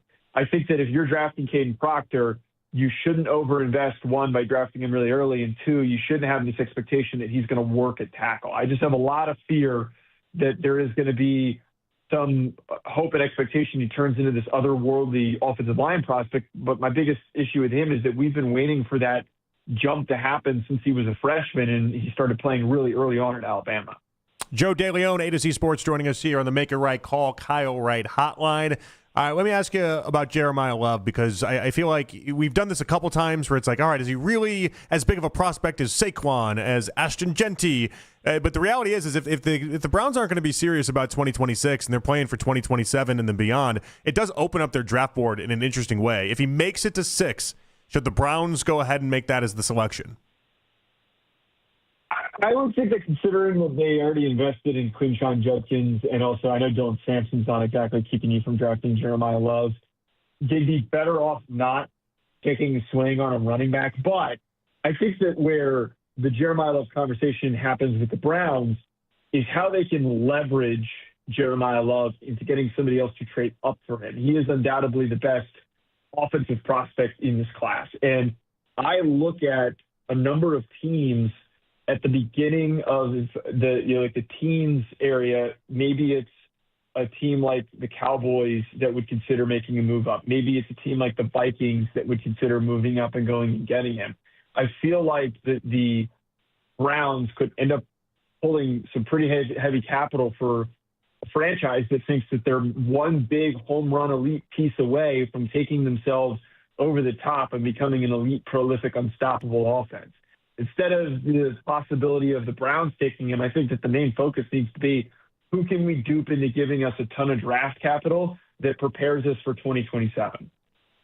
Joe, you mentioned just all of the issues that ail this Cleveland Browns offense, and wide receiver is the other one that we have not mentioned yet. Do you think Carnell Tate could be in play for the Browns at 6? Is that something that you would wait on until 2024, especially as we start working on getting a little bit closer to the NFL draft here? Yeah, look, I really like Carnell Tate. I just don't love the idea of taking him that early. I think that he's a really good player. He's going to be a prototypical Z. He's a great long strider, great deep route runner. He's got a lot of nuance the way that he runs his routes, and I think he's going to be super dangerous as a second receiver in an offense. When you already have Jerry Jeudy, the roles would be defined, and you kind of have an understanding of the two working well together. But I would much rather wait until that 24th pick to take a swing at receiver, especially for the fact that this year's receiver class is quite deep. There are going to be options on the table for them to consider at that 24th spot that are going to turn out to be really good starters. I think that the most important thing in draft classes and where teams extract the most value is understanding and feeling out where runs are going to start to happen at certain position groups. And when you have certain positions like in this class at receiver that has options later on at the end of the first and also on day 2, waiting and trying to address positions that are much thinner would be much better for your roster building philosophy. So this year, we just talked about left tackle. Tackle overall is a really weak class. When I was watching tackles this year, I started to get to the 15th guy that I was watching, and I was almost dumbfounded how weak the very end of this class is. I got to a point where in the past I've graded tackles, and I've had players that were mid day 3 picks, maybe higher than that were 15th, 16th guys that I've watched. I came around and I had a bunch of dudes that I gave 7th round grades on, late day 3 grades on. So I think that trying to find offensive linemen this year early is far more important than looking at receiver early and taking Carnell Tate, when you could probably find someone who's not as dynamic that would be much greater value for where you're picking them. I want to ask you, Joe, about this class in general, though. Like, if we have, pick 6 in most years, what is the actual? What are we getting in this? Is pick 6 really like what pick 12 would be in most years, or pick 13, or do you think pick 6 is still pick 6, and we should have the expectations of that? I think that pick 6 still maintains close to the same value. If I had to pinpoint, it'd probably be maybe like pick 8. I don't think it's much of a drop off, but I think that, and I'm purely just kind of throwing out a number there when I say that. The one thing with this class, though, is that there's still premier talent at the top. The issue when we look at the class as a whole and where it starts to like really shift is that after we get past the premier defensive players that have been discussed, Arvell Reese, David Bailey, Sonny Styles, Caleb Downs, after those guys are gone and Jeremiah Love is off the board, it starts to taper off. I think that maybe you could throw, at least for me, Francis Maui-Noah into the discussion of the types of guys that you should be excited to draft and add to your team because of the steadiness and the reliability. But for the most part, there is going to be inflation on a lot of these guys' draft value. So we're seeing it with Carnell Tate a bit, where he'd probably be more of a guy that goes in the teens, and he's being discussed as a top 10 pick. Guys like Monroe Freeling or Spencer Fano and Vega Ione, those guys would probably be players that would go more in the teens. They're being discussed as top 10 picks. The same thing goes with some of the corners, some of the other safety prospects. I mean, heck, we just had a long discussion about Ty Simpson, whose his draft stock is a little bit inflated as well. I think that it has less to do with where the Browns sit at 6 and more to do with those picks in the teens in the back end of the first round. That's when things start to look a lot more inflated than in a typical draft class. Joe, understanding that the Browns quarterback might not be evident to them and to the world until 2027, is there a way for the Browns to be able to trade out of that 6th overall spot? And if so, what teams should we be watching for? And is it off the table that the Browns would be able to get an extra first-round pick in 2027 if they do decide to trade back? I don't know about getting another first-round pick. I mean, last year we witnessed if we have something like the Falcons being really aggressive and trading back in to have a second first-round pick because they really want to improve their pass rush. I think that that's viable. But I think that the scenario that I outlined with Jeremiah Love is absolutely on the table. But the other one that is really worth considering is looking at the group of teams in the teens that need to improve their pass rushes. So I look at the Dallas Cowboys. I look at the Tampa Bay Buccaneers. I look at maybe the Detroit Lions. Those teams would be excited to grab whoever ends up sliding. So if theoretically Ruben Bain or David Bailey or Arvell Reese end up sliding a little bit, maybe it's Sonny Styles for one of these teams that needs to improve their linebacker room. Maybe it's Caleb Downs who slides a little bit just because of maybe teams being panicked about missing out on some of the offensive linemen that we discussed. I think that the market that gets created comes from those franchises that don't want to take a B-tier pass rusher. There is a very finite number of premier elite pass rushers in this class, as we've talked about. If those guys, one of those guys is still there, I think at pick 6, that's when that discussion starts happening. Because if you're one of those teams in the teens, like I discussed, if you wait, the Bengals and the Chiefs and the Saints all could end up taking pass rushers off the board that you were eyeing. So I think that that is probably the most likely scenario, is that somebody's trying to find their franchise-altering pass rusher because they missed out in free agency, maybe on trying to take a swing at one of these names that were out there in the open market. Joe DeLeon, we check you out, A to Z Sports. Always a pleasure to talk with you, and we'll catch you up next week. Thank you so much. Of course, guys. Thanks for having me. All right, good stuff right there with Joe on the Make a Right Call, Kyle Wright hotline. We're coming back. Want to hear from you guys. 216-474-0092. What's your reaction if it ends up being Caden Proctor at 6? And do the Browns have to go offense at 6 anymore? It's Jonathan Peterle and Nick Padone with you guys right here on The Fan. Men, if you're suffering from erectile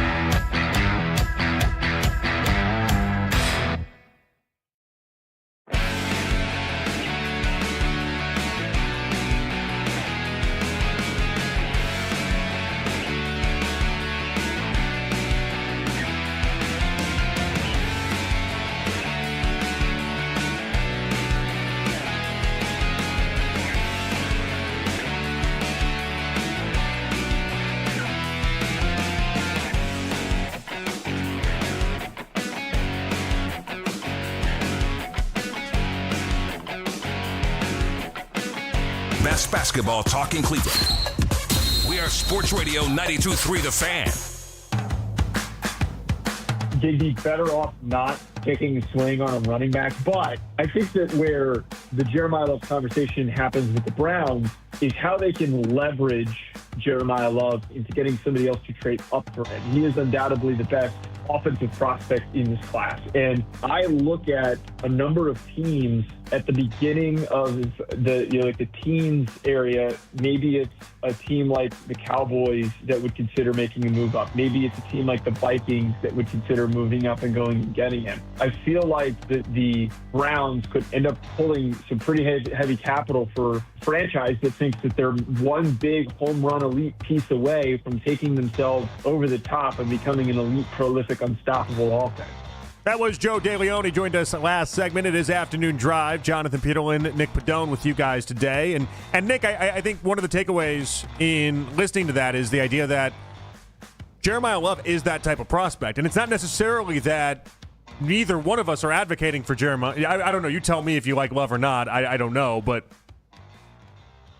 I don't get the impression that you're like, take running back at 6 overall, but it speaks more to the idea of what this draft has to offer. And the idea that if you're trying to get value out of that 6 overall pick, there's still top end talent and there's still pieces on the board. Where it falls off is maybe around pick number 10. And that's where I think it's an interesting discussion about what this draft overall is. Yeah, it's very fascinating. My big takeaway from that entire chat with Joe was just the fact that it feels like any left tackle that we want to sandwich in at 6, whether it's Caden Proctor, whether it's Monroe Freeling, people are going to say that that's a reach.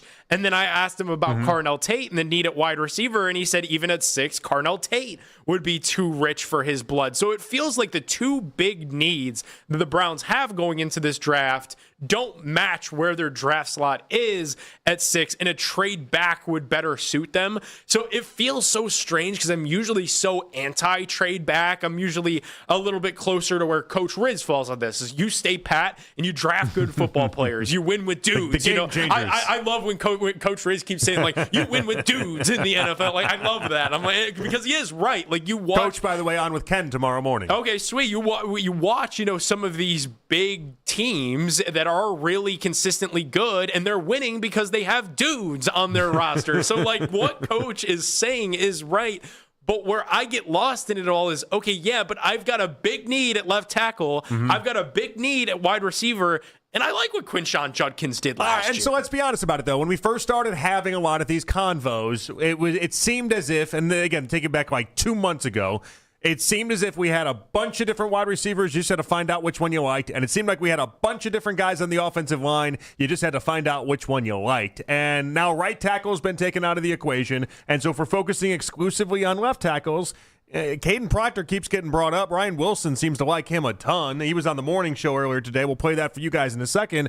But Monroe Freeling has always been a reach. Like these guys have always kind of been in that territory of it. And so you'd say trade down, but I don't know that you're going to have the partners to trade down in this draft. And then we just heard that 2027 first-round picks aren't necessarily hanging on trees either. No, so people want the 2027 picks. So you could forget about anything close to the package that you got for the Travis Hunter trade last year. When you back out of 2, you get the first round pick. That's off the table. You could completely forget about all that. Like if you trade back, it's going to be for significantly less than what you got in last year's trade back. All right, let's hear it. This is Ryan Wilson earlier today on the morning show. I would take Caden Proctor here all day long. Right? I think we're overthinking it with him. But the caveat, the mitigating factor in terms of my thought process for the Browns at 6 is that if you have concerns about DeJuan Jones's weight, clearly they did, and the rest of the league did because he fell to the 4th round, then maybe you want to pass on Caden Proctor, who was 357 and looked great at the combine, but he did not play at 357. He played somewhere north of that. There were reasons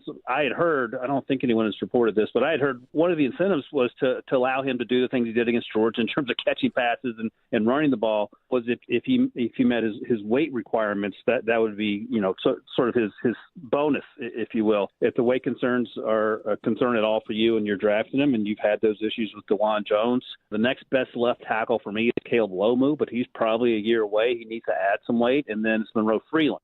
It's a weird bonus, by the way. Like, if his weight isn't, first off, he's in the 98th percentile in weight, but it's like this. The bonus is you get to do what Alabama did and put him and give him the ball a couple times a game. Like, what? I'm not drafting a guy at 6 overall as a tackle to go ahead and also be like William the Fridge Perry. That's not what we're doing here. No. I mean, JP, you want a skill position player. Is that how I get it? Yeah. You can get one, but he has to be 350. That's what it takes, apparently. As long as he's 348 and not a pound over, Monk will give him a couple carries out of the backfield. He did have a 5'2", 240. So Monkin said he was looking for a full. Monkin said he was looking for a fullback today, did he not? He did say that. In a weird display of, hey, let's do this coach's breakfast and let's just say things. Him being adamant about a fullback was one that was not on the list of things for myself at least.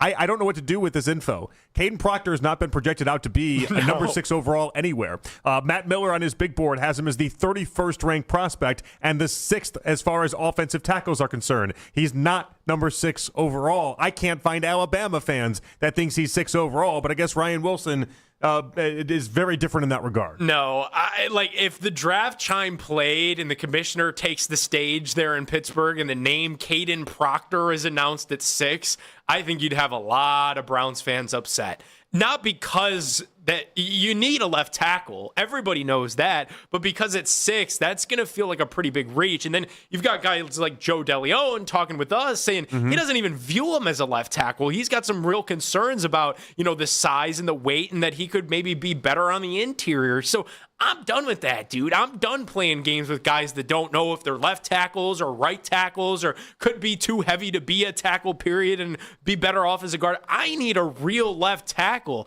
especially if I'm taking one at 6. Like, I'm not taking some sort of hybrid guy that might be too big to even be a left tackle. But will they reach and try to get these guys off before you get a bunch of tackles that are just no longer either good or on the board? Like, this is, by many accounts, the weakest offensive tackle class since 2015. You got to go back almost over a decade to find a weaker offensive tackle class. And who knows, maybe it turns into something because this is kind of how this all works. But as the projections look right now, I'm hearing weakest since 2015. And it's just so typical Browns, is it not? That we've got these beyond obvious needs in 2 spots, and you've got 2 first-round picks to address them. And you need a left tackle, we can make an and you argument, need a receiver. It's beyond just the 2 spots. We can make an argument that if you throw quarterback in there, the 2 years that they've had picks to be able to take a quarterback, we have been very underwhelmed with the quarterback selections. And it's just so typical, man, that everybody and anybody that we're talking to from a national perspective is telling us, well, if you take any one of these left tackle options, it's not that there's a shortage of options.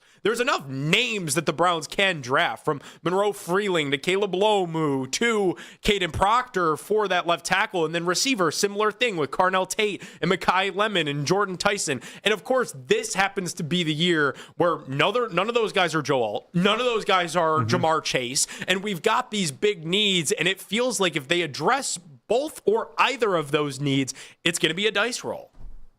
It's so classic. Yeah, I know. And it's going to let Coach Riz just talk about those dudes. That's it. That's all it is. And we're going to revert back to Coach Riz, and then all Coach Riz's haters are going to be like, "Well, come on, Coach." Coach Riz doesn't have any haters. Oh, Coach Riz has haters out there. He's got no haters. If you hate Coach Riz, you just hate life. No, there are a lot. That's what I believe. There's a lot of that on the internet. No, there are people that go after Coach because he's saying, like, one of these defensive ends, could be a game-changing player for the Browns, even though it's not a position of need. And you've got these people that are just, that's a non-starter for them. I'd rather argue with a wall than argue with Coach Riz. Okay, I just said there's just no. Because he replies optimistic. and he replies so politely as well. That's our guy. He'll reply and he's in the reply he's like, everyone's entitled to their opinion. Here's mine. Whereas, like, when someone tries to do that to me and I go back to them, I'll be like, you have 12 followers, and that's my reply. I'll be like, you suck at life and you don't deserve to have the internet. How about that? And then meanwhile, Coach Riz is over there like, well, all right, you bring a point to the table. That's not bad. You bring a point to the table. And it's like some account that is literally just like, Browns fan 653457132, and it's like not even a profile picture. And Coach Riz is giving them like nice, well thought out replies and responses. 216-474-0092. Would you be surprised if Ty Simpson falls out of the first round? One analyst believes it's on the table. We'll do that next right here in the Fan.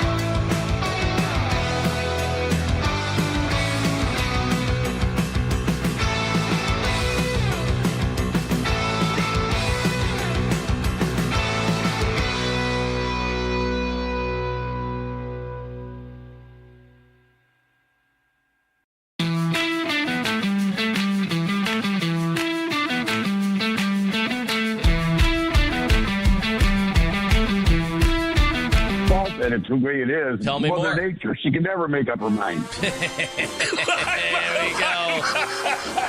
I'm going to write that one down. Hey, wife, get a load of this.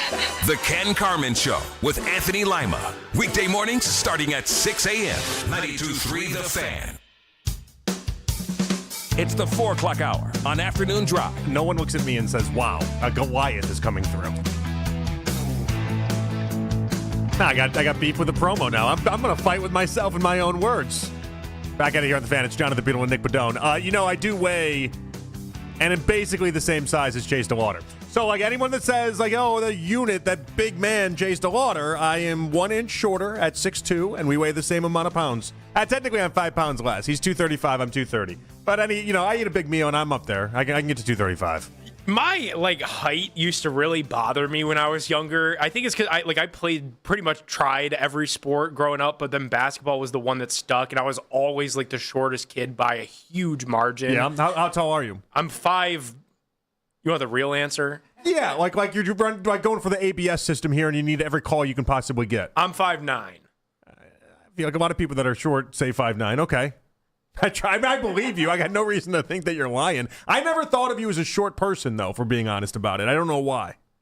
Well, I appreciate that. You don't give off short person energy. Let's put it that way. Thank you seem like you're maybe 5'11" or so. I don't think 6 feet, but I definitely don't think 5'9", but that's fine either. It's neither here nor there. No, it is very much 5. 5'9" is the with shoes on measurement. Is that it? Dude, growing up, basketball tournaments and stuff where the coach would have to list the height and the weight for all the players. Yeah. Even in high school, they would just blatantly lie. They'd be 5, and I kind of grew late. I was still growing even when I was at Kent. I was getting a little bit taller. Okay. You're still growing today at 27. No. I think I've been 5'9" for a minute. But in high school, it was probably a lot closer to 5'7", 5'8". They would just put 5'11" on there. I was like, I've never been 5'11". I'll never be 5'11". My mom is genuinely, no exaggeration, my mom is 4'11". So does it make There's no part of me that will ever be 5'11". Does it make you feel worse or better at the idea that Bo Naylor is now 5'9" and not 6 feet like he claimed to be? All these. So the ABS thing came out. We'll get back to the Browns in a second. The ABS thing, it's existing in baseball right now, and the heights then were changed because you have to have the real heights, it's gotta right? Be real. And what they found out was over 50% of baseball players had lied with a degree of greater than 1 inch on what their height was, which is an astoundingly large number of people to just lie about that type of thing, but it's what happened. And the takeaway on that for myself wasn't the idea that, a bunch of baseball players lied. The reality was for myself was that, there's way more baseball players that are 5'9" and 5'10" than we ever thought. And the sad part about that is that for years, I just used, I wasn't big enough as an excuse for why I didn't make it to the big leagues, right? Same. We all do this. We don't want to admit the idea that we just weren't athletic enough. It is what it is. Same. And so we go to the idea of I couldn't be because I'm never got to be that size. Yeah, look at me. It's easy to do too. Look at me and look at Aaron Judge. Yeah, come on. But you're the what same. Was I supposed you're to the get? same size as Bo Naylor. You have no excuses. Well, that realization hit me. I was covering the Cavs during Darius Garland's rookie year. Great year to break into the industry, by the way, and cover your first professional sports team. Was the 2019 team? The 2019 John Beeline Cavaliers was I was on the beat, had a credential, in the locker room, all official and everything. 2019 Cavs, awful. But Darius Garland, hot rookie, big media availability every single night. Okay, what's DG listed as? 6 foot? Yeah, if he's lucky, yeah, probably. Dude, DG's my height. Yeah. DG's my height. That's when the realization hit me. I'm I'm looking eye to eye with this guy. I know, and I'm confident in my doctor visits. The fine folks over at the Cleveland Clinic are not leading me astray. I am genuinely 5'9". DG is not. So at least when I almost ran into Dylan Gabriel and almost knocked him out at training camp. Yeah, when you're towering over. Yeah, because I thought he was the ball boy. The quarterback of the team. When That's probably not when correct. that happened, at least with Dylan Gabriel, for instance, we can look at him and be like, you know what? He's in the NFL, and that's great. But if Dylan Gabriel was 6'5", he legitimately might be Peyton Manning. And Dylan Gabriel goes to bed knowing that. He knows that reality, that the height thing has definitely cost him in a massive way. Kyler Murray might legitimately be one of the most athletic humans to ever exist on planet Earth. That's not even hyperbole. What he's been able to pull off at 5'9" is incredible. As a starting quarterback in the NFL and a first-round MLB draft pick. Yeah, the greatest player in Texas high school football history, which is saying something for Texas high school football. Won a Heisman, drafted to both the leagues in the top 10. There's a legitimate case you can make. But I do wonder if guys like Kyler Murray, if he goes to bed, and he's done it all, he's accomplished everything he could. But if he's if I was 6'5", I'd be one of the greatest to ever do this. So there's always going to be people that want a little bit more. Me and you, we just happen to realize that. Yeah, I almost wonder though if I pin some of my blame on my dad, because my dad always told me growing up, because I wanted to play for the Cavs. Step onto my couch. Let's talk about it. Yeah. So my dad would be like, yeah, the NBA doesn't have really a huge market for slow white guards that can't shoot, and they're 5'7". Well, he's not wrong. He was right, but knowing that you could just lie and say that you're 6 foot if you're actually athletic and actually talented. Yes, if you got the skill, you can just lie and just put whatever you want on there, and then people will pay attention. You don't actually have to be 6 feet to do any of this stuff. But I feel like that's where I went. I was like, I'm not 6 foot. I've got to do media. I can't go play D3 basketball. I've got to focus on schools that actually have media degrees. Okay. That was your hang-up? That's my. I mean, now this is going to follow me all the way through the evening. There's half of Major League Baseball that is your height and your weight. I know, and now this is going to leave me. This is going to leave me up like that. That now it will forever be in the back of my mind that wow, I could have been. Maybe it should give me hope for any future children or anything like that. We're going to talk about that a little bit later on as well. All right, 216-474-0092. I'm sorry, I didn't mean to put a damper on everyone's day. If you're living with that idea, if that was your excuse for so long of the height thing, it was always the height thing. No, I'm here to tell you it's an athletic thing. You guys aren't athletic enough. And that's just going to sound mean to people, but that's the truth. We all have to admit it at one point. And the idea that now I'm the size of people that everyone's calling a unit is smacking me right in the face. All right, you have Ty Simpson takes, and I'm very fascinated by him. Matt Miller was on Get Up today. He was talking about Ty Simpson, and I want to know if this is something we consider to be anywhere close to reality or not. Here we go. I have him as the number 40 overall player in this draft. And I know there's been a lot of conversation about where he's valued by teams, where he's ranked by those of us in the media. I can't find one team that tells me they believe he will go in the first round. What you get is a lot of teams that say, yeah, I think someone else will do it. We don't value him there, but we think someone else will do it based on quarterback need, positional value, and because generally those players do get pushed up the board artificially this time of year. But it reminds me a lot of the Shedeur Sanders conversation last year, where we all sat around and said, okay, we don't think this team will take him in the first round, but maybe someone will. And I think it's similar with Simpson this year, where I can't find one club that says, gosh, we got a big old grade on him. We think he's going to be a first-round pick. It's more so you hear teams say, yeah, maybe the Jets will do it, or maybe the Cardinals will trade back into the first and do it. Maybe the Rams will make him a quarterback of the future type pick. But in terms of teams that have a true first-round grade on him, that doesn't exist, at least in the conversations that I'm having in the weeks before the draft. All right, that is very different than what Dan Orlovsky was trying to push when it came to Ty Simpson and the amount of people in the NFL that actually believe that he's a first-round talent. That is very, very different. Matt Miller believing that not many people think he's anything but a second-round pick.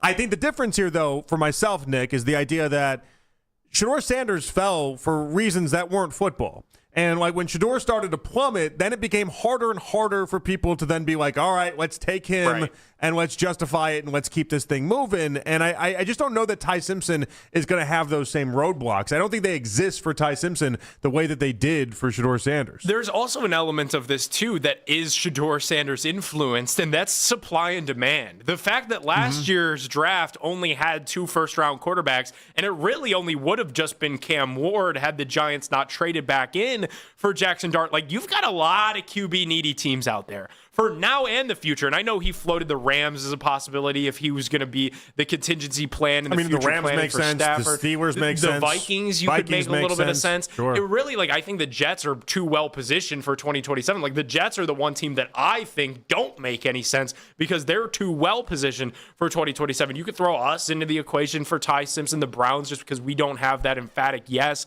on either Watson or Sanders yet. And maybe they could add Ty Simpson into the mix of that competition for 2026. But if you take him in the first round, you all know they're probably thinking a little bit further than just 2026 with Ty Simpson if they do use a first-round selection on him. It's fascinating. I think it can happen because we've seen it happen, and it happened a little bit last year. Last year, there wasn't even any second-round quarterbacks drafted. These teams just decided, hey, if it's not a premier Wasn't prospect, Shuck the second round? I think Shuck was the second round, right? Was he, or did he make it to round 3? Yeah, he was the 40th pick last year. Okay, That's right. Okay.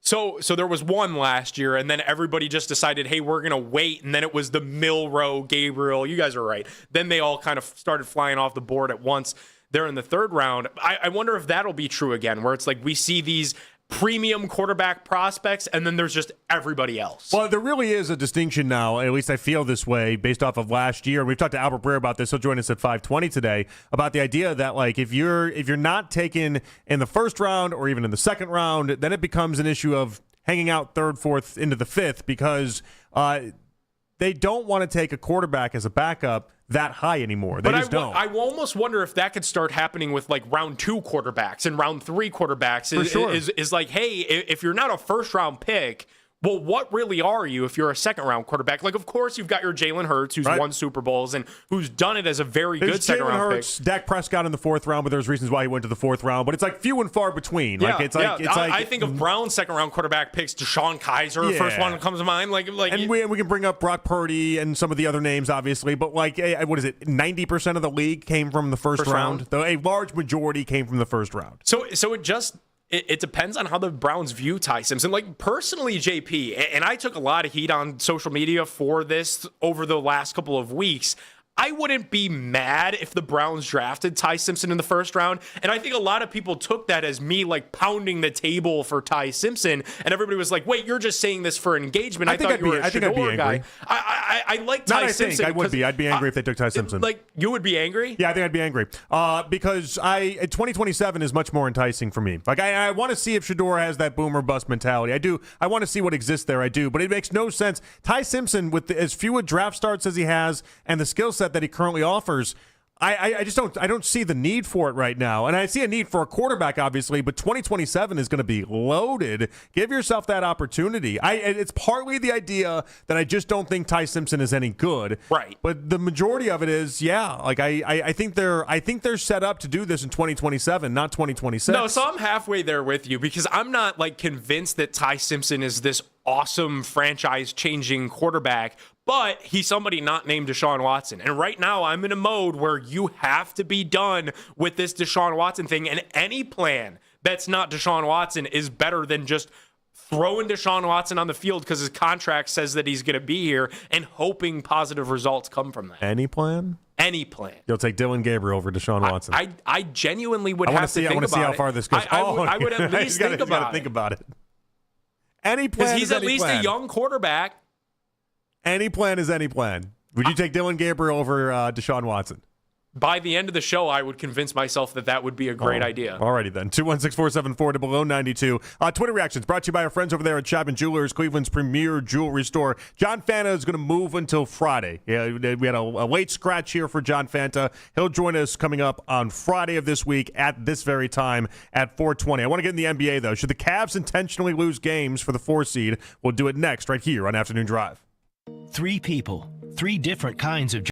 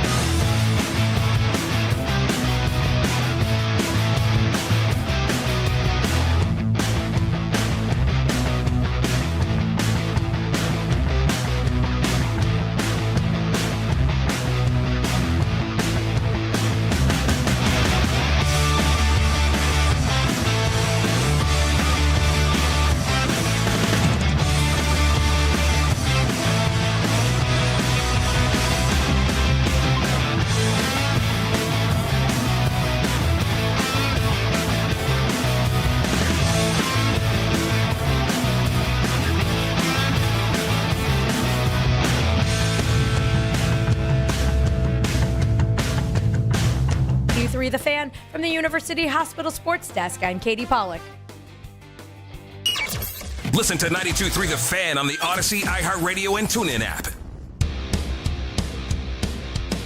I'm just trying to win, you know what I mean, whatever it takes. I think you don't want to play that game. You just go out there and try to win the game every night. And, you know, whenever we fall, we fall. I mean, obviously, I know people are probably looking at, hey, we can be here, we can do this, we want to see. Like, no, that's not what we're here. We're here to win games and try to find a way to get healthy and play the right way. That's the voice of Donovan Mitchell speaking after last night's win. You're not going to lose to Utah. Utah's trying to lose. They kept that game oddly close for a large majority of it, and then that was your reality. It's Nick Padone, Jonathan Beadle here with you on Afternoon Drive. But I can't stress this enough, Nick, and I don't care if anybody thinks that I'm just have a loser mentality or whatever it is. At the end of this, you have to find a way to lose tonight. There's a game that separates. There's a game that separates yourself from the Knicks in being the 3 seed, and there's 7 games left. That's way too much time and not enough games in between. You have to match the Knicks game for game and increase that lead. And I don't care what anyone thinks attached to that. That's just your reality. I'm with you.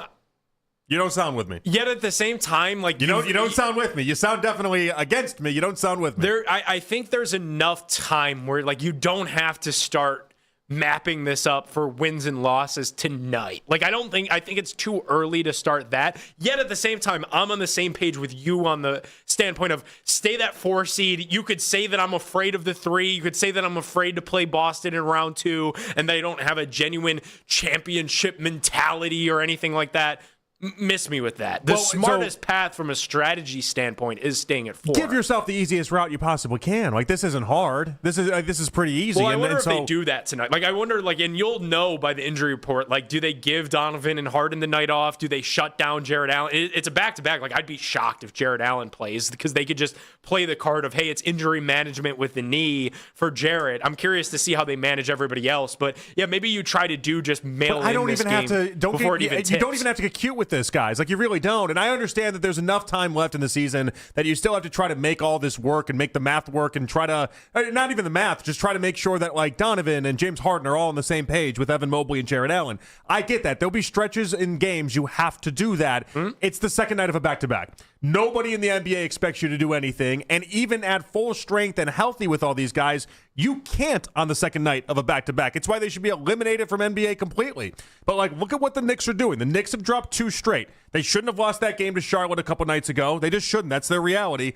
It wouldn't surprise me if the call coming from New York is as their schedule, they take on the Rockets, and then they get a couple easier games attached to this. It wouldn't surprise me if the Knicks are looking at the same thing we're looking at. You think New York is eyeing up our 4? Why not? I'd want it if I were them. Oh, man. You kidding me? They just made it to the Eastern Conference Finals last year, and if Mike Brown can't get back to that point, guess what happens to Mike Brown? He's at least on the hot seat at a minimum.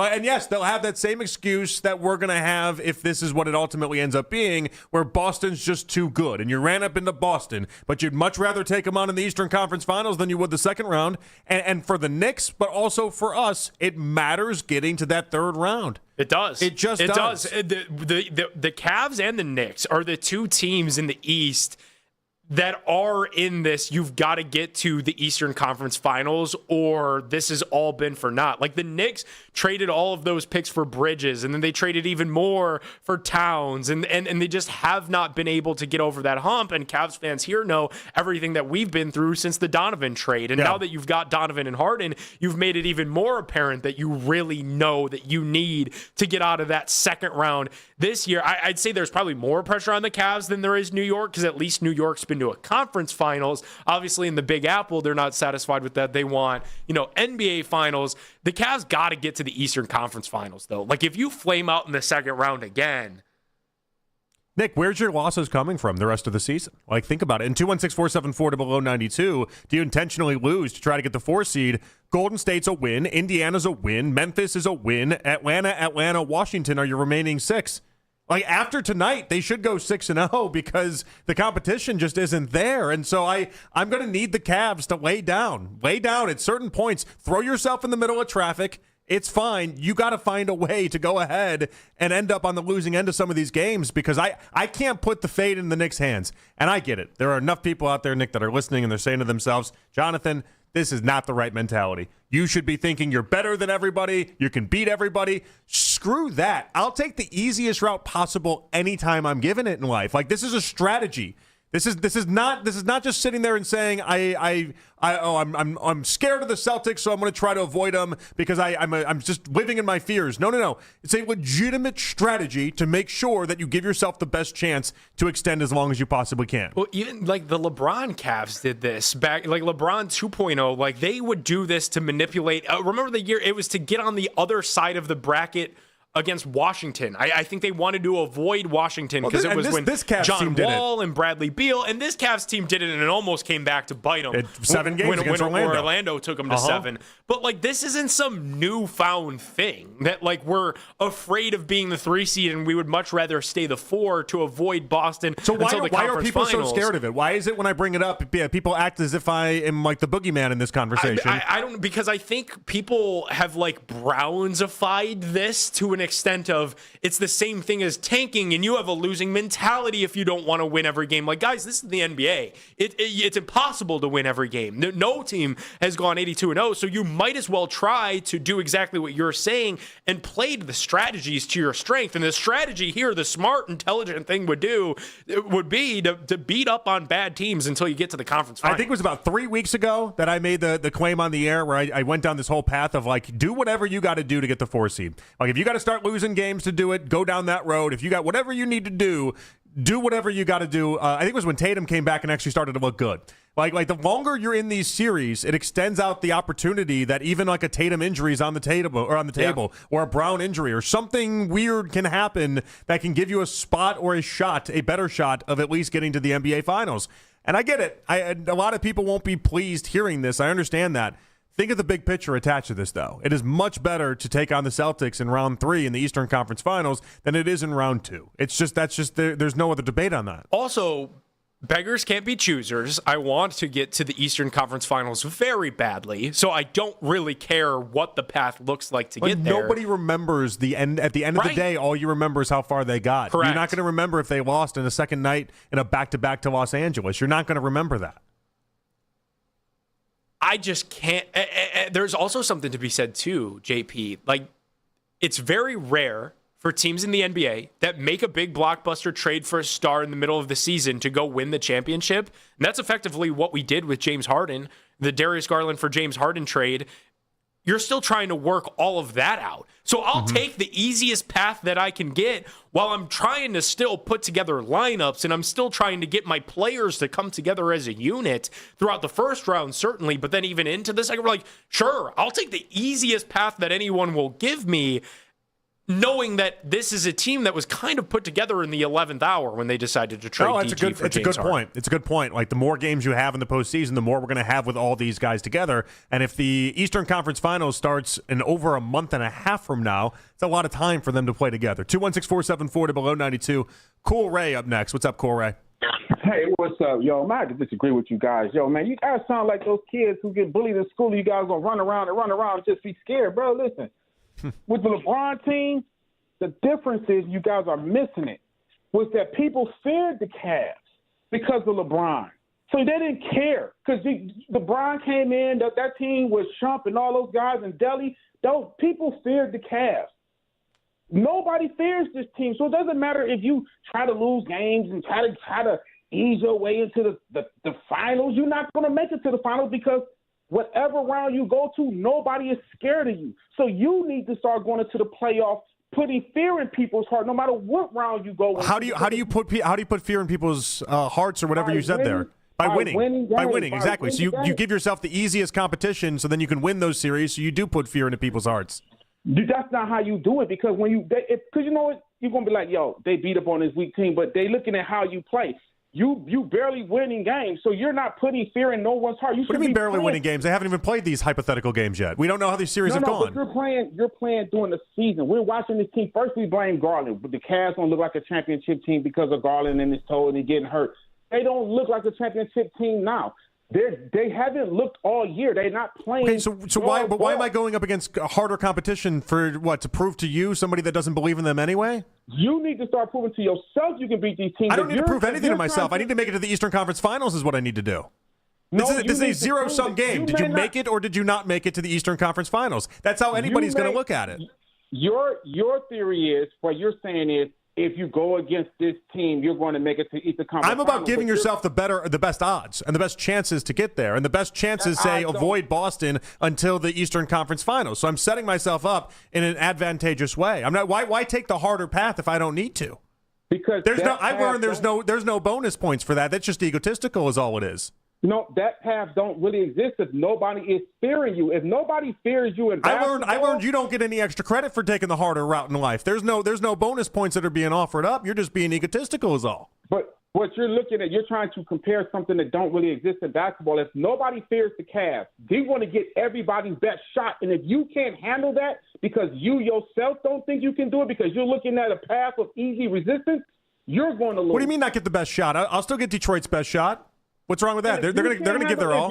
If you think Detroit is going to look at the Cavs and go, "Oh my God, they're going to look at the Cavs." They should be. They'll be underdogs.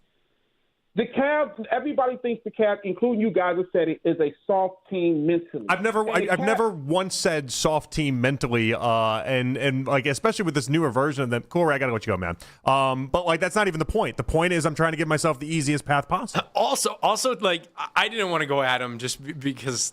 I get what he's trying to say, but last year in the first round, the Cavs absolutely decimated the Miami Heat.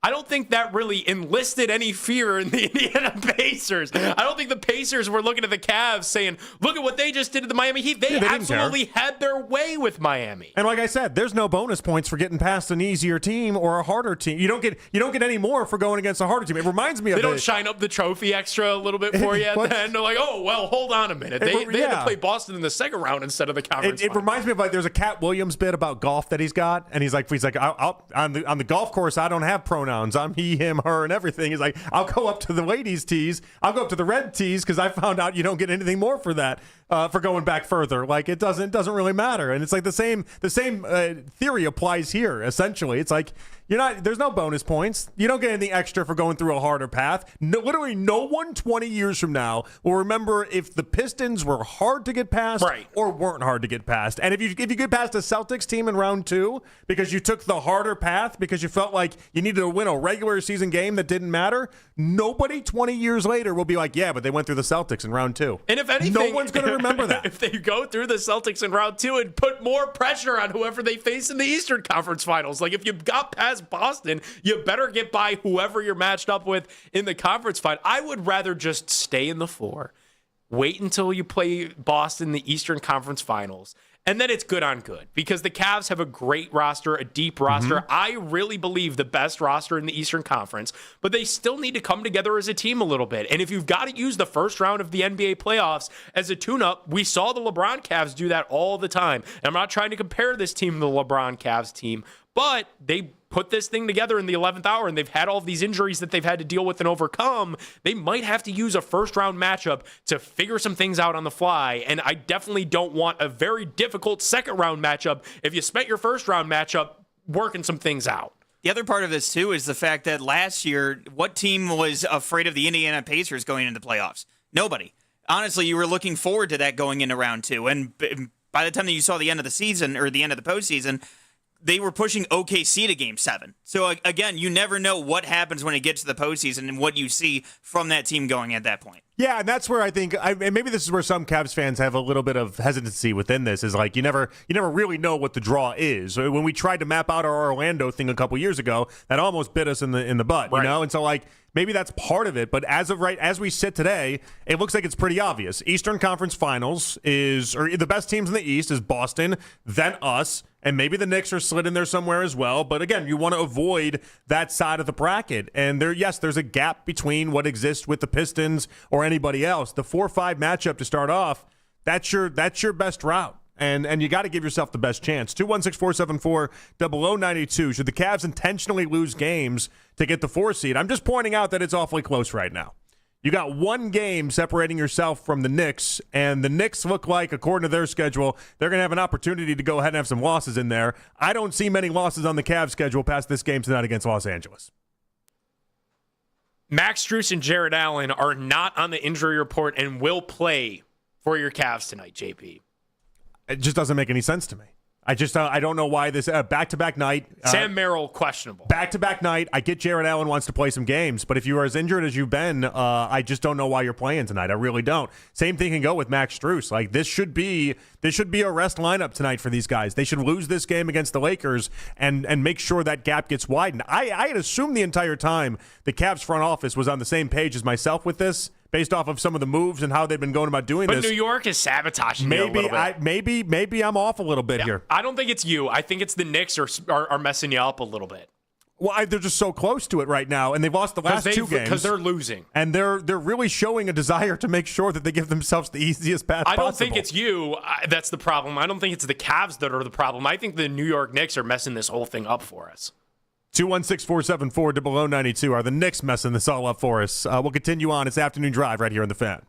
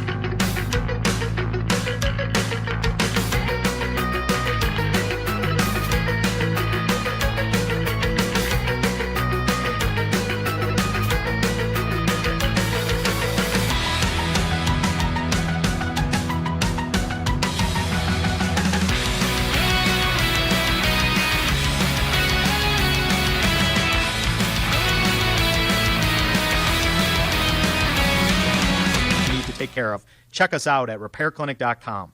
If you need a world-class website or technology project, then I would highly recommend AmericanEagle.com. Call AmericanEagle.com at 773-NETWORK. That's AmericanEagle.com, 773-NETWORK. Catch the Fan Offseason special every Tuesday from 7 till 9 p.m. right here and on the 92.3 The Fan YouTube channel. We are Sports Radio 92.3 The Fan. I just think it's bad juju, bad vibes. You don't manipulate the game. You don't play with the game. Basketball guys don't reward that. I'm not running from anybody. Obviously, yeah, are there situations, in my career where we've sat there and said, this would have been an ideal. Sure, but you have to go out there and continue to put your best foot forward. And that's why I believe everybody in this locker room has the same mindset. We don't try to go out there, and I never believed in that. That was Donovan Mitchell last night. I just don't buy it. Just don't buy it. Albert Breer joining us at 5:20. You can't use the basketball gods as a reason for why you do or don't do something. No, and I get it from Donovan's perspective. I do. Like, Donovan doesn't have to agree with what we're saying here, because I want Donovan to want to go out there and win every game and play hard every night. Like, Donovan's saying the right thing publicly, but privately, he's wrong. Well, and I've never looked at Donovan as the great judgment for what to do at the end of regular seasons anyway, considering for years, and this goes back to his Utah days, the final 4 games he looked at as like I need to score 40 points and as much as I possibly can as a warm-up for the postseason, and then he's always wondered why he never has made it out of the second round of the postseason. It's like, gee, I wonder, because you're taking game 80 like it's the NBA Finals. Maybe in like a 2-month circus that is the NBA Finals in a long stretch, maybe you should treat game 80 like it's game 80. I don't blame him for saying this at all. I just think that, he's wrong. Like, if you could be the 4 seed and you can avoid Boston, and this isn't even necessarily about Boston. I would be saying this if there was any team, the ilk of Boston, you just avoid your hardest matchups as long as you possibly can. I don't think that's necessarily like a hot take. It just seems smart. Make life easier on yourself. That should be the resounding thing you have in life always, is make life easier on yourself. You shouldn't take the harder path. If you were playing one-on-one basketball in a tournament setting, you would want to pick on the kids that you knew were bad first.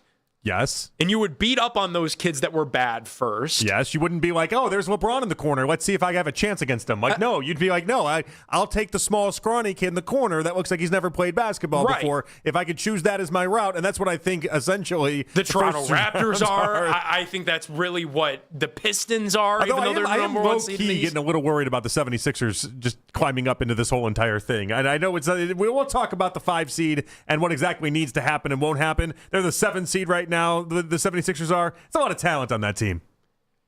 It's not a good basketball team. But I'm not losing. There's still Maxey and Embiid and all these other guys, and I don't want that to be the reality. Really, right now, JP, I think it's the Cavs in Boston. That's the class of the Eastern Conference. Oh, for sure. Boston's done it, and the Cavs have the better roster.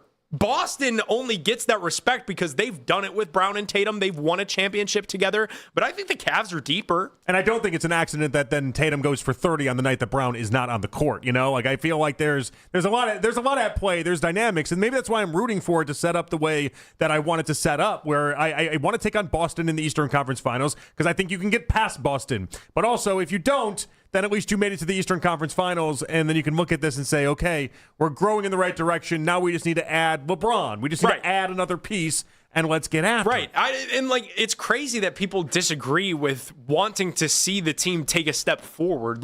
Say they get Boston in the second round. Let's play this out.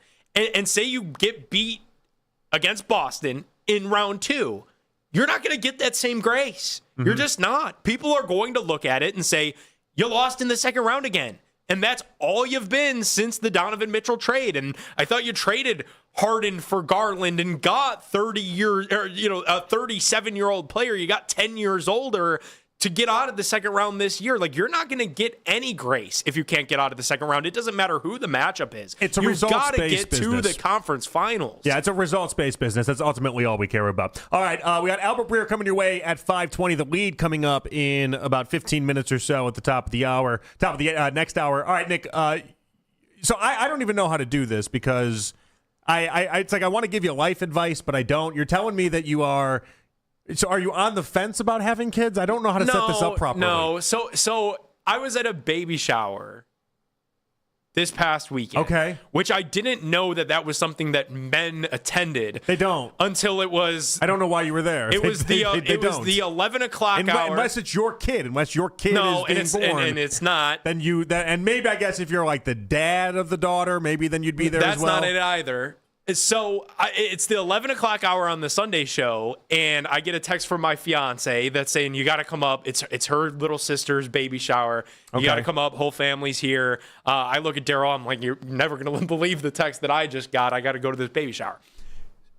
It put the reality in check for me that I'm a very selfish person, and that I don't think – and if that was my own baby shower – I'd be freaked out right now. But I'm at that age where there are multiple people in my fantasy football league that I've grown up with these individuals. I've known these individuals before any of us can drive, and they're having children, and I'm getting married in June, JP. I don't know that this is a conversation that I'm ready for. I'm selfish. I'm greedy. I very much beat to my own drum.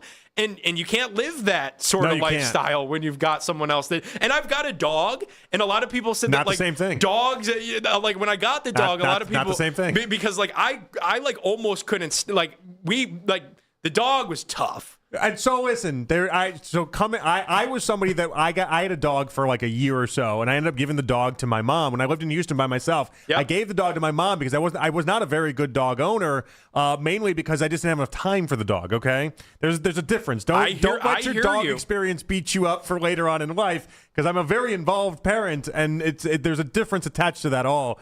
Just don't let the dog thing beat you up. I promise you, do not let that beat you up. I'm also beat up by the fact I've got a lot of little cousins. So I was the youngest in the family. All of my cousins have children. Okay. So now they're annoying, snot-nosed kids that run around and scream at every family function that we attend. Yeah. And Cam's family is very similar. And she's got a bunch of little cousins who like to get into things, and they make big messes, and they're very loud, and they trip the wrong way, and they scream at the absolute top of their lungs, and that makes my blood boil, Jonathan. Okay, so I'm going to be honest. Like, if we were doing like a questionnaire, and it's like, does he check the boxes off for someone that probably shouldn't have kids? You're checking off a lot of the boxes. But like, I don't want to steer you towards that, because I think it's the greatest thing that's ever happened to me in my life is having my kids. And so, but like, there is. And this is the part, I overshare constantly with people. I do. And I've told a couple friends of mine that are in very similar situations to yourself. It's like, yeah, you enjoy those Sundays where you just do nothing. Like, you got the Sunday show with Daryl, but you know, like before that, like, you had Sundays you just did nothing. Right. You That's like my Saturday now. You just sit down and watch sports for 12 hours, and then basically at the end of it, just accomplished nothing, did absolutely nothing. Yes. Yeah. Don't feel tremendous about it. No, but those don't exist anymore. That's the point. Like that, those type of days where you're like, you know what I'm going to do? Nothing today. That just doesn't exist for you anymore. When you're sick, when you're healthy, anything in between, like, does not matter. You have someone you have to care for. You have someone you have to take care of. And you have someone you have to constantly be accounting for. And that is very hard if you describe yourself as a selfish person the way that you have. That's going to be really hard for you. So I'm not going to lie to you. That's going to be really hard for you. There's another layer of it as well that's just like, I like to have the ability to do so. Lay out that Sunday scenario where I, get off the Sunday show with Daryl, go home, see what Cam's up to. My kid is 3 years old and then 6 months old, and so my Sundays are spent going to different birthday parties. We go to the park. We do everything that isn't what you're describing in your current life. Sometimes, like, me and Cam, like, right when I get off the show, I pull into the driveway. She hops in my car. We go get food. Then afterwards, I'll sit at home for an hour, and then I'll go to the gym. And and it's like, none of this is planned. It just, okay, it's what I feel like doing. I just go with the flow of the day. Keith calls me today, and he's earlier in the week, and he's like, Nick is going to be out. Would you want to host 2 to 7 with Jonathan? Absolutely. Like, that's something that I want to do. Like, I feel like I might not be able to pick up all of these fun things that I like to do. Yeah, you won't.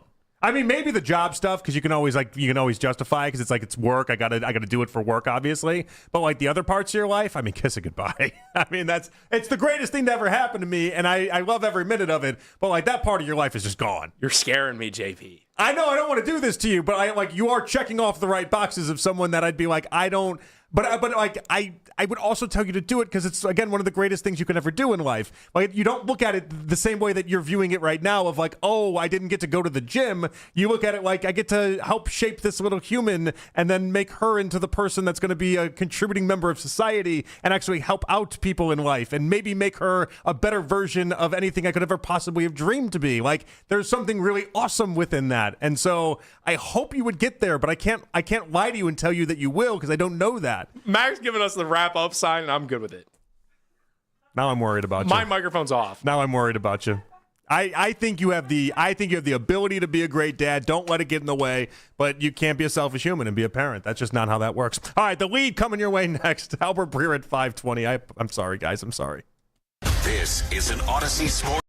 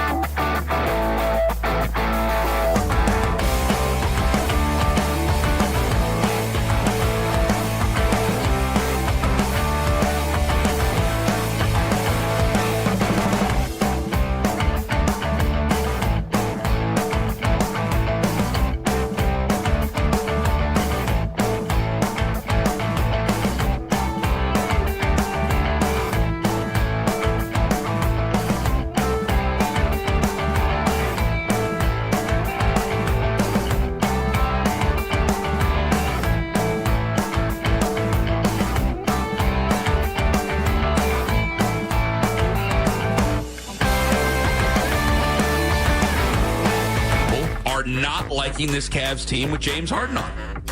Well, I'm loving them offensively. Offensively, they are at another level that I think they could have got to with Darius come playoff time. I just think that part of it I'm excited about. The Ken Carman Show with Anthony Lima. Weekday mornings starting at 6 a.m. We are Sports Radio 92.3 The Fan. It's 5 o'clock on The Fan, and it's time for The Lead with Nick Wilson and Jonathan Peterlin on Afternoon Drive. And The Fan is looking for a winner. Be caller number 4 right now at 216-474-0092 to be named GM of one of the 32 NFL first-round picks at the 2026 mock draft, April 16th at Game On, located on Lorraine Road in North Olmsted. Plus, you'll get some exclusive Bud Light swag as well as a buffet dinner at the event as well. Now, it's time for The Lead. Browns head coach Todd Monken spoke with the media today at the NFL owners' meetings. He gave us insight into what the quarterback competition will look like this offseason. I wouldn't say they're going to be evenly dispersed, but we'll definitely disperse them to give ourselves a chance to at least evaluate who we have on the roster, whoever that might be. Basically what we've seen in the past and where the year ended last year. So does that mean Shore gets the bulk of the reps? I'm not ready to say that yet. I just said the reps can't be divided up evenly. There's no chance it can be divided up evenly, at least on a daily basis.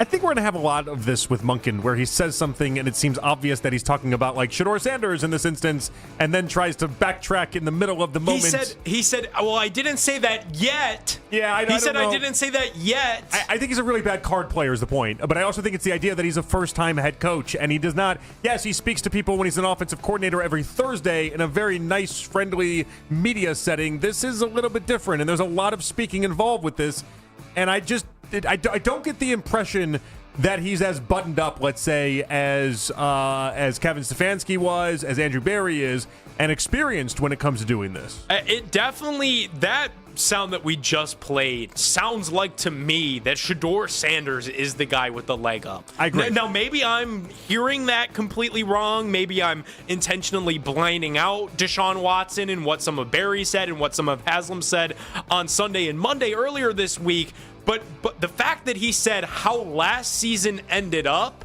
that leads me to be here, Shedeur. He was immediately hit with the follow-up, so that means Shedeur Sanders is going to be the first guy up. And he also instantly tried to backtrack it as if he knew it was wrong. I didn't say that yet. So that means you're going to... When I say I didn't say that yet, that means I'm going to say it at some point, but I didn't say it yet. And we'll see. We'll see how quickly he wants to go ahead and actually get this whole thing done. I know the insinuation that some people had was that he wants to name a starter, have a starter set well in advance of what I think many people out there are projecting. But it'll be interesting to see what kind of quarterback battle this actually is. Alrighty, more from Browns head coach Todd Monken as he was asked about his meetings with the quarterbacks and seeing Shedeur Sanders in Berea. Well, it's too early to really evaluate him, other than it's been great that he's been in the building. It's refreshing to see a player that recognizes where he's at and where he wants to get to. And Gabriel hasn't been in the building? As far as I know, he has not. I have not seen Dylan yet. Deshaun was in early when I got the job, so I got a chance to sit down with him. You know how you change out pictures of people that come to the house? Cousins, aunts, uncles, relatives, to make it whoever shows up. He comes in the most often, so I have his horse head. If Deshaun gave me an elephant, then I'd have the elephant up there as well. Wait, is that a common thing? I don't change up my photos in my house for who's coming over to the house.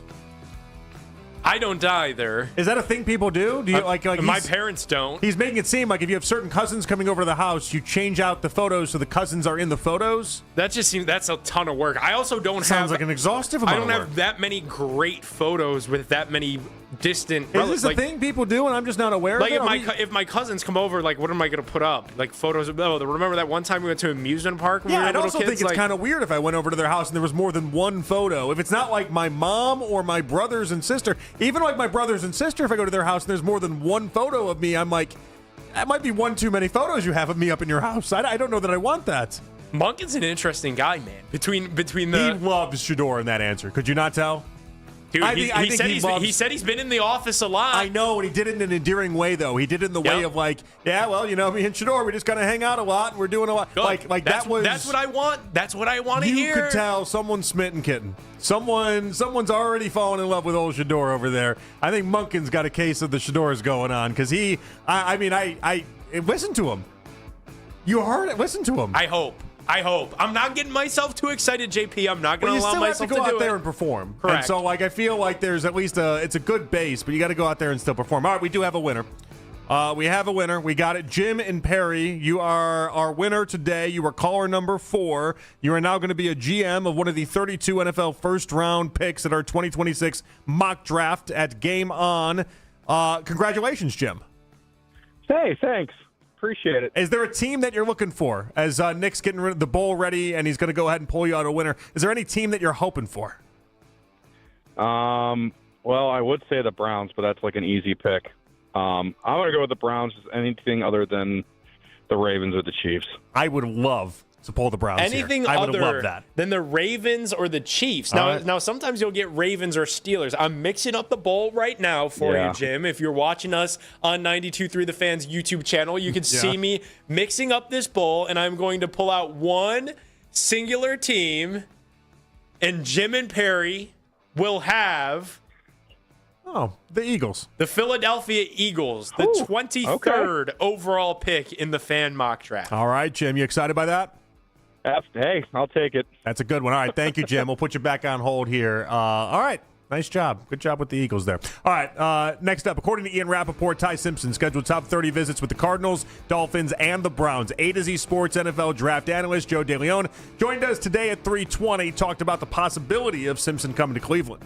If you're going to draft Ty Simpson, you have to use that 6th overall pick on an offensive lineman. I'm not drafting Ty Simpson and missing out on the opportunity to improve the offensive line.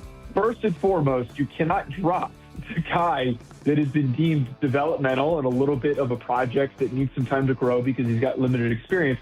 You can't drop him onto a team like this without having the proper protection. I think that should be part of the consideration if they want to use that 24th overall pick on Ty Simpson. And then I feel like reading the temperature of the rest of the first round to see if anybody is going to maybe bite. Would the Jets maybe bite with their second first-round pick? Would the Steelers maybe bite? I feel like the market's a little stronger on Ty Simpson than it was on Jackson Dart, so it might require some sort of a slot up in order to make sure that they box somebody else out from taking him. It's fascinating, JP, and I know you said earlier in the show that you would be really mad if they drafted Ty Simpson. I would. I think if they attacked it the way that DeLeon laid out for us there, that's how you would sell it. You would sell it to fans if you were also able to get an actual franchise left tackle, and then there at 39, you would probably need to draft a wide receiver, whoever's left, whether it's Chris Bell, Denzel Boston, one of these premier wide receivers that could slide down into day 2 because there are a lot of good ones. The back end of the first round, I think that's how the Browns would have to sell it to their fans, and they would be getting off this constant spinning quarterback carousel that's been going really ever since Baker left. I mean, maybe you could talk me into it if I like the quarterback more. I don't like the quarterback. He doesn't have nearly enough college experience. He wasn't good enough in the games that I saw him play. I'm not enamored enough with the prospect that is Ty Simpson. Maybe he ends up being good, but I think the team he'd have to go for is like 3 years down the line. He needs a Packers situation. And that's the Rams. Yeah, and Rams, could be the Steelers, could be like he needs like what the Packers have been able to do for the last 25 years in resting Rodgers for 3 seasons and then resting Jordan Love for 3 seasons. That's what Ty Simpson needs. If he's ever going to have success, that would be what he needs to see happen. And I don't think the Browns offer him that at all. And if you drafted him this year, and especially with the idea that you're going to put him in the hurry-up offense with this, like you are. I just think it's destined to fail. You start him right away, and I think it's just destined to fail. People said that about Jackson Dart as well, is that he needed a year, and he impressed during his small sample size during his rookie season. People said it about Josh Allen. But I actually like Jackson Dart, and there was components of Jackson Dart's game that I got along with, and I understood.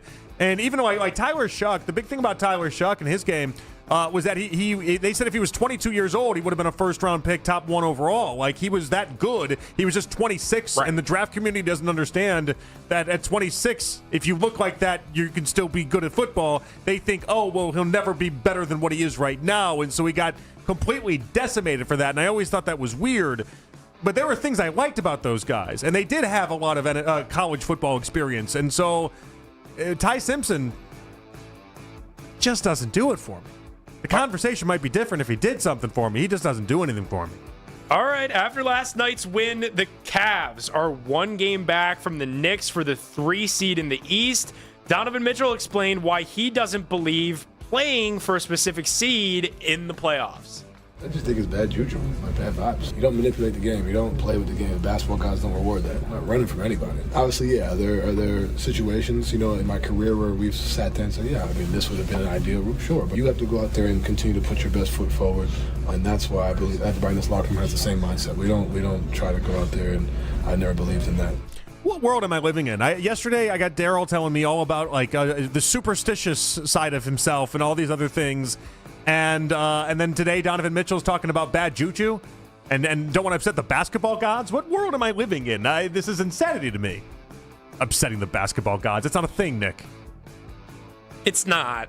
You believe in it. Don't let me bully you into this. Why do you believe in the basketball gods? Why do you think that's a thing? That is not a thing. The basketball gods have visited me a day or two in my life. Is that right? Yeah, in a good way or a bad way? I've had it come on both ends of the spectrum. Some days good, some days bad. They are Matt, unrelenting. What was Daryl trying to talk about with superstitions yesterday? What was his actual main point? God, at this point, I can't remember. It was and he was going down this whole rabbit hole of all these different superstitious things that he believes in. Do you believe in that as well? Do you believe in if you have a lucky pair of socks, you need to keep wearing that lucky pair of socks? Not really. I don't believe in any of it. No, it would probably be more entertaining if I did. Superstitions, I don't believe in any of it.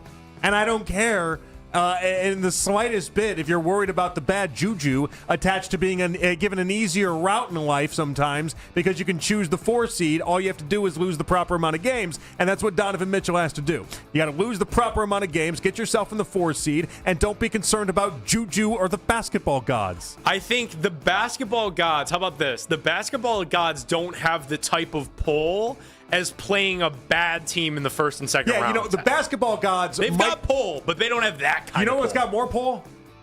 Playing Jason Tatum, Jaylen Brown, things I can actually see. That has more pull than basketball gods. Albert Breer. Insider God? Not even close. I don't even know. Albert Breer will join us with the latest with Deshaun Watson and Shedeur Sanders and what's going on at the owners' meeting. It happens next right here on The Fan. Join 92.3 The Fan for Rally with Us on Thursday, April 2nd at Rally House Gateway at 810 Huron Road East. The afternoon drive.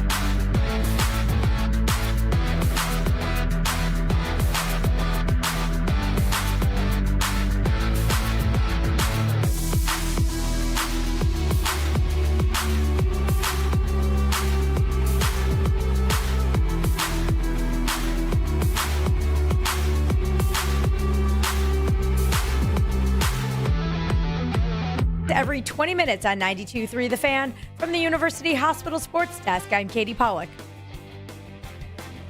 There's only one place to hear breaking Browns news. This is the radio home of the Cleveland Browns, 92.3 The Fan.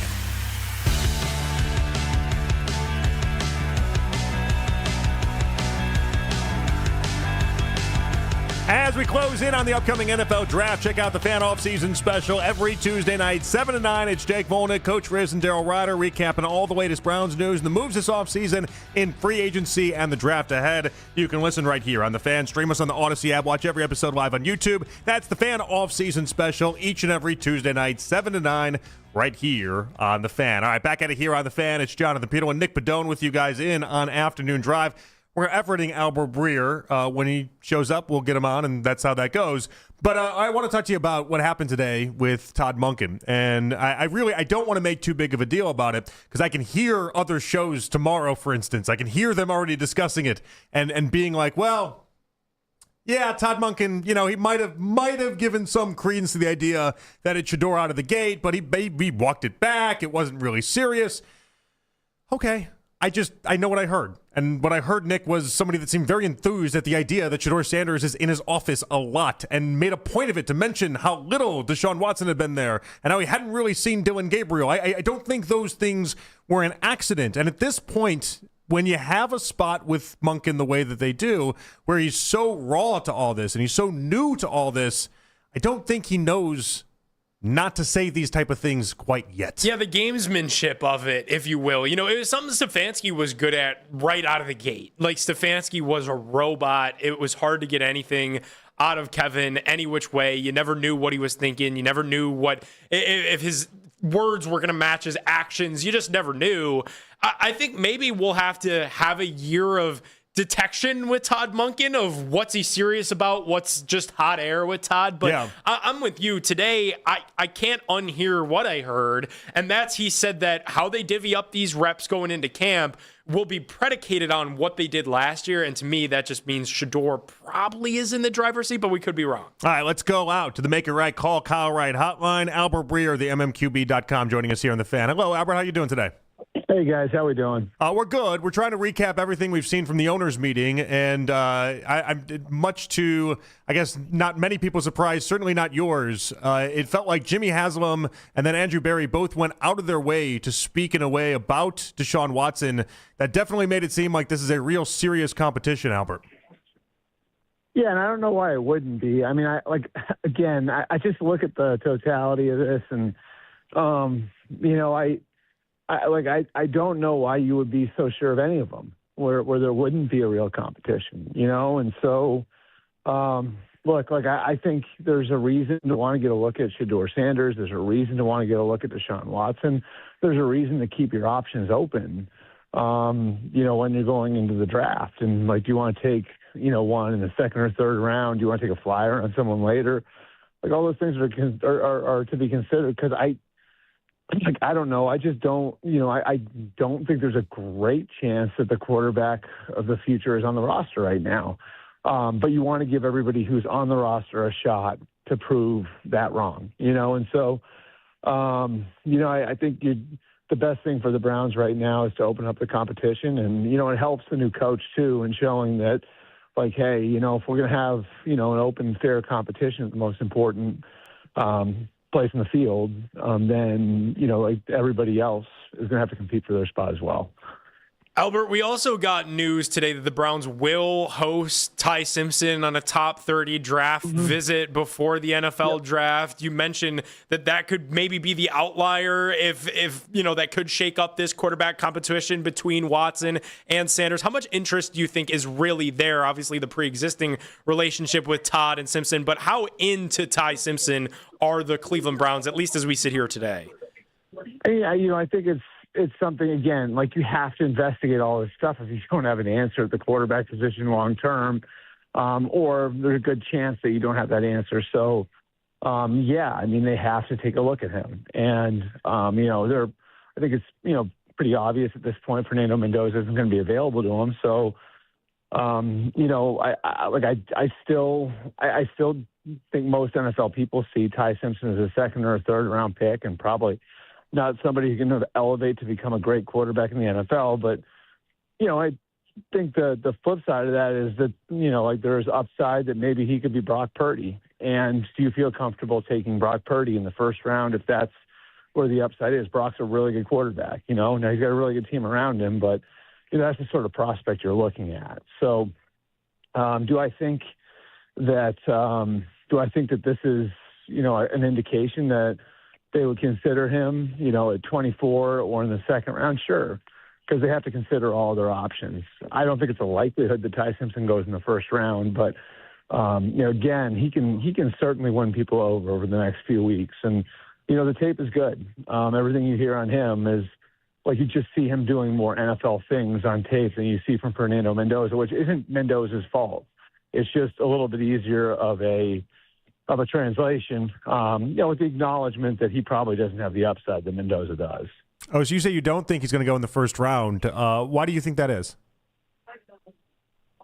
Well, I mean, you guys remember the way I talked about Shedeur last year, I do. Right? Yeah. That's why I'm very interested in your thoughts here. I just said it over and over and over again, and over and over and over again, that I just had not seen. I had not talked to very many people at all who thought Shedeur was a first rounder. It didn't mean he wasn't going to be, because all it takes is one team. I sort of feel the same way with Ty now, and I've got a lot more calls to make, but. The teams I've talked to, see him as a good college quarterback, second or third round pick with a lot of things that you got to wrap your head around.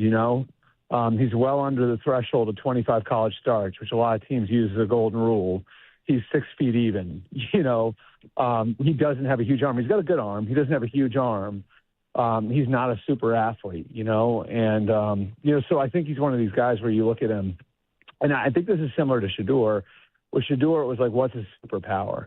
I don't know that Ty Simpson has a superpower either, which I think is why most people look at him as a second or third round prospect rather than a first rounder. In fact, I'd say, like, if you look at the two of them, I think they're, the way people talked about Shedeur coming out last year and the way people talk about Ty Simpson, it probably isn't that far off, one from the other.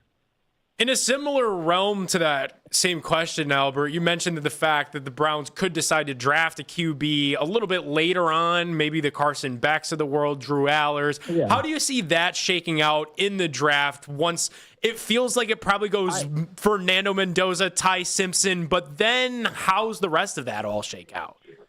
You know what? I really like the idea of it because I always think it's a good investment to swing if you've got disposable picks, and you've got like a little bit of, you feel like some currency there, and somebody falls and you're in the fourth or fifth round, and okay, like now we're in the range where, like the numbers show you, like the guy you draft might not be on your team in 2 years, so I never mind taking a swing at quarterback in those situations, even if you have one. Ron Wolf used to do it in Green Bay over and over and over again, even when he had Brett Favre.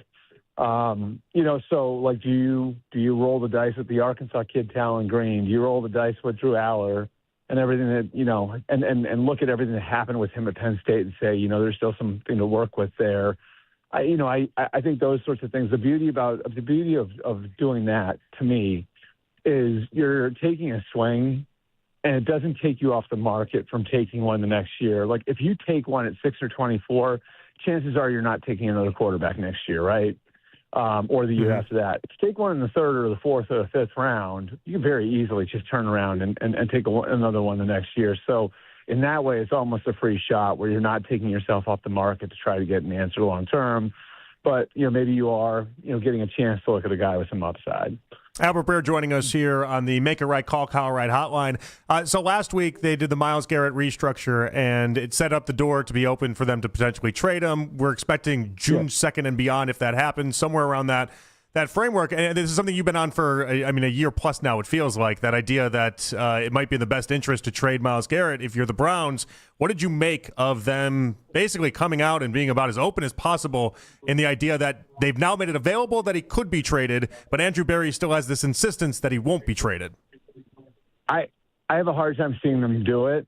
I think I've been on record. I think they should.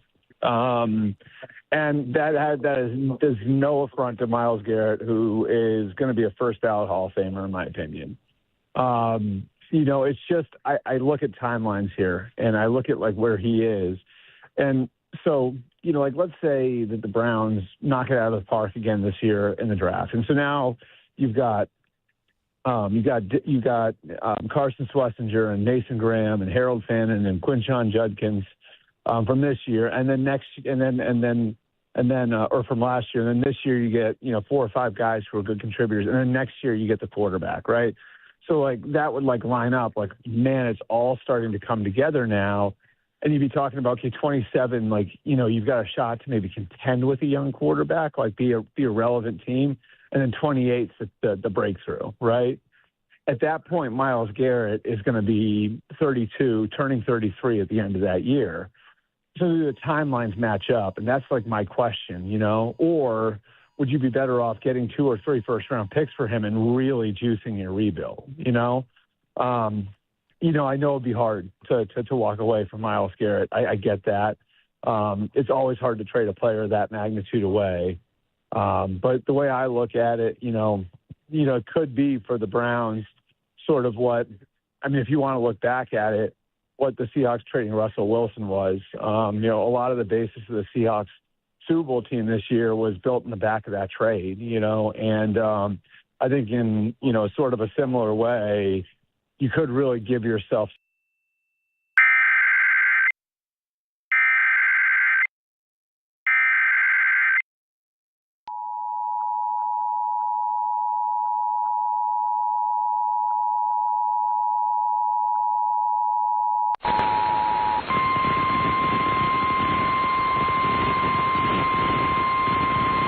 urgent weather message for the following counties in Ohio: Cuyahoga, Geauga, and Lake. The National Weather Service in Cleveland has issued a tornado warning for western Geauga County in northeastern Ohio, northeastern Cuyahoga County in northeastern Ohio, southwestern Lake County in northeastern Ohio until 6:15 p.m. Eastern Daylight Time. At 5:31 p.m. Eastern Daylight Time, a severe thunderstorm capable of producing a tornado was located over Cleveland, moving east at 65 miles per hour. Hazard: tornado. Source: radar indicated rotation. Impact: flying debris will be dangerous to those caught without shelter.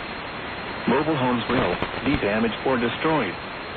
Damage to roofs, windows, and vehicles will occur. Tree damage is likely.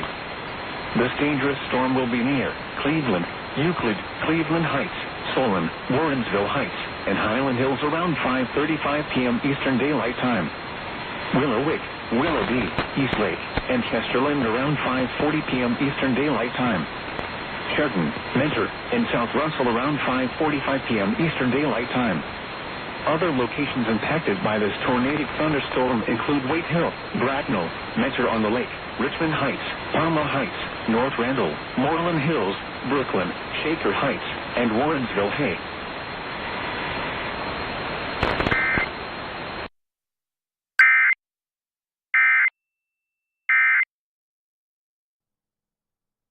All right.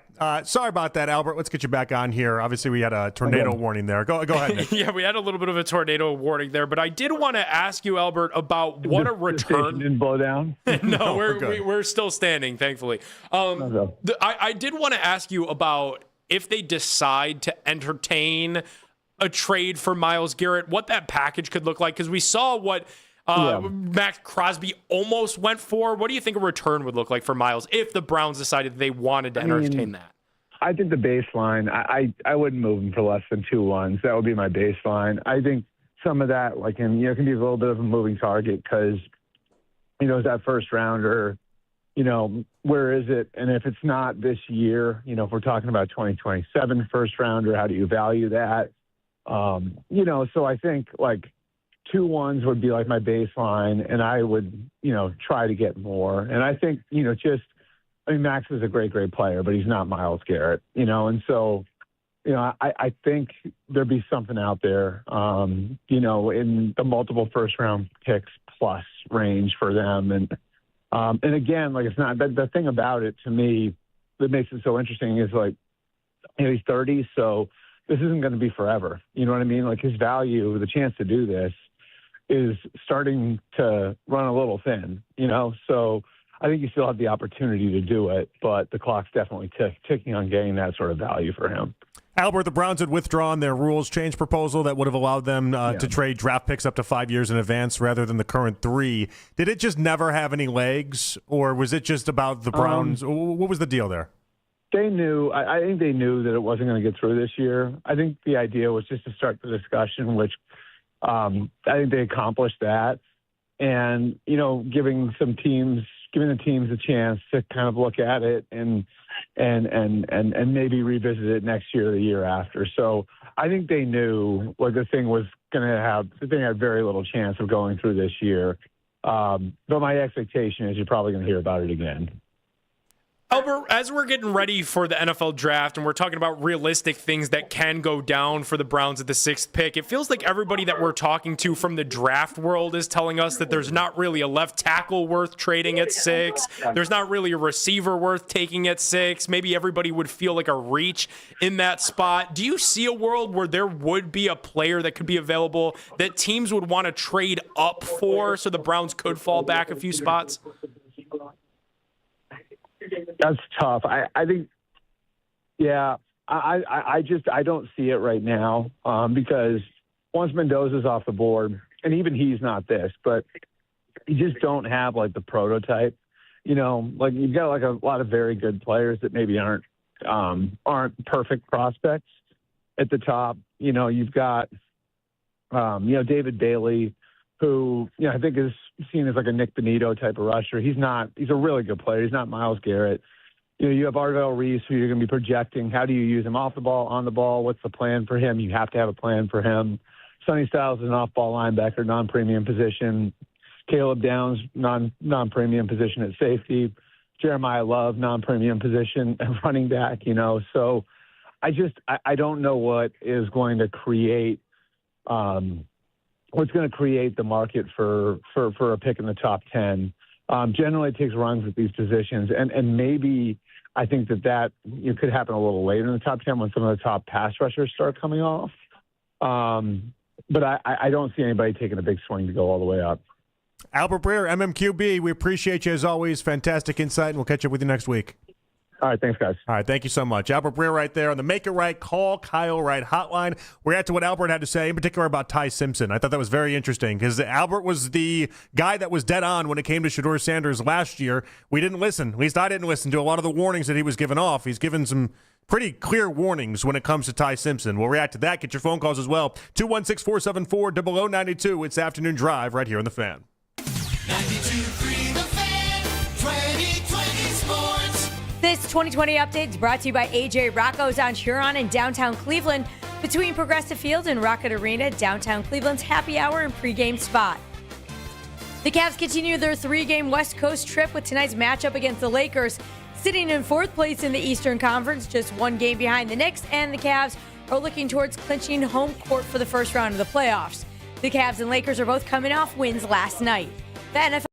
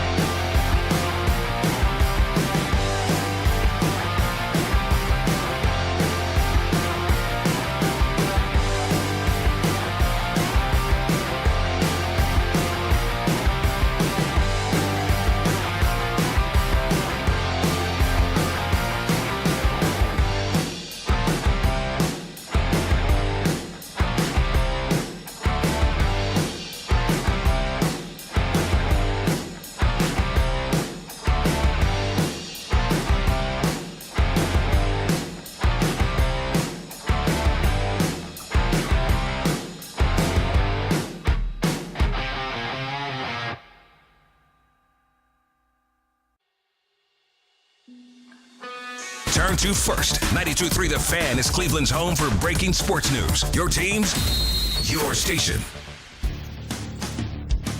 I had not talked to very many people at all who thought Shedeur was a first rounder. It didn't mean he wasn't going to be, because all it takes is one team. I sort of feel the same way with Ty now. And I've got a lot more calls to make. But, the teams I've talked to, see him as a good college quarterback, second or third round pick with a lot of things that you got to wrap your head around, He's not a super athlete, and, so I think he's one of these guys where you look at him, and I think this is similar to Shedeur.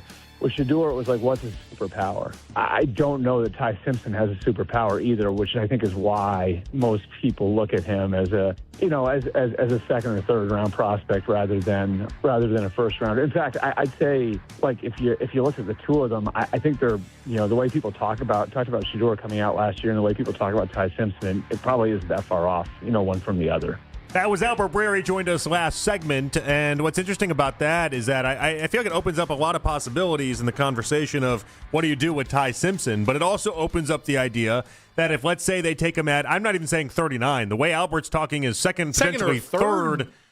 That's a different convo, Nick. Like that's a completely different convo. If you take him in the third round, you are very much in Shedeur Sanders territory from last year, where it's not about then making him the franchise quarterback. It's then about this was extremely great value, and if he turns into something, he turns into something. Yeah, but if he's just the same exact quarterback that Shedeur is, if that's what Albert's telling us, where he doesn't view either Shedeur Sanders or Ty Simpson. I disagree with that with Albert, by the way. The idea that Shedeur didn't have any elite traits. I think his accuracy was an elite trait, whereas with Ty Simpson, I agree with him 100%. I don't see anything elite. That's why I'm not the biggest Ty Simpson guy. Well, it's fed, like if that's the fact, is that they're very similar in that realm, then you should probably just avoid Ty Simpson altogether. I'm fascinated to understand, how did the Browns view this, though? Because Monkin and Simpson have really been exchanging pleasantries since it feels like Indianapolis. Yet at the same time, Monkin certainly sounds like he's warmed up to the idea of Shedeur Sanders. So it will be very fascinating to see how this all unfolds. Because Albert, threw cold water all over where I was coming from on the Ty Simpson thing. Is that at least if you do it in the first round, you've got a plan. You've at least liked something enough. You feel convicted towards Ty Simpson. Whereas if Ty Simpson ends up being 39 or 70, I'm good, because then it's just more of the same, and you're really targeting one in 2027. And if that's the case, then I'm just good to ride with Shedeur Sanders. I saw enough last year where I'd be willing to just continue forward with Shedeur Sanders. I'm not muddying that any further. Well, I think Shedeur's the better quarterback. I haven't been shy about that. I think Shedeur Sanders, as of today, doesn't mean Ty Simpson 3 years from now could be something. Could be some way different in that conversation. But like as of today, I think the quote I had on it yesterday or maybe last week, whatever it was that if I had one game fate of the universe tomorrow, am I choosing Ty Simpson, who's 6 feet tall and hasn't played in 13 college games, and he's been in college for 5 years, but 13 college games, or am I taking Shedeur Sanders? I'm taking Shedeur Sanders. I'm with you. 1-to-1, I'm taking Shedeur Sanders over Ty Simpson. But that is part of the problem then. So like if they take this quarterback, let's say in the second round or the third round, you're spending draft capital on a team that desperately needs. We have a lot of draft capital, but you need guys. You need people and depth. Young like rookie contracts. Look at even what happened at the edge position today, where that AJ Epinesa doesn't go through with his free agent contract. Like now you could probably use a little bit of depth at edge. Like they have these 9 draft picks. It's not to say that you could just light them on fire like they did last year by drafting 2 quarterbacks. Like they should have just drafted Shedeur at 94 last year instead of doing Shedeur and Gabriel together. It confused the entire thing.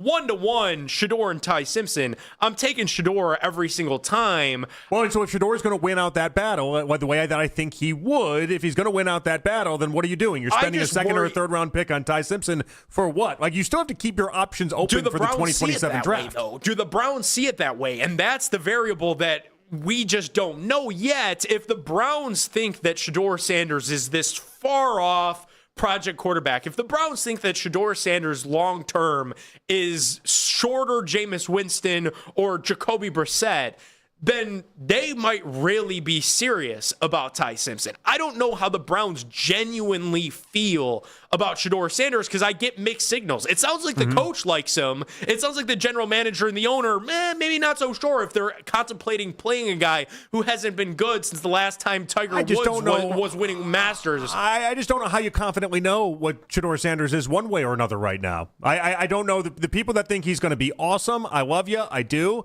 I don't know how you can confidently say that right now, but I also don't know how you can confidently say you think he's going to be Jacoby Brissett either.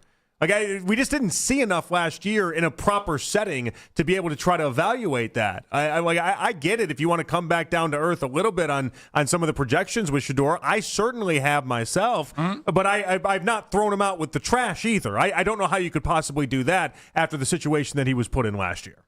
And so, if that was their thought process, that he's just a career backup right now, that would really surprise me. But if we want to play with that idea, then if you take Ty Simpson in the second or third round, and then that's your lottery ticket.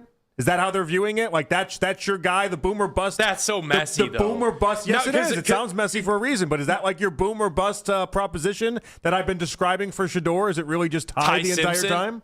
Here's what we do know. That's annoying if it's true. Because, again, that's not a plan. If it's true. I know. That's not a real plan. Well, and it's not a plan, and here's how it exposes that it's not a plan, is that you'd be banking on Ty Simpson falling to the second or third round to even see this plan through. And then banking on hitting a lottery ticket like that and what do we know? The second or the third round. What do we know about this team that would scare you into that logic? They love value. That's what they always preach. That's how we got in the Shedeur convo to begin with. You're scaring me that they're going to do they're not going to do it at 24. You're scaring me that they're going to do it at 39. And they're just going to add to the confusion of Sanders v. Gabriel v. Watson v. Simpson in round 2 if he's to get there. If he gets to round 2, then you don't love him that much, though. If you love Ty Simpson, at least be convicted and draft him in the first round. I miss those days, JP. The Browns right now feel dead. I miss having a little bit of conviction when we used to sit here and argue, do you want Baker? Do you want Darnold? People were pounding the tables and planting flags for these guys. I don't even love Ty Simpson as a prospect. We've been through that plenty over these last couple of hours. I don't think Ty Simpson is God's gift to football by any stretch of the imagination. I'm just looking for a real plan. That's what I've devolved into. I used to sit here and debate these prospects in Baker, and I loved his accuracy and his attitude. And Darnold, I was worried about the interceptions and the fumbles and the ball security. I miss all of that. Now we're talking about, maybe he sneaks into the second round and we could get him for value. There's no conviction there. There's no long-term planning there. I agree with you. But what I'm saying is I didn't listen to Albert last year when he spoke the way that he did, and he was dead on, and I'm not going to fall for the same mistake twice. He tells me the people he talks to around the NFL say Ty Simpson's not going in the first round. At least the majority of people he's spoken to, that's how the NFL thinks. I'm led to believe he's right. He was right last year. I'm led to believe he's right now. 216-474-0092. We'll continue with your phone calls, and we'll also get into a Cavs discussion as well. I can't believe what Channing Frye had to say about Evan Mobley. You'll want to hear it next right here on The Fan. This is an Odyssey Sports.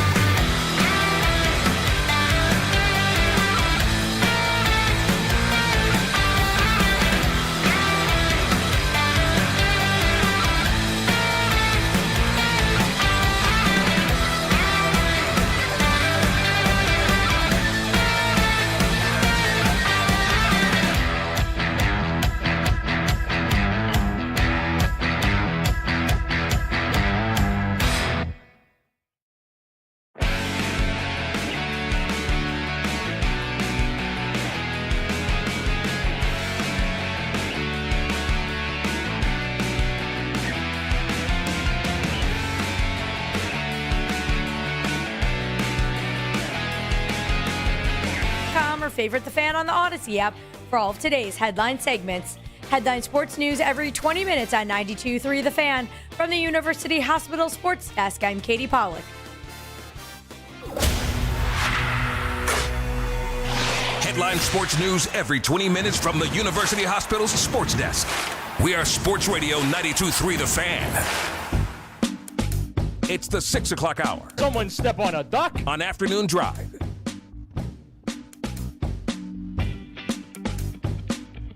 Missed a moment in your show? Use the rewind feature on the Odyssey app, powered by Integrated Restoration, your local experts in water, fire, and storm disaster restoration. All right, back at it here on Afternoon Drive. Jonathan Peterlin, Nick Padone with you guys. All right, I want to play a clip from Albert again. And we'll get your phone calls in a second, 216-474 below 92. But I did think this was interesting, Nick, because the idea that, and we're talking right now about Ty Simpson and where it falls in line and whether or not it makes sense. Albert's saying Ty Simpson, not a first-round pick. Well, how far do we go with this conversation? If you take somebody in the second or third round, does it take you out of the idea of taking a quarterback in the 2027 draft, or does it say, like, okay, we can do this now, we can play with this? No, if you're taking somebody in round 2, round 3, you could still have your cake in 2027 as well. I argued with Daryl on the Sunday show for over the last 2 weeks, even if they take Ty Simpson at 24 overall, you could still take a first-round quarterback in 2027. If it goes colossally bad, there's countless examples of teams that have tried it just to say, we'll see what we can get with this guy. And then if it goes bad, you could just wash your hands of it and get back right in line. I think most people would look at Josh Rosen and that situation in Arizona 1 year, and then you're like, all right, I guess we're done with this. In comes Kyler Murray. Daryl yelled at me about that because that's a bad example to use, because what has Kyler Murray or Josh Rosen done? So I got yelled at about that. Is that your Daryl impression? No, he was jumping down my shirt over that. He also didn't really like the Trey Lance one. The 49ers used a top 5 draft pick on Trey Lance, and they wiped their hands of it because they found Brock Purdy in round 7. And Brock everybody Purdy thought that was nuts. He was the third quarterback used that season too, because remember they wwent to Garoppolo to then get injured and then be able to go to Brock Purdy, and it was one of those deals where, now what I think is interesting about that, and there's a couple different layers that we can go to, but what is interesting about the Brock Purdy situation is the idea that when it came to practices, it was obvious, and like all the reports and everything that Shanahan and other people have mentioned is that basically Trey Lance just looked nothing close to the part, and Brock Purdy looked everything the part. And so like maybe it'll just become obvious to people, and maybe that's part of this exploring idea and the component to it all. But I don't disagree. There's a part of you that even at 24 you can get away with it. I just don't know that the Browns are in position to be taking those type of swings. And so would I hate them for doing it? I would hate the idea because it's Ty Simpson, but I don't hate the logic behind it. If it was a different quarterback, if it's somebody I believed in, I could get on board with what you're describing, but I can't because Ty Simpson's developmental. Ty Simpson, if it's ever going to work out, isn't going to be in this 1 year silo. It's going to be in a 2, 3, 4 year silo, and the Browns just don't have the ability to kind of maneuver their way through that. You are probably right. I feel like that's a big piece of what like Buffalo Bills fans live through with Josh Allen. It's a crazy comp to make. I'm not trying to comp I see where Josh your Allen head's and at, Ty Simpson. I know where your head's Bills at. fans hated that pick on draft night. They hated Josh Allen. He got on the field his first year. It was ups and downs. First 2 years stunk.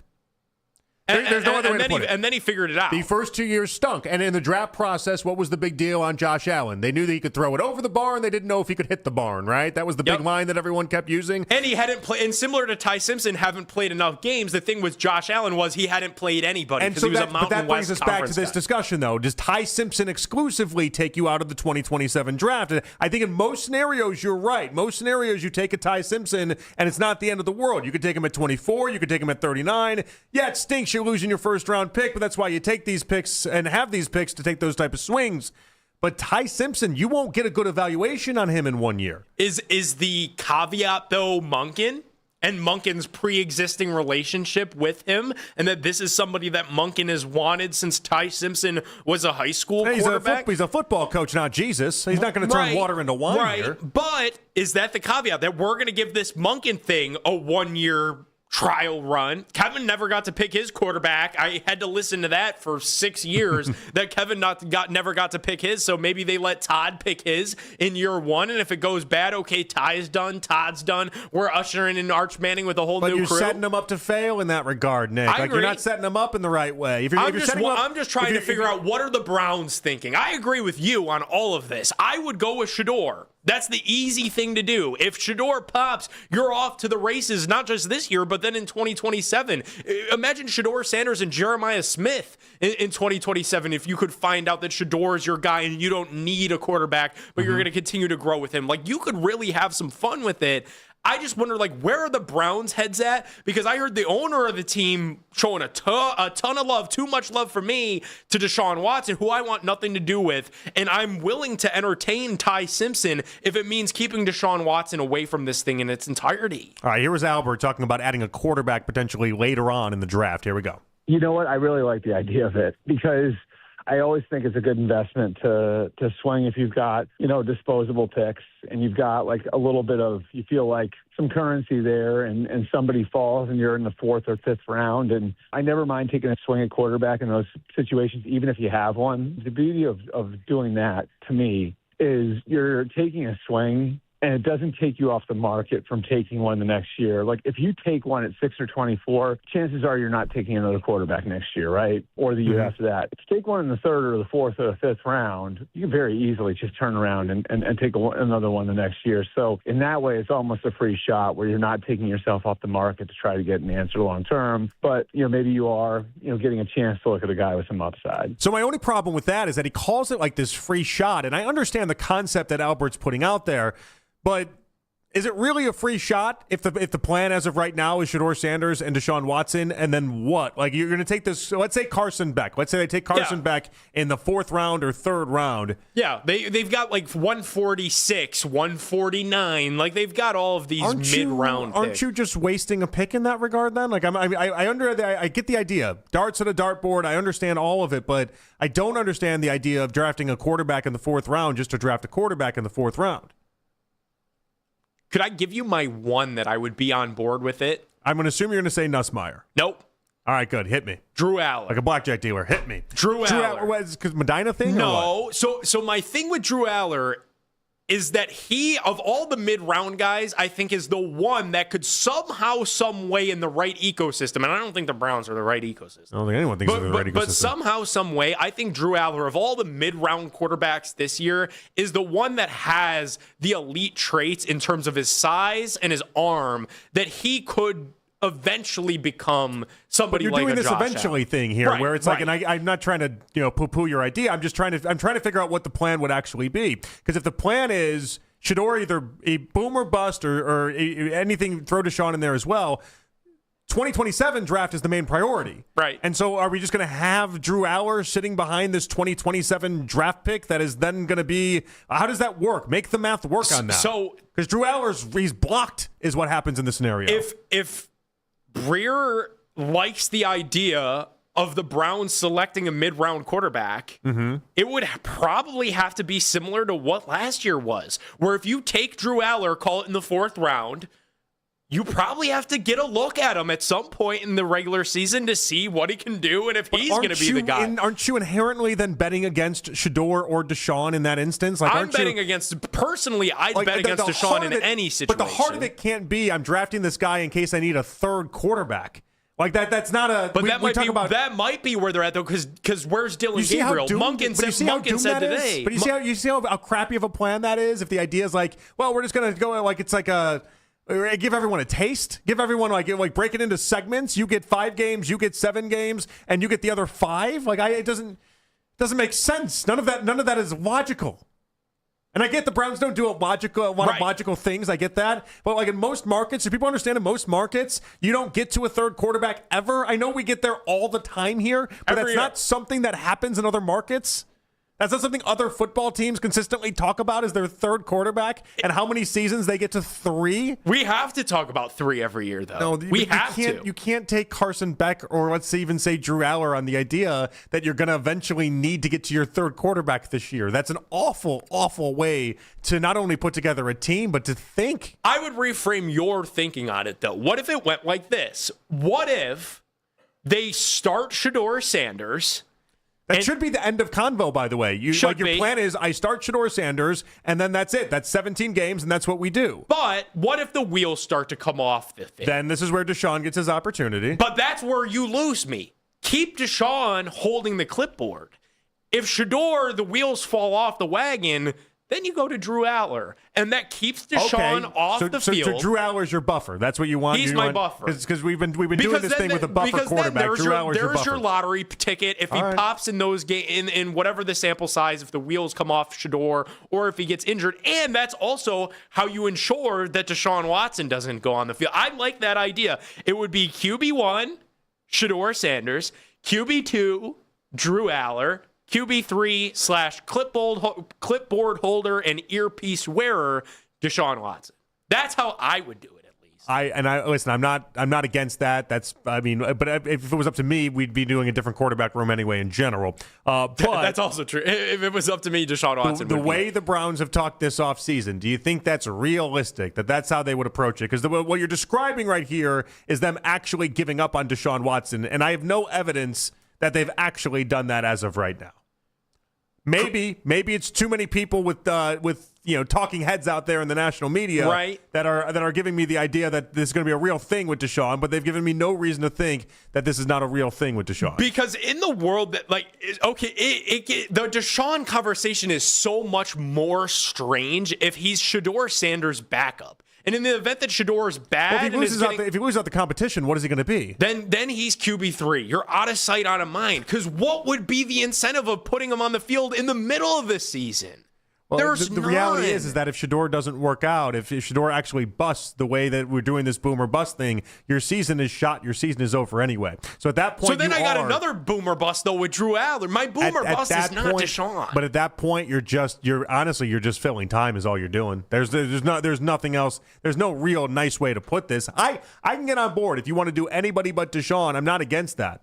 I like that because I don't want to see Deshaun play football because I think it's a massive waste of time. But at that part of the season, you're already in massive waste of time space anyway. If anything, what you're trying to do is get somebody that can confirm that you finished the job. You finished the job of getting the number 1 overall pick. Like the job then is to make sure that you suck badly enough to be able to get the number 1 pick. And I trust Deshaun to do that. He can pull that off. If he doesn't get hurt.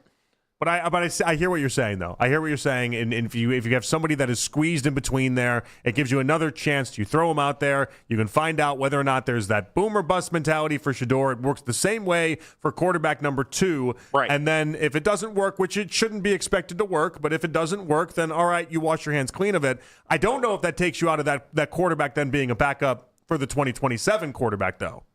And we're getting way too deep into this, and I understand that, and I get that, so we're just going to move on from here. But the reality is that there's a lot of options that they can take this thing. When it comes to what Albert's saying, I'm intrigued that Albert thinks this is not only a realistic possibility, but one that he is enticed by. Because for myself, although I've been saying for months I think it's a reality that the Browns are going to live in, I don't see them actually doing it. 216-474-0092. We come on back. How much of the Cavs postseason is dependent on Evan Mobley? It's Afternoon Drive right here on The Fan. You know that Big Bargain detergent jug is 80% water, right? It doesn't clean as well. 80% water.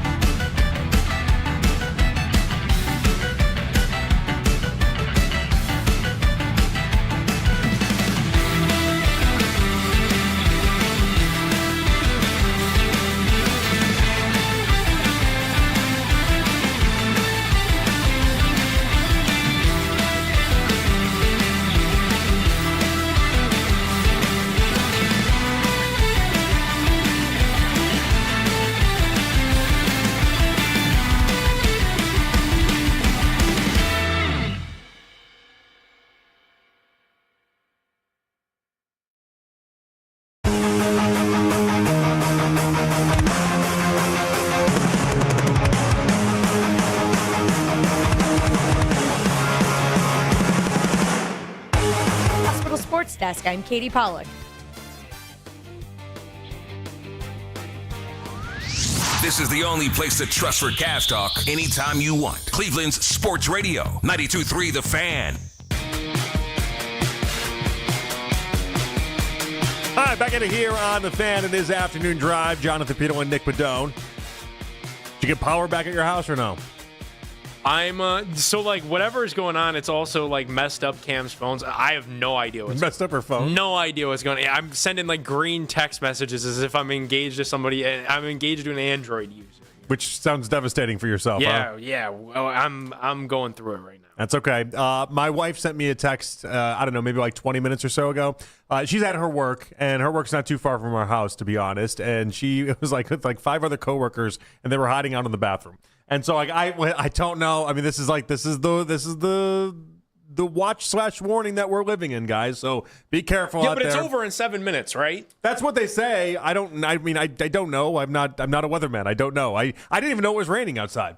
I had zero idea. I have so many things blocking me from seeing things outside right now. You guys, when we had the storm watch and then everything that broke through, I had no idea what was going on. Yeah, like we played the beep, beep, beep, and I looked outside and I was like, wow, it is pitch dark outside and it is coming down hard. It seems like it's all eased up a little bit. So I feel like the weather people or whoever sends these alerts to your phones were probably spot on with the 6:30, we could all take a deep breath and come out from wherever your wife is hiding with her coworker. I couldn't believe it. She's in the bathroom with like 5 other people, 5 other coworkers, and I'm like, there's not a thing in the world that would get me to go to a bathroom with 5 coworkers and be like, this is where we're going to hang out. We're safe now. I'll hide under a desk before I go into a bathroom with 5 coworkers. Even as a kid, I always thought that like the whole tornado drill thing was a little ridiculous, where you had to like go outside of the classroom and kind of line up in the hallway and like tuck down. It's like, well, if a tornado comes and takes this entire school, we're just going to be crouched down like a bunch of Mario Kart turtle shells knocking into one. Might just save your life. I don't know. Like I get why like that you don't want to be by any glass, but yeah.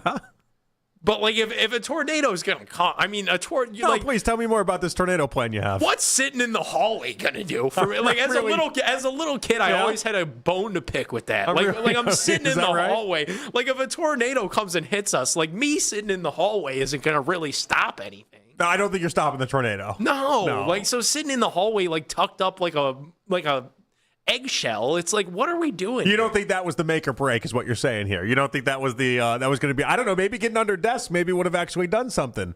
Yeah, and they were different. You had different ones for like tornadoes and hurricanes. Because one was you went out in the hallway, and the other one was under the desk. So it's like, I don't get what any of that was for. You had that many? How many drills did you have? Oh, it was a drill like almost all the time.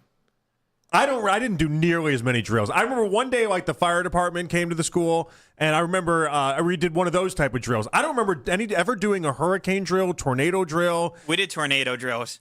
I don't remember. I didn't do any of those. Maybe that's. I mean, I grew up in Chicago. It's not that different than growing up here in Cleveland. The climate is similar. Yeah, I wouldn't imagine it'd be that different of a story. Maybe I'm remembering it incorrect. I feel like fire drills. We were doing fire drills like all the time. I got one once. Way I remember too many. It was like a makeshift like mobile home setup that like came to the school, and then we all legitimately like got in and then pretended as if a fire went off, and then like had to like go through the drill. So we had that like maybe once a year. But we had the actual legitimate fire drills where you would evacuate the school, everything like that. Everybody would go into the parking lot. Like, we would have that happen, like, I mean, maybe like 2-3 times a year. Yeah, and the bizarre piece of it was, too, like single file lines, no talking. It's like if there was a real fire, if somebody came in here and Dwight Schruted it in the office where he tries to prepare them for the fire drill, I'm scrambling out of here. There's no single file line. Well, what do you mean scrambling out of there? You're going to like outrun the tornado? Is that what you're going to try to do? No, if there was a fire, like I'm not slowly following the line leader, whoever that was, whatever slowpoke kid the teacher appointed as line leader. Probably like, not. I'm not following Aiden. He's going to get us all killed. I'm running out of here. Probably not great that I agree with you on this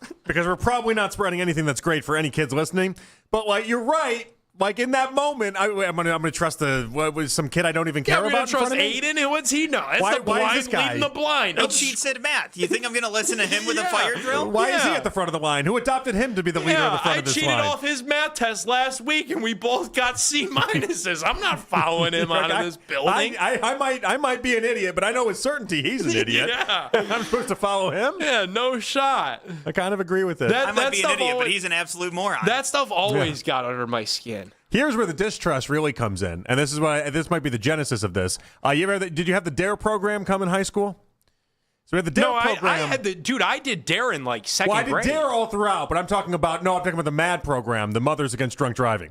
When they showed up, and there's a lot that they could teach, and there's a lot that's beneficial, okay? Like, I'm not suggesting, like, don't drink and drive. Right. That's obviously miserable. Everybody knows that and accepts that. But if we're talking about, like, not trusting maybe the drills that we were doing, they set me up with, like, these they're supposed to be beer goggles is what they are, right? So you put them on your face, and then you're supposed to shoot at a basketball hoop. And the idea is then you come nowhere close, and then everyone laughs like, oh, what an idiot. But, like, it's supposed to be like you're drinking. And so you get up there, and you're like, I was like 14 years old or so, somewhere around there. And I get up, and I go, and I take the shot, and I'm nowhere close. Like, I mean, I'm talking like 20 feet to the left. And then like a year later, I start to actually drink, because I'm, 15. And you start to actually drink, and you're like, wait a second, I'm Larry Bird from the outside. What's going on? Like, I'm not 20 feet off.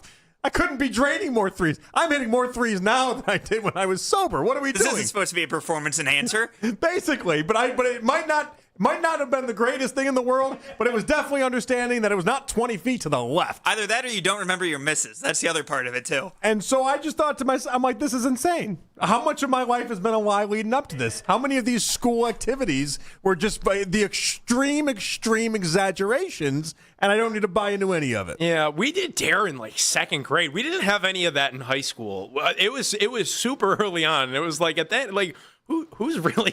I don't know. Oddly enough, the studies have actually shown that DARE did not do much to help in any sort of way. Like, they've done a lot of research on the idea that kids that went through DARE actually ended up doing more drugs than kids that didn't go through DARE. I still have the shirt.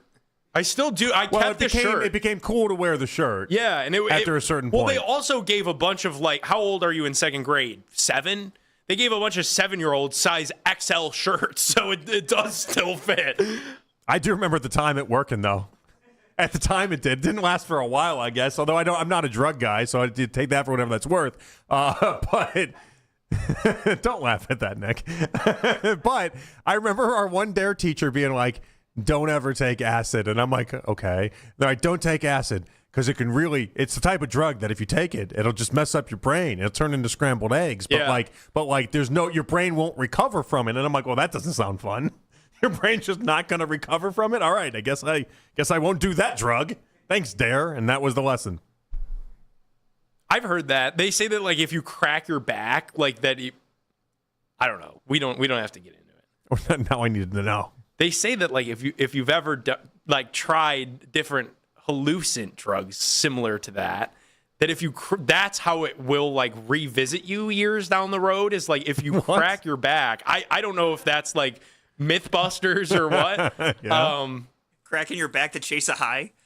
That's the word out. What people Can do. I be truthful? And the only thing that actually did help me not do drugs in life, and the reason why I've never done any drugs in life, alcohol is what it is, but like I've never done drugs. And the reason why, I had somebody when I was like 18 or 19 years old that was a recovering addict tell me the reason why you don't want to do drugs is because drugs are awesome. He was like, that alone should be what scares you about it, because it is great. It is awesome in many ways, and that is why people get addicted to it. That is why people like it as much as they do. And if you have an addictive personality at all, you won't be able to handle how awesome it actually is. And so don't do it because of that.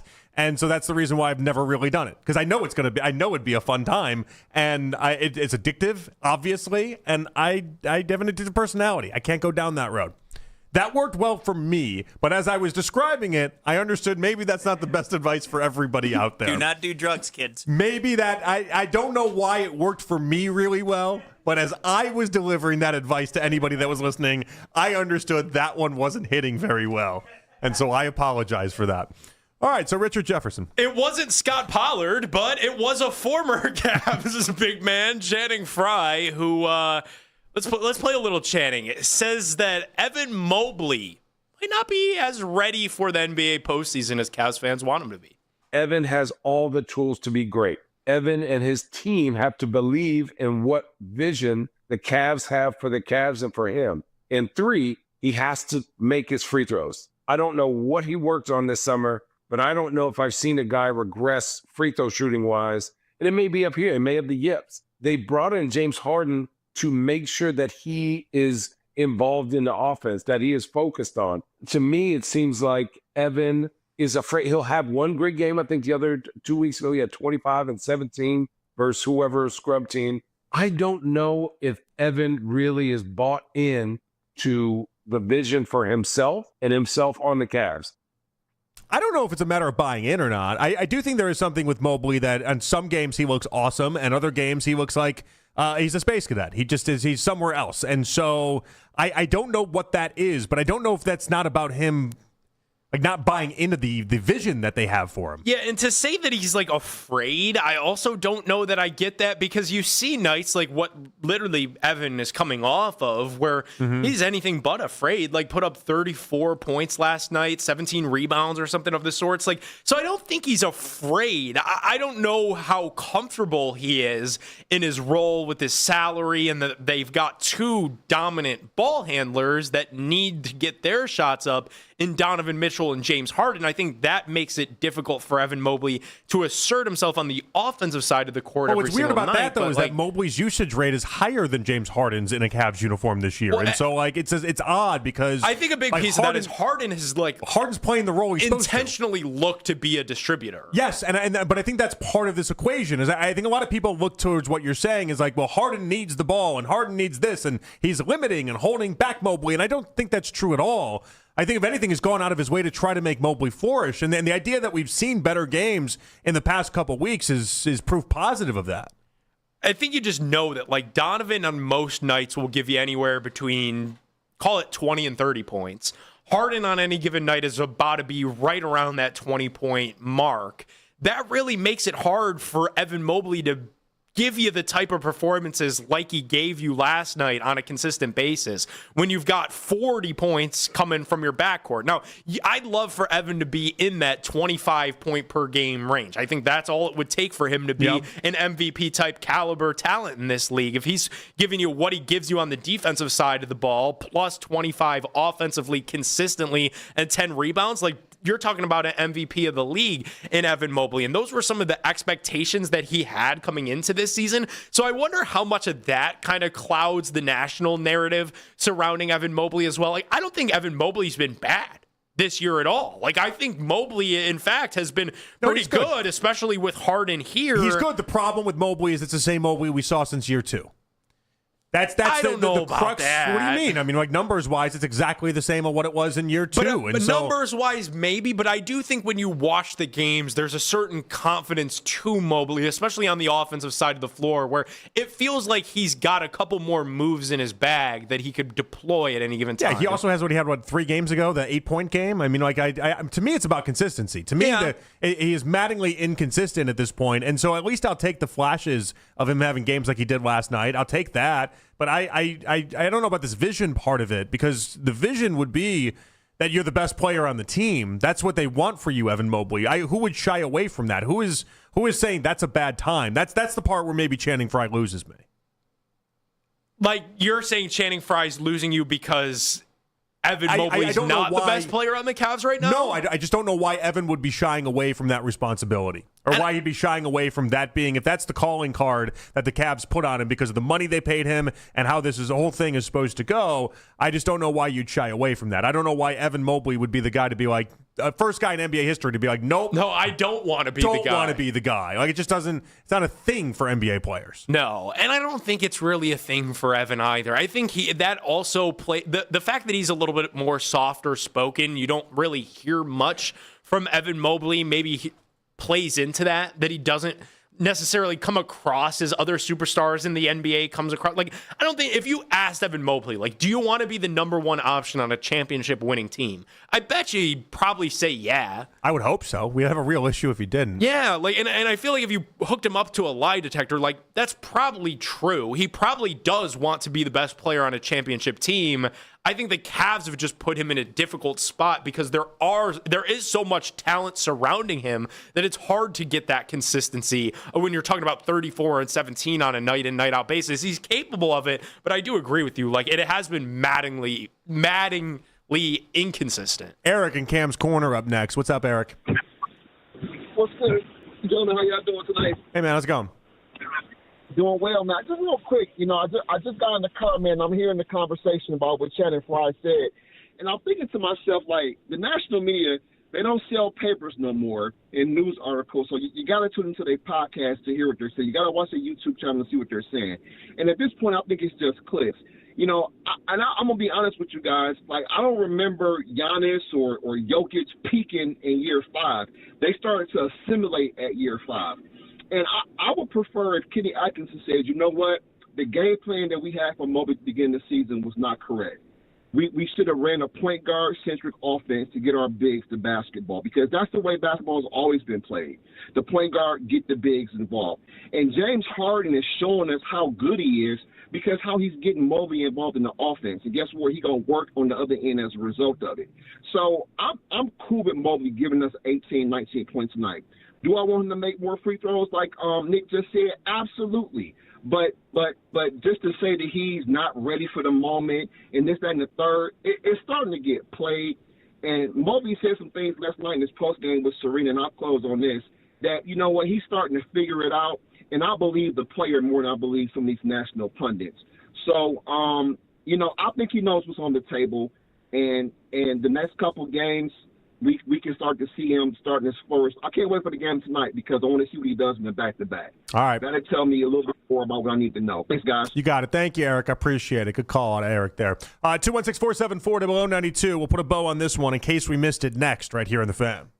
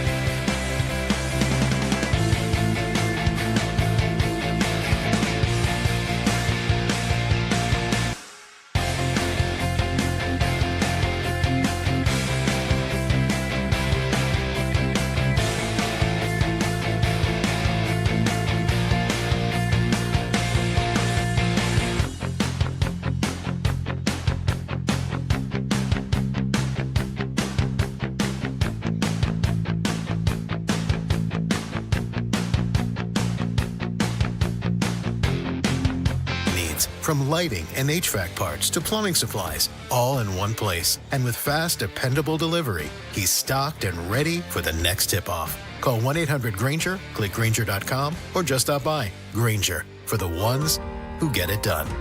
Spend your spring break with Cleveland's Sports Radio, 92.3 The Fan.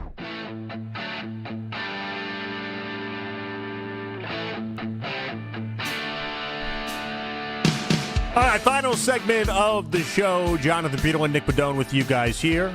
And without further ado, it's time for In Case We Missed It.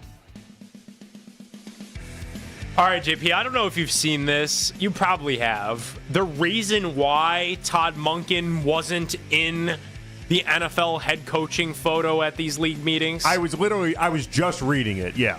So this is from Cleveland.com's Mary Kay Cabot, who's obviously in Phoenix at the owner meetings. Browns coach Todd Monken solved the mystery on Tuesday of how he missed his first NFL head coach's group photo. Monken was actually getting a haircut expressively for Monday's photo, which is supposed to feature coaches from all 32 teams. He thought he had it timed up perfectly because the photo was originally scheduled for noon Pacific. It was even written on the agenda that way. Monken getting his haircut, everybody else takes the photo without him. Yeah, so, okay, so...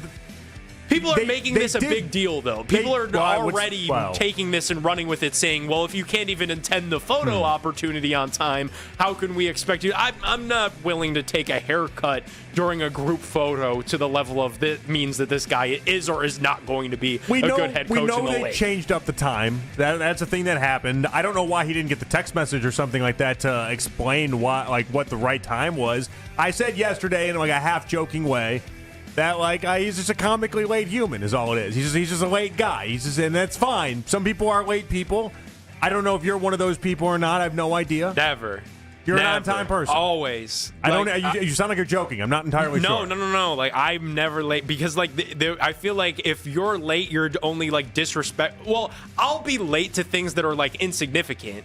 But I've never been late to work. Growing up, I was never late to school because I feel like if you're late somewhere, you're wasting somebody else's time. And then I would carry that guilt that I've just wasted someone's time. I think and I think the problem people have in this, and this is not a very serious thing. This is just the reality of how I look at the situation with Todd Monken, is that if you are trying, and you had a haircut expressly for this, you're trying to be on time and you miss it completely. Doesn't that say something?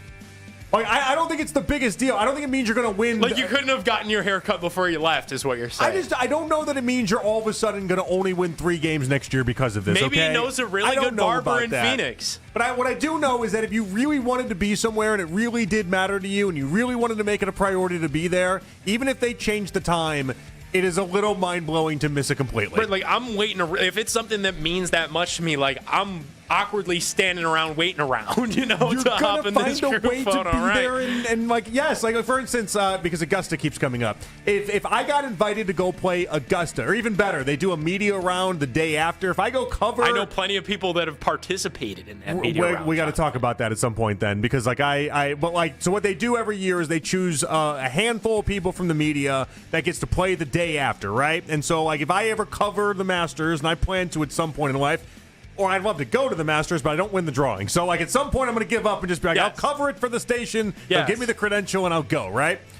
If I win the event the next day, they say you have to show up. I think it's 10:45. You got to be right there on time. They won't let you in any earlier. And if you're late, you miss it completely, right? Well, you know what I'm doing? I'm showing up at 8:30. Yeah. I'm showing up incredibly early, and I'm just hanging around, and I'm just gonna be in the offshoot of where I need to be in order to make sure that I get this done. And I think that's common sense. I think a lot of people operate that way. If it matters that much to you, now I know he's got a busy schedule, and I know he's a head coach of a football team. You can't just sit around waiting for photo ops, but you got a haircut for it. You'd think you wouldn't at least at a minimum miss it completely. Was he trying to pull the fashionably late card? Because that is something that I'll do sometimes by design. If it's something that maybe I don't necessarily want to be at, I'll show up a good 10 or 15 minutes after the fashionably late arrival. Why would you get a haircut for something you don't want to do? That's also true. You got the haircut. He cared. But the problem with this is that he cared and he couldn't get it done. Did the haircut take too long? This might be the only photo opportunity he gets. The proof that he ever actually coached in the NFL is going to exist in this photo. And 30 years from now, it'll be hung up in the NFL offices. I don't know what they do with these photos at the end. I have no idea. Or in his own house. Like his kids will one day be like, well, there's no photo of you standing next to Harbaugh. I know you worked with Harbaugh, Grandpa, but you coached against him? I don't know what they do with these things. No, I don't know. But yeah, maybe. And he missed it. And so it's not the biggest deal in the world. But it does say something about who he is as a human. Does it mean they're going to only win 3 games next year? I don't think that's evident of this. People are off and running with it. But what I do know is that there are 32 NFL coaches. Sean McVay routinely misses this thing intentionally every year. And so 30 other NFL coaches found a way to be there on time, and our coach wasn't there. Do I care at the end of the day? No, I don't. But does it actually mean something about who he is as a human? I think it actually does. And I think you would have been there with bells on. I'll add that as well. I think there's no chance Nick Padone misses that meeting. There's no chance you would have missed it. All right, announced today in the general session at the annual meeting as well. We are getting a season 3 of Quarterback on Netflix. That's fine. That is what that is. I like the show. I do. Yeah. Hey, Kirk Cousins is still football Flanders, but I like the show. Yeah, good background noise if literally nothing else. The 2026 Hard Knocks training camp. They actually announced 2 seasons worth, which I think is interesting as well. So we won't do the will it be this team? Will it not be that team? Anyway, the Seahawks got it in 2026. Big thumbs down to that, but keep going. What, do you also have an anti-Seattle agenda like Nick Wilson or no? No. Nothing against the city of Seattle. Just when I think of Hard Knocks, I think of teams that are on the grind, on the rise, trying to build their. Seattle just won the Super Bowl last year. How interesting is that going to be? I want to see Hugh Jackson and Freddie Kitchens sitting across the table from each other. I'm kind of tired of seeing the grind. I want to see better teams. I want to see how they success. Yeah, I want to see how they do success. Oh, I'm a sick, twisted individual, Jonathan. That's why I just got done sitting here with 5 hours with you talking about the Browns. Well, and on top of that, everybody called it the most boring Super Bowl.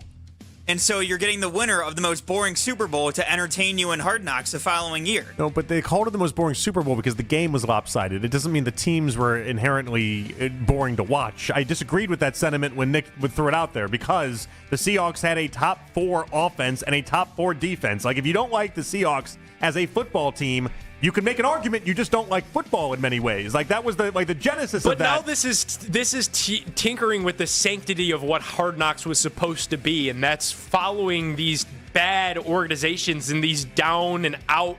Well, then you're not going to like the 2027 team they chose then. So they chose 2 years. I told you they chose 2 years, right? Is the Patriots 27? Patriots are 2027. I'm sure that'll be a Robert Kraft propaganda piece on all of the championships and the legacy and I'm here for all of that stuff. I'm sure that's what that's going to be.